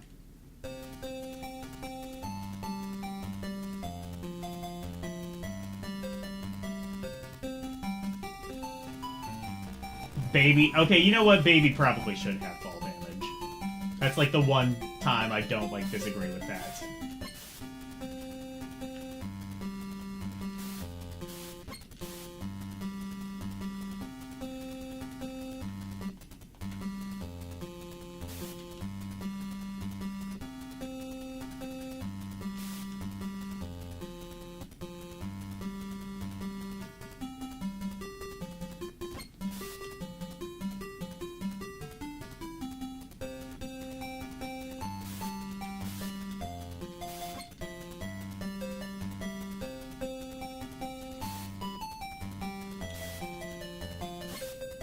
Okay, that's how that works.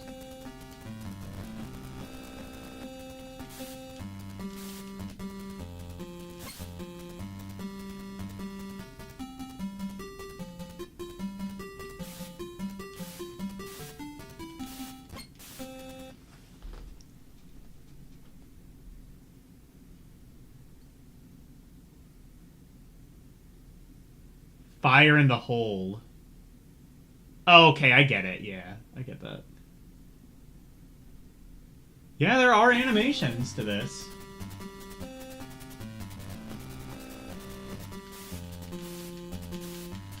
I'm gonna say, like, generally speaking, a lot of these single-screen games are some of the best.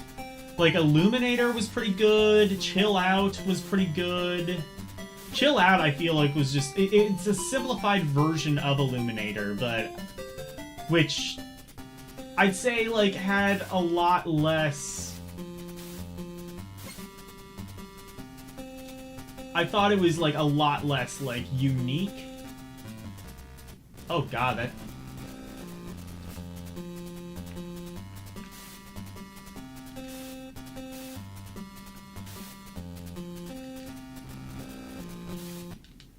Level 2. Okay, we do get different changing backgrounds, at least. Oh, and your life bar refills after each level. That's actually a nice touch. That's surprisingly generous for this game. Potentially fun game. Still, there's like a lot of the same sort of issues that plague a lot of the Action 52 games. Iffy hit detection.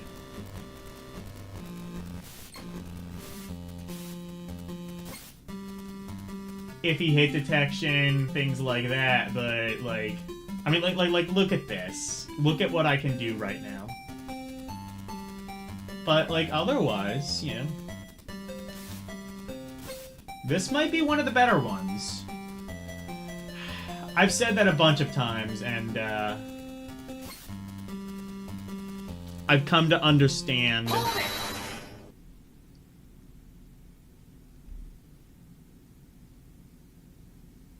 Oh yeah, I know that, yeah. Yeah, the alphabet song, or Twinkle Twinkle Little Star, or whatever. I think Twinkle Twinkle Little Star came first, and then the alphabet song quite literally just ripped it off.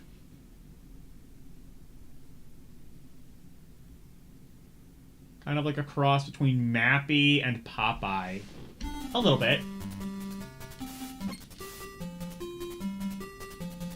I want to say, I think Mario, this is another one that Mario composed. I don't believe this is... There's like 5 or 6 of them that were just ripped off of like some other piece of software. And I believe Mario was behind all the other ones.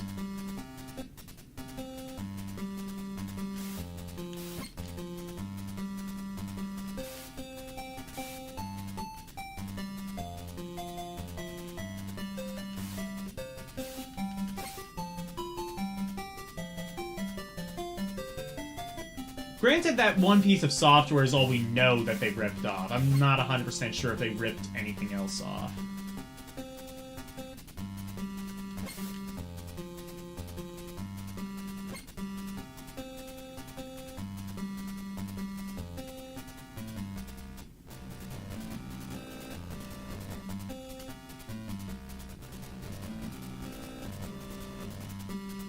I see. Oh, so it'll just, like... That's cool. It'll just, like, spawn an enemy right on top of you.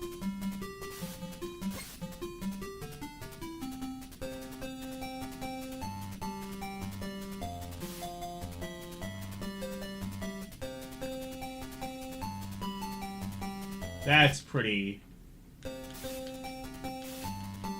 I disagree with that, but...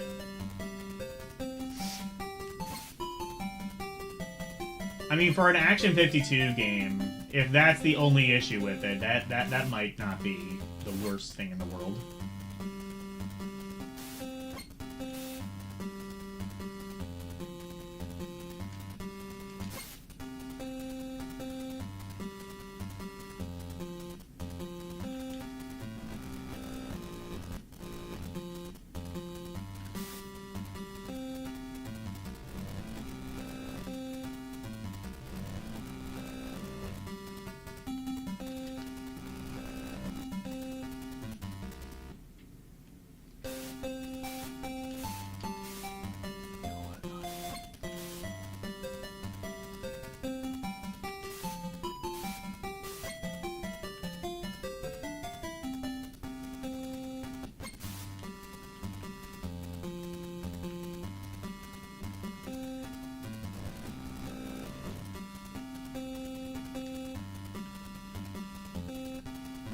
Actually, wait, I can... Can I climb down that thing?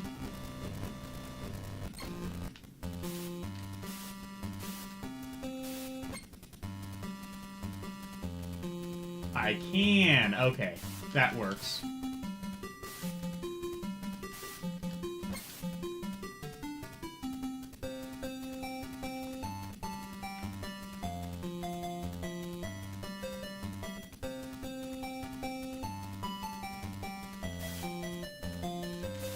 It's a cool idea.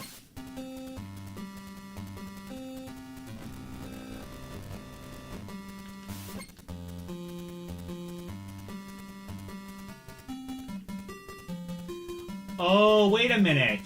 Oh, that's the stove. I see. So that's the fire in the stove that they were warning about in the manual. I see.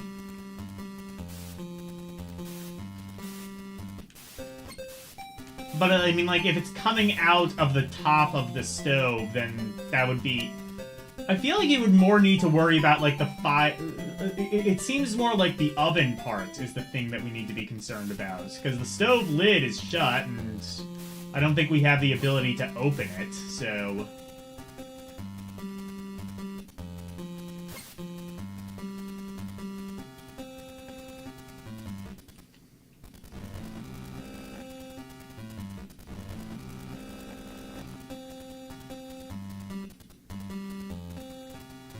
Oh, yeah, so we can't do that. Yeah, if it's the top of the stove, then that would probably be the oven, wouldn't it?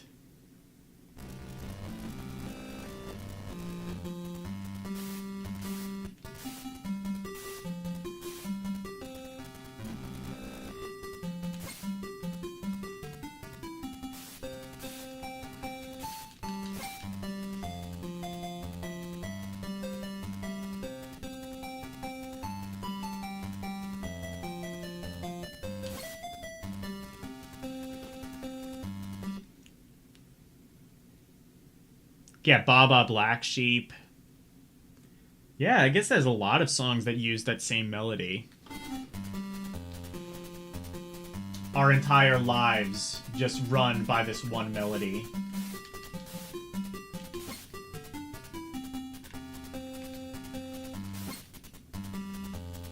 It's probably gonna be, like, really stupid with how it spawns things pretty soon, right? So...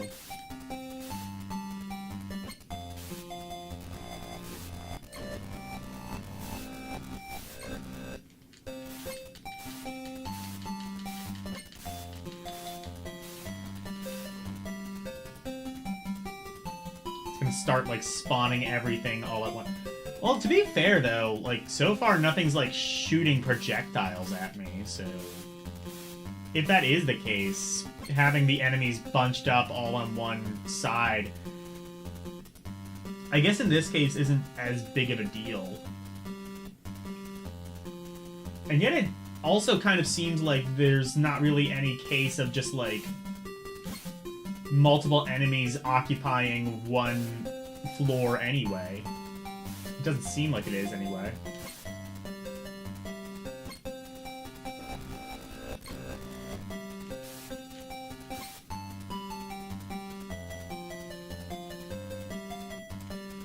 I would say this is probably one of the easier games on the collection. I mean, maybe, I guess, because you're playing as a baby, they assume babies are going to be playing it, but, like...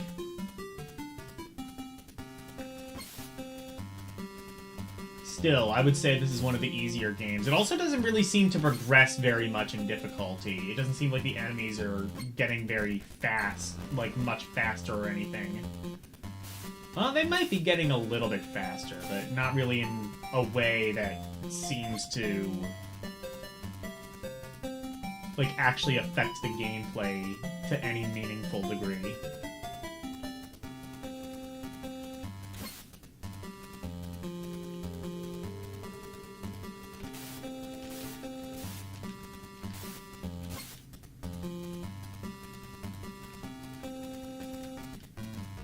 Oh god, yeah, fall damage.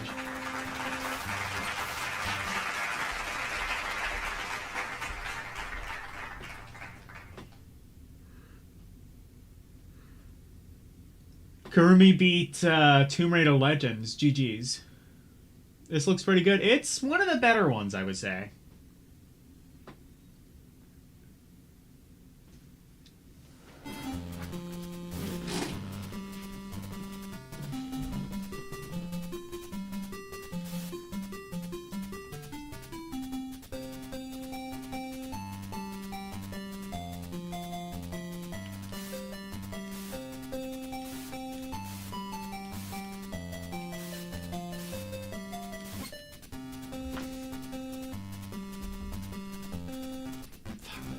Fall damage.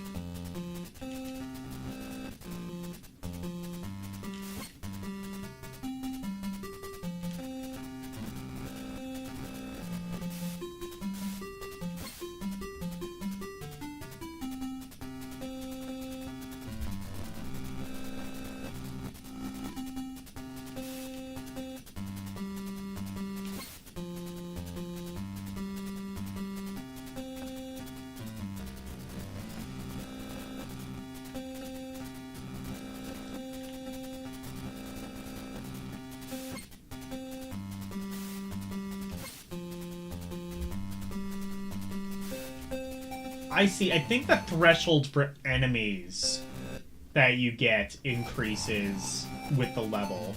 So it's not like the enemies necessarily get faster, it's just you have to kill more of them. You just have to survive a little bit longer. That, honestly, yeah, that kind of sucks. So in other words, there's not actually any real level progression. It's just they're making you play the same level, but longer.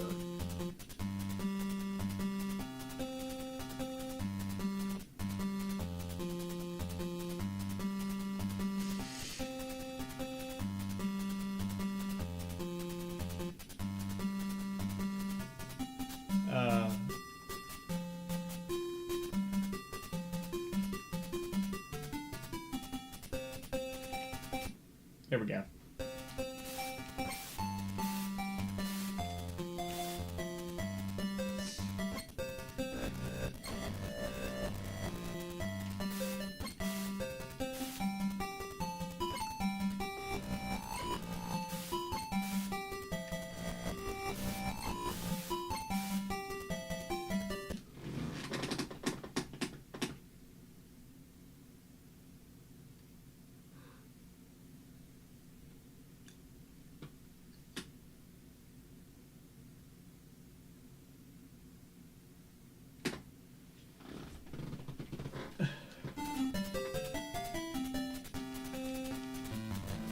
Oh yeah, no, that's the stove. We can't go there.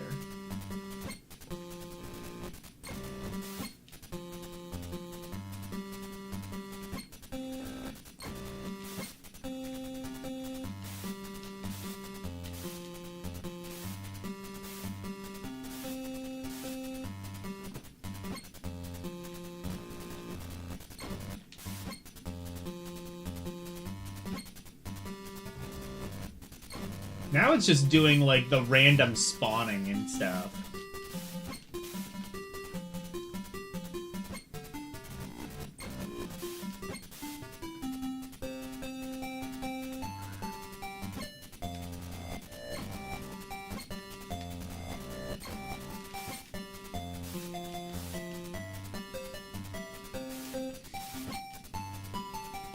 That's the biggest problem with this game, is it'll just spawn enemies wherever.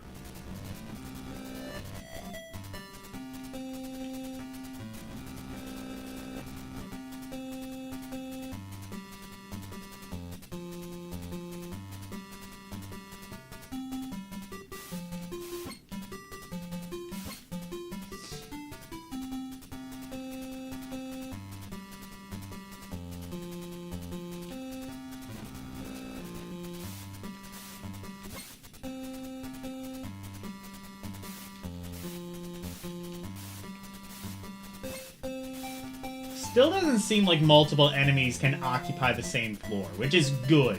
That is very good. That means we can eliminate an issue like what happens with Underground, where all the enemies will just occupy one floor, and you have to worry about which ones you actually kill in what order.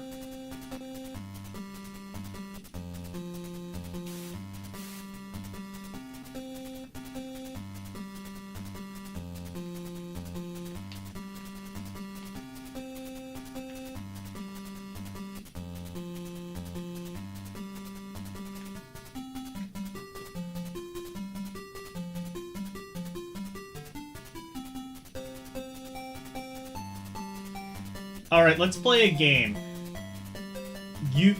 It's called Where Does This Loop End? You tell me where the loop ends.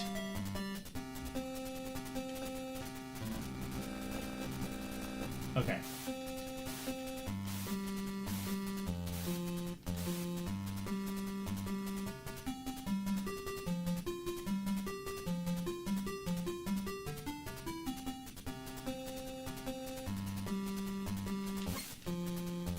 It should be very obvious, I think.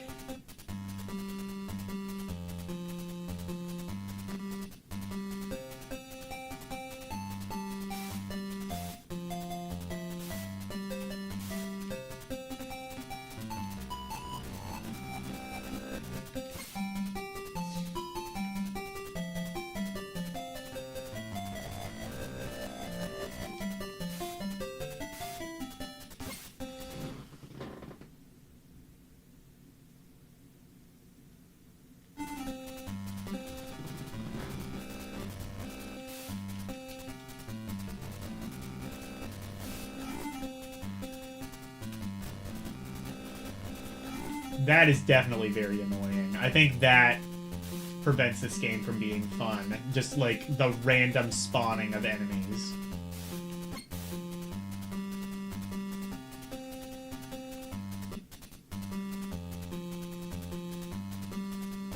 And that only becomes an even greater issue the further the game progresses.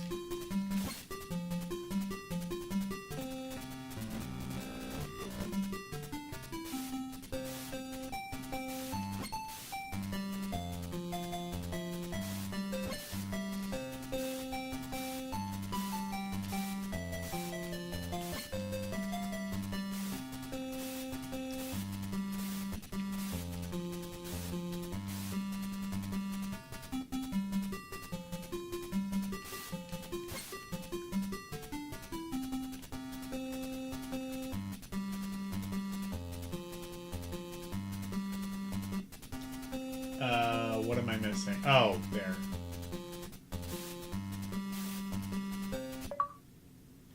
Alright. And yeah, that is level 1. Keep in mind I have to constantly check because other than like the slight color palette shift, most of these levels are exactly the same.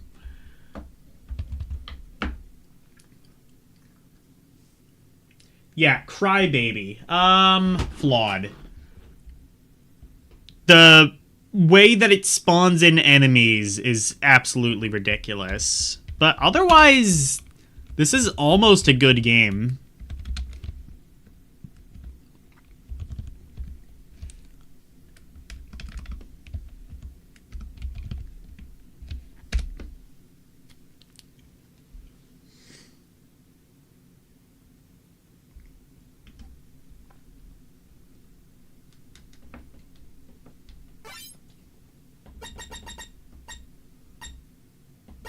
Okay. What time do we have? 1:33. Let's we can do like maybe 1 or 2 more games, I would say, and then end the stream.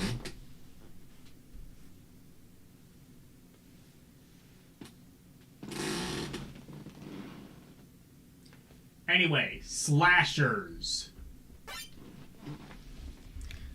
And the manual says this game is actually called Slashers. Okay, so it's consistent. Keep in mind, it's not always. Slashers.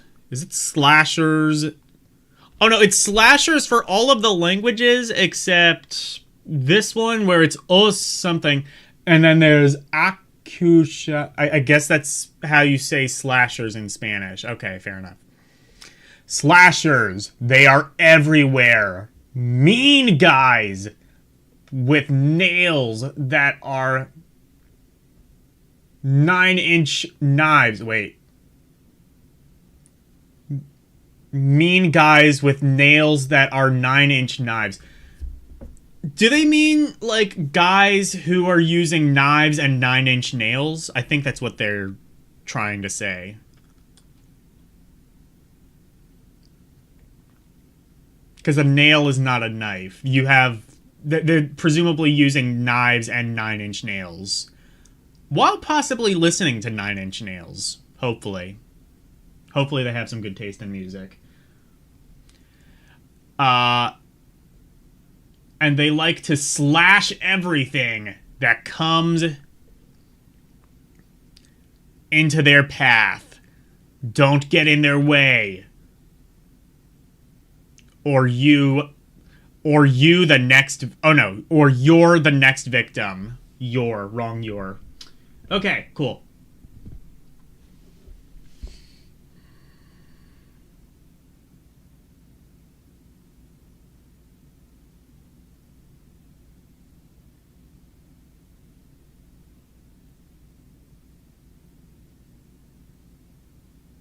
There's a secondary originating beat. That's true. It might just be like some complete other song entirely.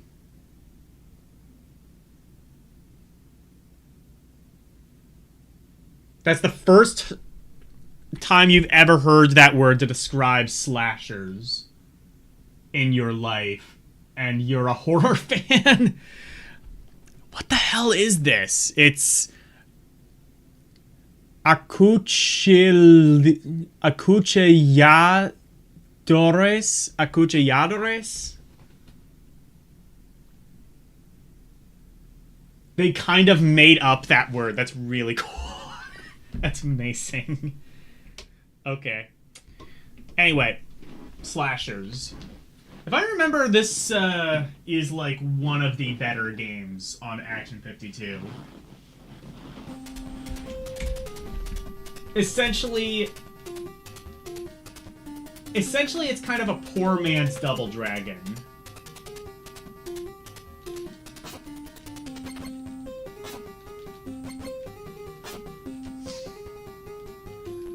Actually, I'm realizing this isn't even the this isn't even the only beat 'em up on here.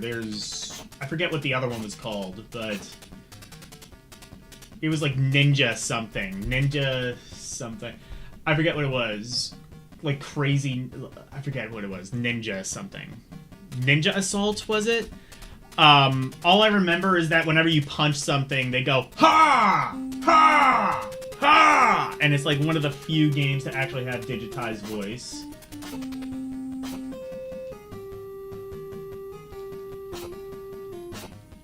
Okay, so this kick is very powerful. The punch absolutely sucks. Don't ever use it.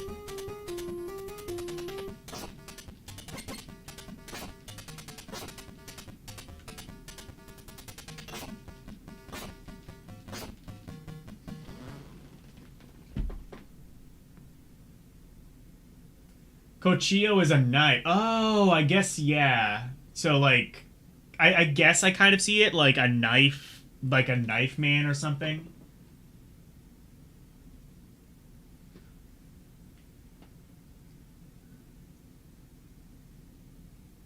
Selection sound is straight out of Chinese multi-cards. Yeah, that's because they literally just ripped off the interface of an old Chinese multi-card.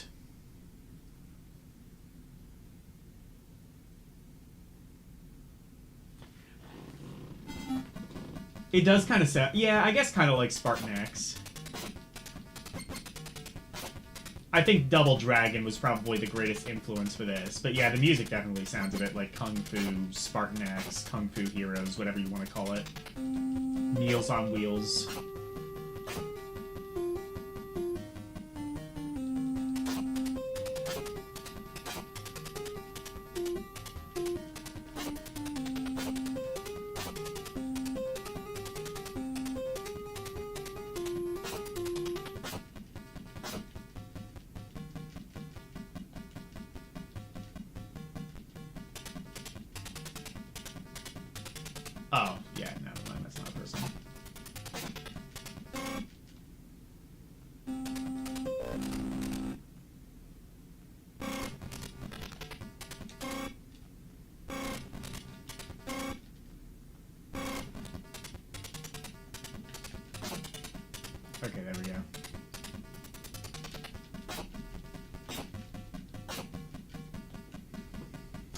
Basically, your kick is OP, and as long as you mash that, I'd say for the most part, you're pretty okay. Apart from these guys. Okay, so those guys, you're wise to, like, actually punch. Your punch is actually pretty useful against them. Okay.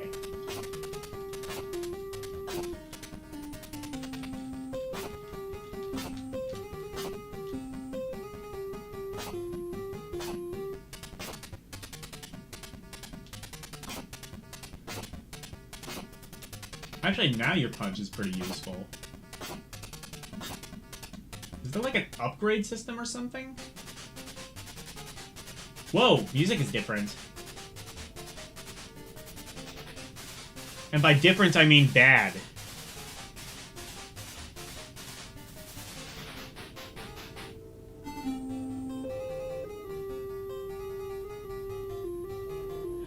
Oh, it does that thing! Hang on!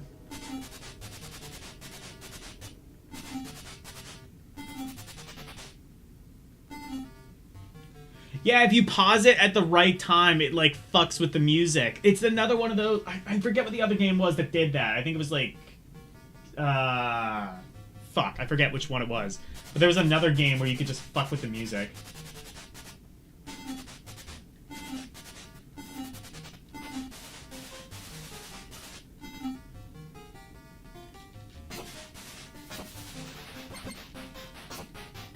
Okay, I guess in this case it's like really only temporary, but still.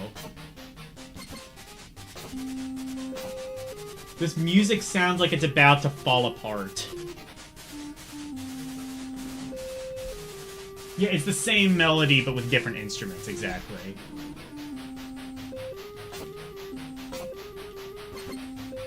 They essentially just made the drums and, or the static channel louder. I don't even know if it's supposed to be like that. Because this sounds glitchy. This doesn't sound right.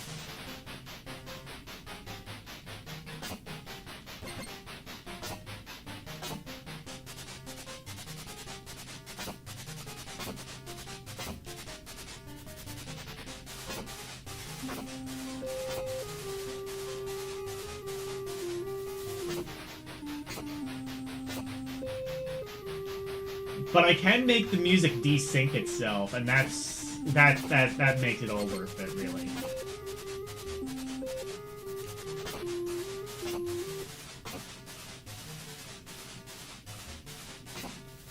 Honestly, collision detection for this is not too bad. I would say, like, better than, like, many actual beat-em-ups of around this time. Like Double Dragon, for example. The collision detection in that is... This has better collision than Double Dragon, is what I'm basically saying.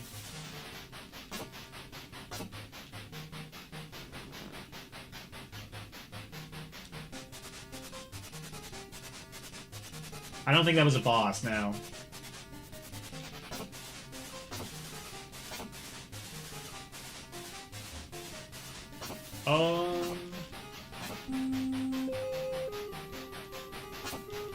I love how I made the music desync from itself.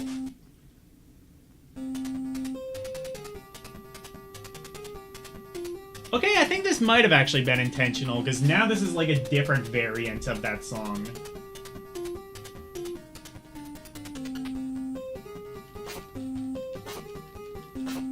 Can we make it desync from itself again?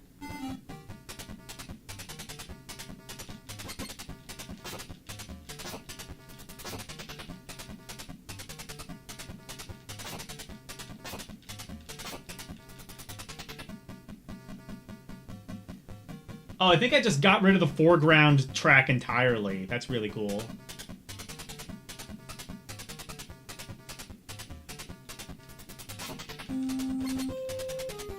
Oh, never mind.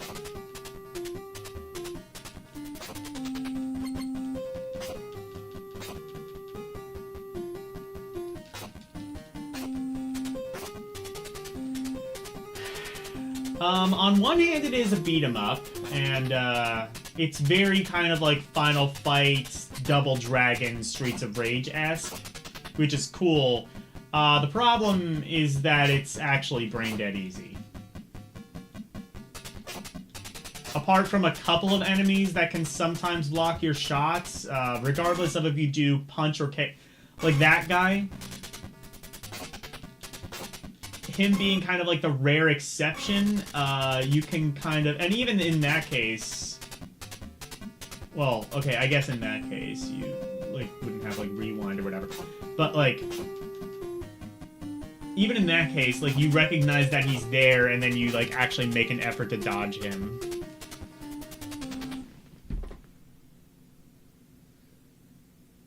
Better than Karateka. I mean, granted, I feel like amputating your hands is better than playing Karateka a lot of the time, but yeah.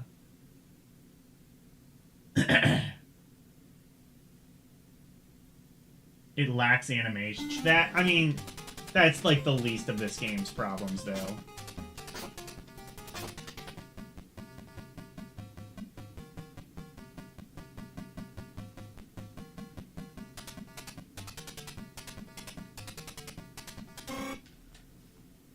Oh, I see. There are some environmental hazards, I guess. Okay, I see. That's what I get, like, trapped on sometimes. Wait, I just realized there's like a blood splat. There's like a blood splat when you get hit. When you die. We're going to be seeing a lot of that in the Genesis version of that, but that might be like the first time I've seen that in the NES game. Like a literal blood splat when you die. This was pre-Mortal Kombat. America was not ready for this amount of blood and gore in their video games.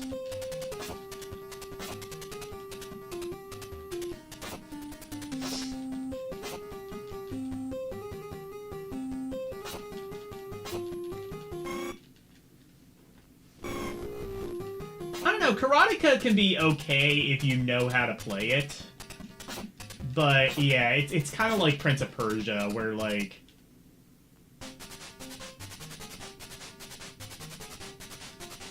It definitely is a little bit to grapple. We can't go in that. No, we can't. This seems to be the same remix. Yeah, this seems to be the same remix as level 2, right down to it being desynced.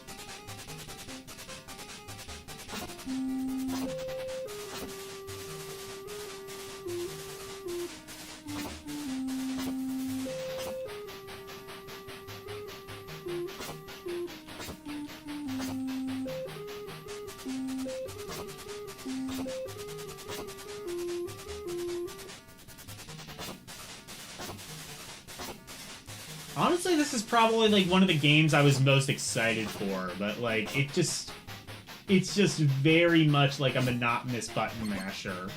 Oh, he took, like, 2 of my health! Kiss my ass! You can't do that. That's illegal.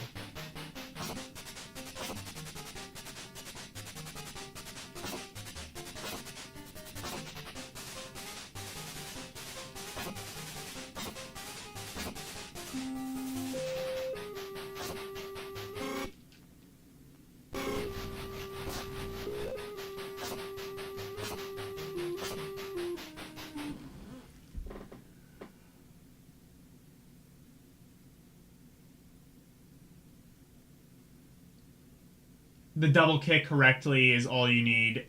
Well, I mean, honestly, like, the punch and the kick are about equal, I would say. I think, like, the punch might do better against some enemies, but generally I think both attacks are about equal.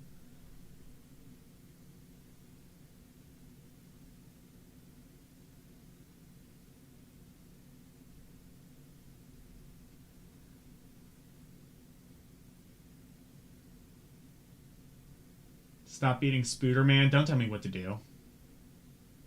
Hello, Retro Doc. How are you doing?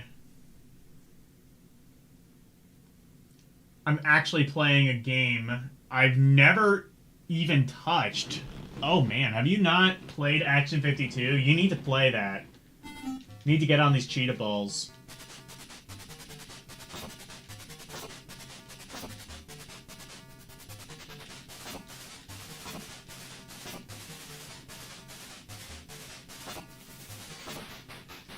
In general, I would say the kick does have a little bit more range. So there's really not much of a reason to use one over the other. Also, I do like, and this is a thing I genuinely do like, is that when you, wait. Okay, you got shit. A thing I do genuinely like is that it refills your HP after every, level.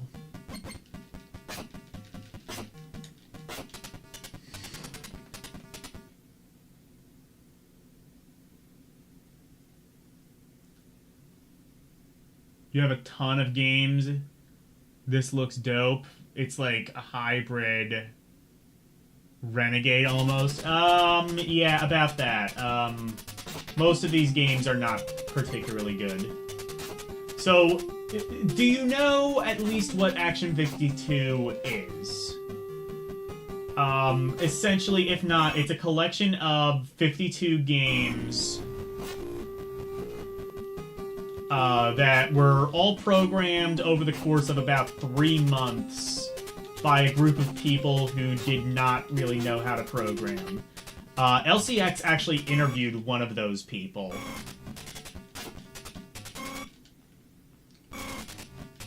And you can find that on her channel if you search for it. And that's the entire reason I'm doing this, is...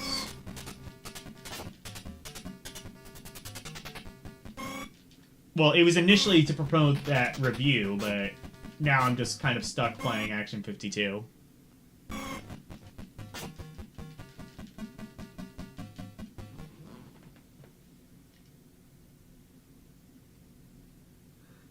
Yeah, exactly.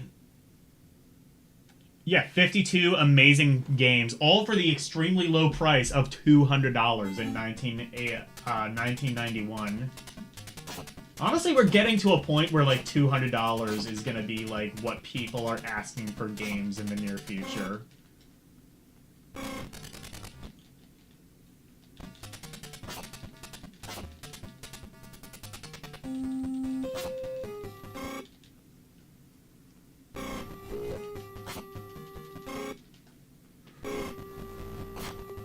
Okay, I guess the enemies are a little bit more difficult now, but...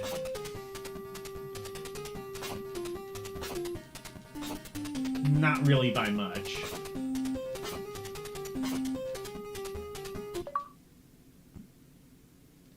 Wait. Game over? It's not even gonna loop back?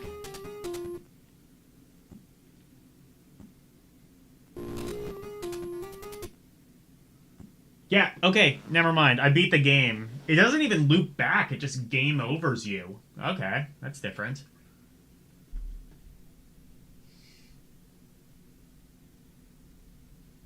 Yeah, exactly. 52 half-baked games made over the course of about 3 months, exactly.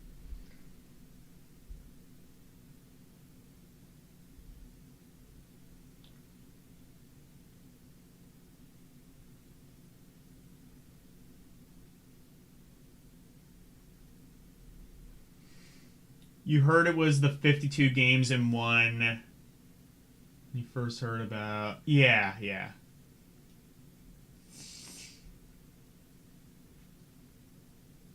Yeah, look at PlayStation and Xbox. Yeah, exactly. They're, like, charging, like, $100 for base games now. And the Switch, too. I think, like... What, that one Donkey Kong game, they charged $100 for that? Something like that? I don't know.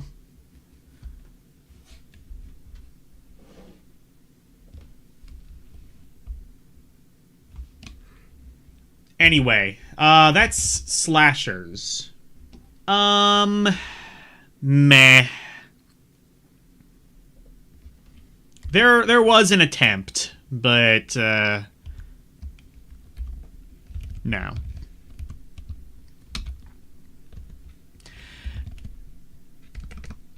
It's a good idea. I mean, I'm always a fan of a beat 'em up, but not one as boring and basic as that. Anyway, next game, and probably the last game tonight. Crazy Shuffle.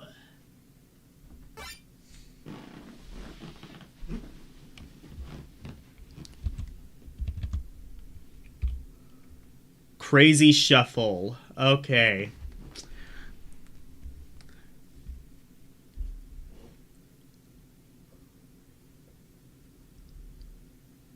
Educational puzzle game.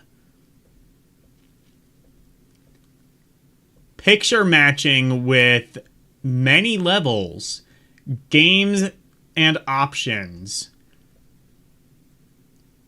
Tests memory and concentration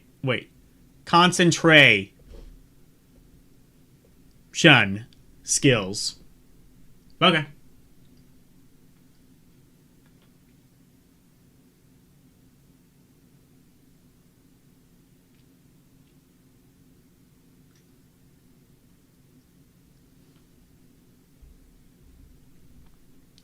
Alright, so yeah. So, according to the manual, it's some sort of memory matching game. And the game itself is absolutely the fuck not that. You are... You are... Whatever the fuck... Oh, this is not good. Well, it's absolutely not the thing that they said it was.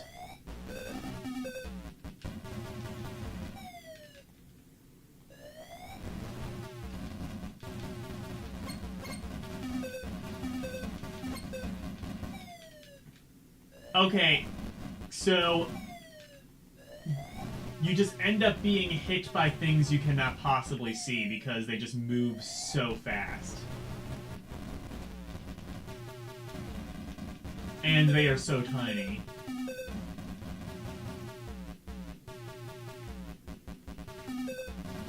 This is music.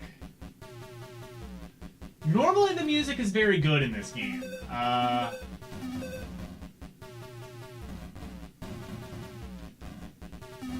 This just... Well, it kind of just seems like somebody sampled themselves farting, if I'm being completely honest.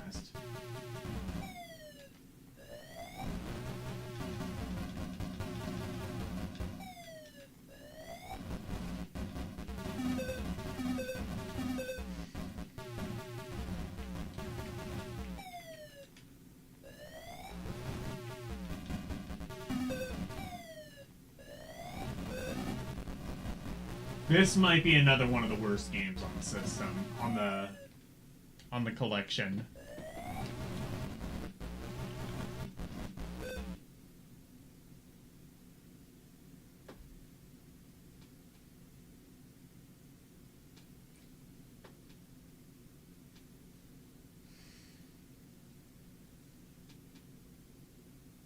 The gameplay for this is not gonna last. Yeah, it's not so good.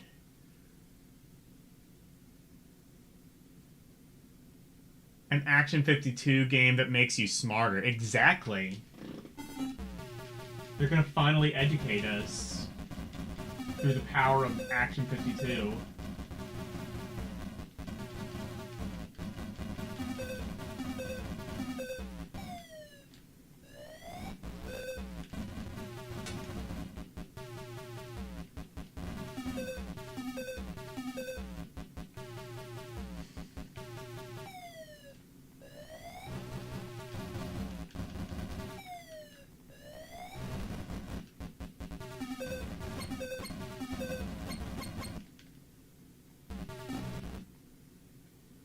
Okay, level 2. And it's more of the same. I really hope this one is short, because this game absolutely is just, like, the worst one in the collection.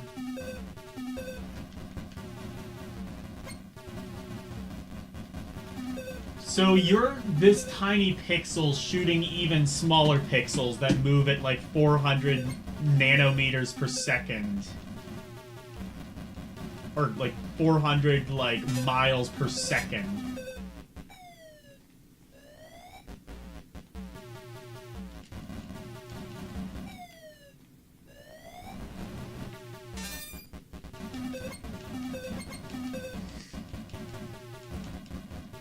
I don't even know what these things are that I'm collecting, but presumably just other blobs. Indiscriminate blobs.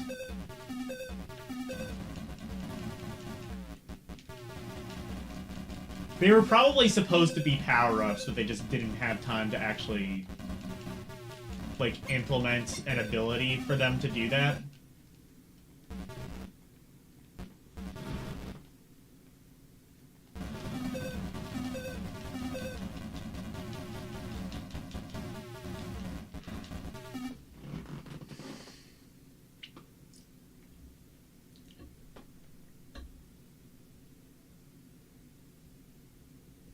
Yeah, educate us not to play trash games, exactly.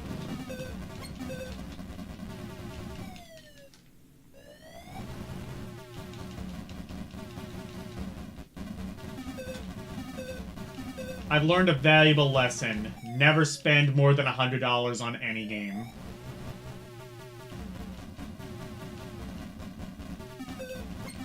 But you might be saying, oh, but, like, in the collector's market, there's games that are, like, $500. I know what I said. Fuck the collector's market. I was a part of that at one point. They abandoned me.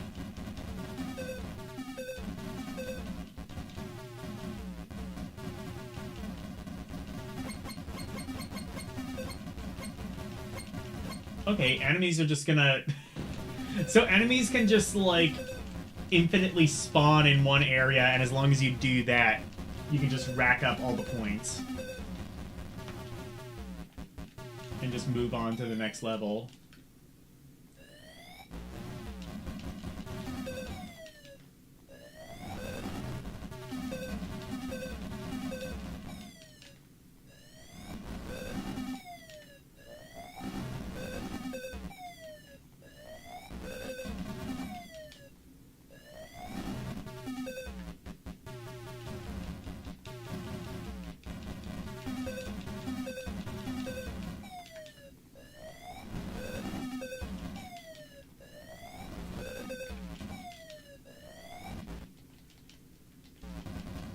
Again, getting hit by things I have no means of actually being able to see. Seems like very much a theme of the Action 52 experience, really.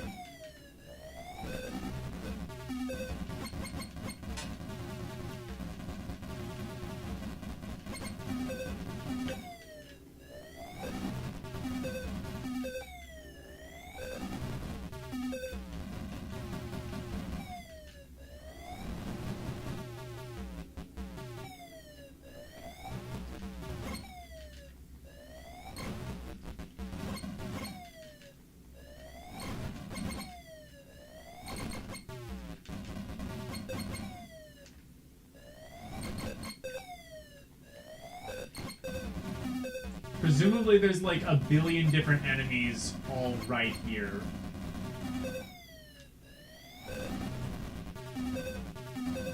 But you can't actually see them because, well, there's a sprite limit, and if you have like too many enemies, they just erase it. This game is not very good. I don't feel like I'm being educated.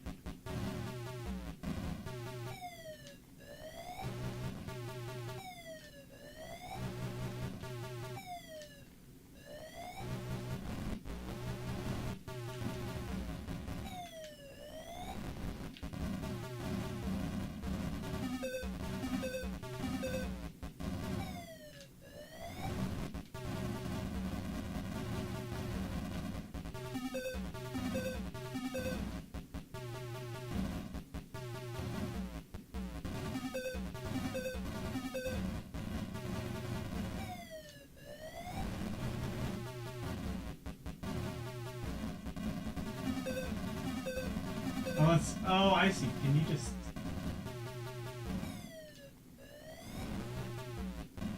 Okay, you can't touch those things, I think. At the very... Okay, I see. I'm being educated. Walls are bad. Walls have actually been bad this whole time. I feel my brain growing with this information.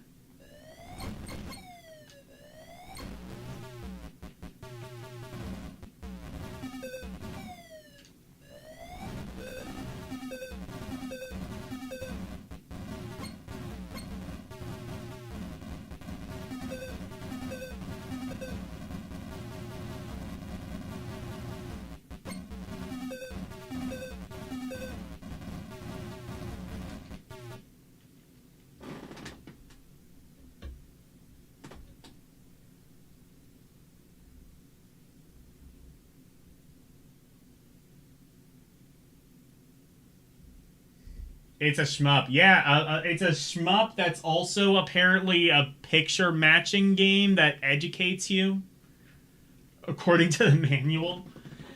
See what I'm saying, though, about, like, the manual just describing games in this collection that don't exist?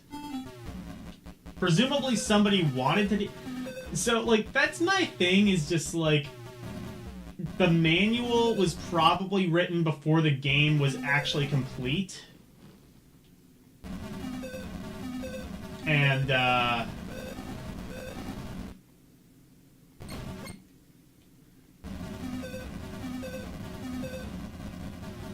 and as a result, you just had games that didn't actually exist. Hidden amongst the ones that unfortunately do.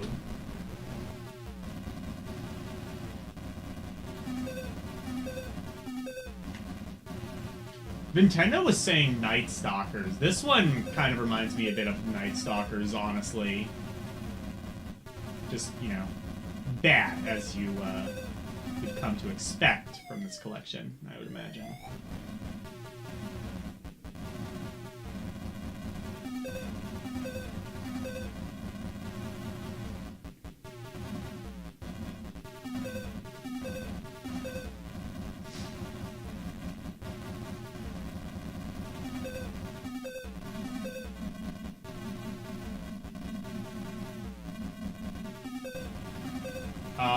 Did they forget to include enemies on this? Oh, here we go.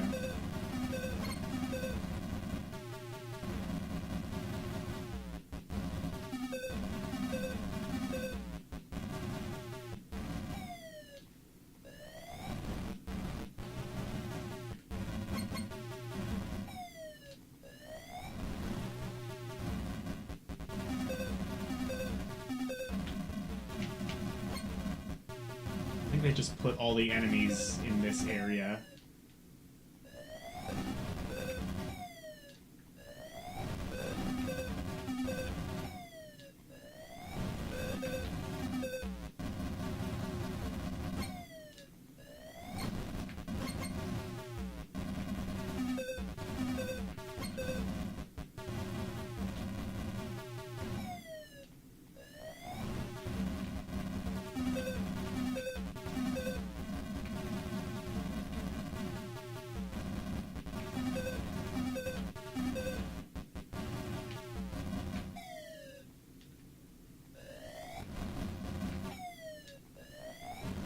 I think I got a double death. I had two things kill me at the same time.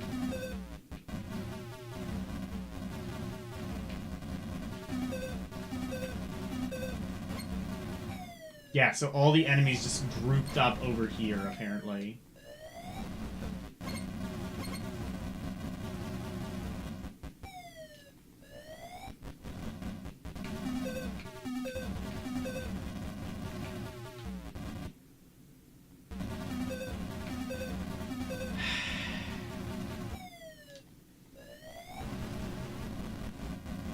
This game is still going on.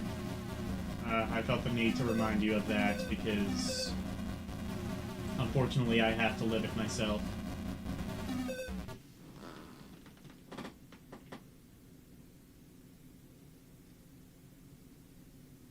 This game is its own thing. Yeah.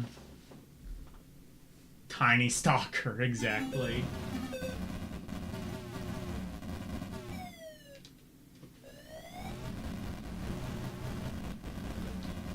Miguelito.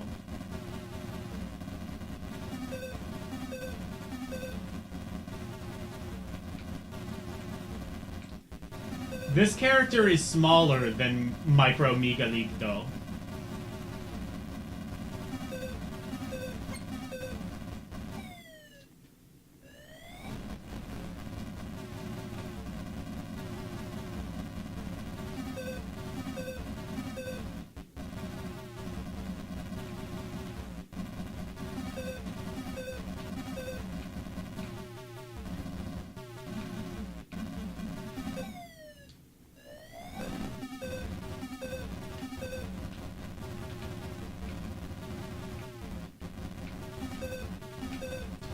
It's at this moment that you kind of start, like, regretting all of your life choices that led you to this point.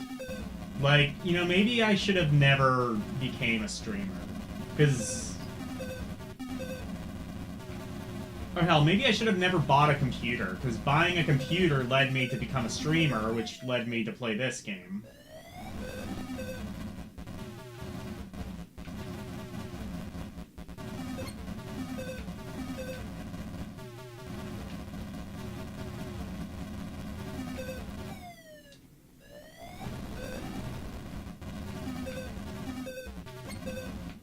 Like, maybe streaming just isn't for me. Maybe just, like, I don't know, like Buddhist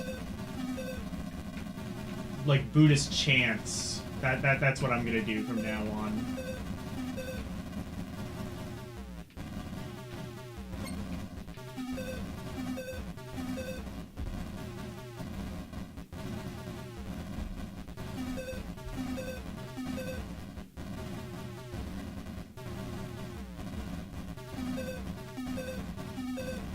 All I wanted was a Pepsi! Exactly.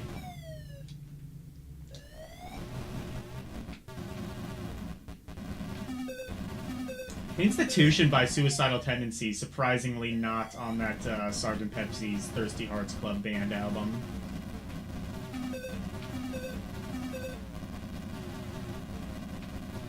I think when I run out of, whenever I run out of, like, that album, I'm probably just gonna, like, do a playlist of, like, a bunch of different Pepsi commercials. Pepsi's been around for, like, over 100 years, so I should at least have enough material to last me until I beat the game.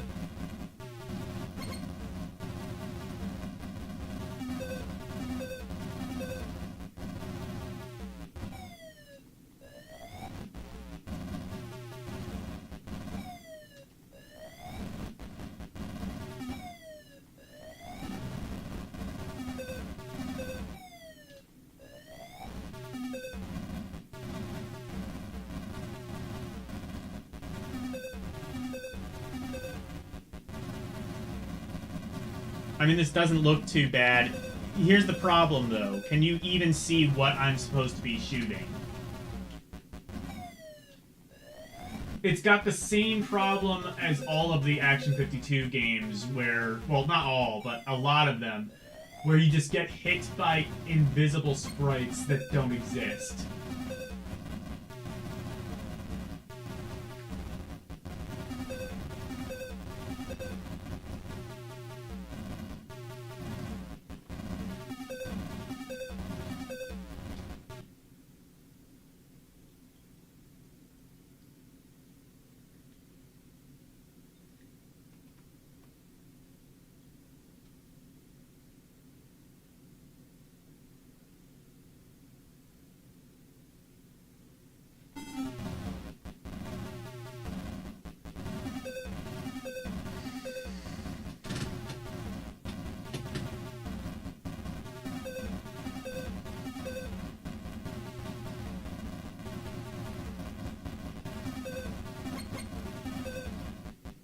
Please make this game go away.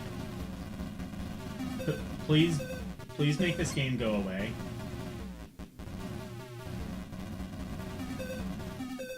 Can this game go away, please?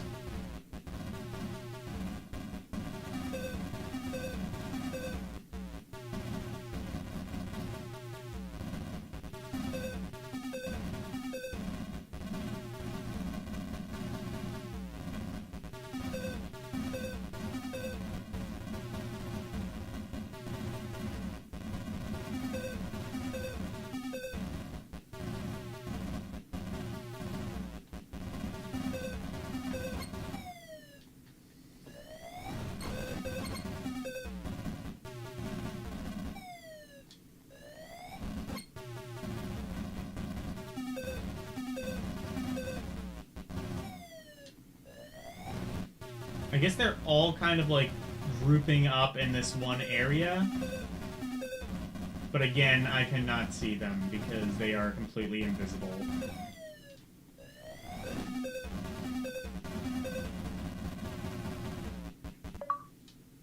Oh, thank Christ. Let's go.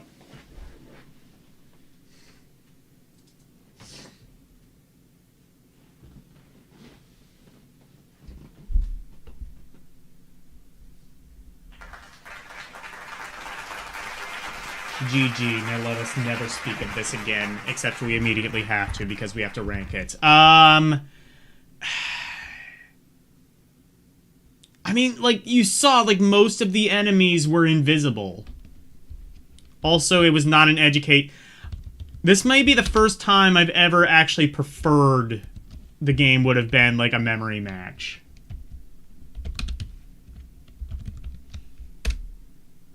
Garbage. And there you have it.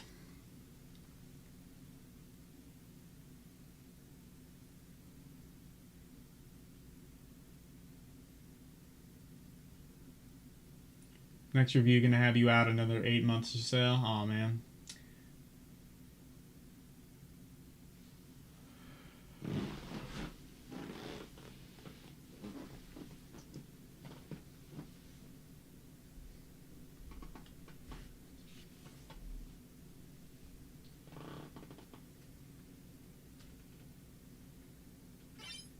Alright, so we will continue on next time with number 31, Fuzz Power.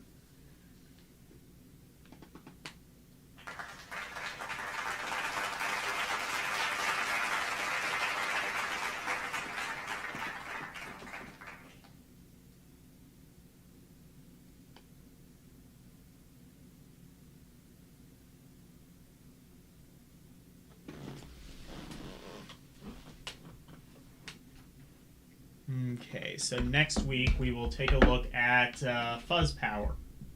Also some other games, I guess.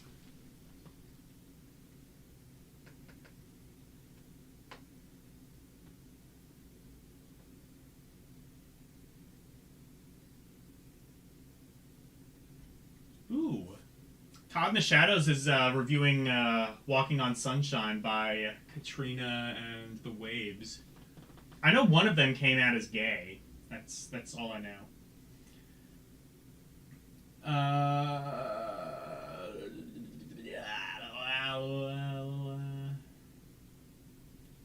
Oh yeah, that's right. It's Thursday, so that means we can raid Ronnie. Let's do that.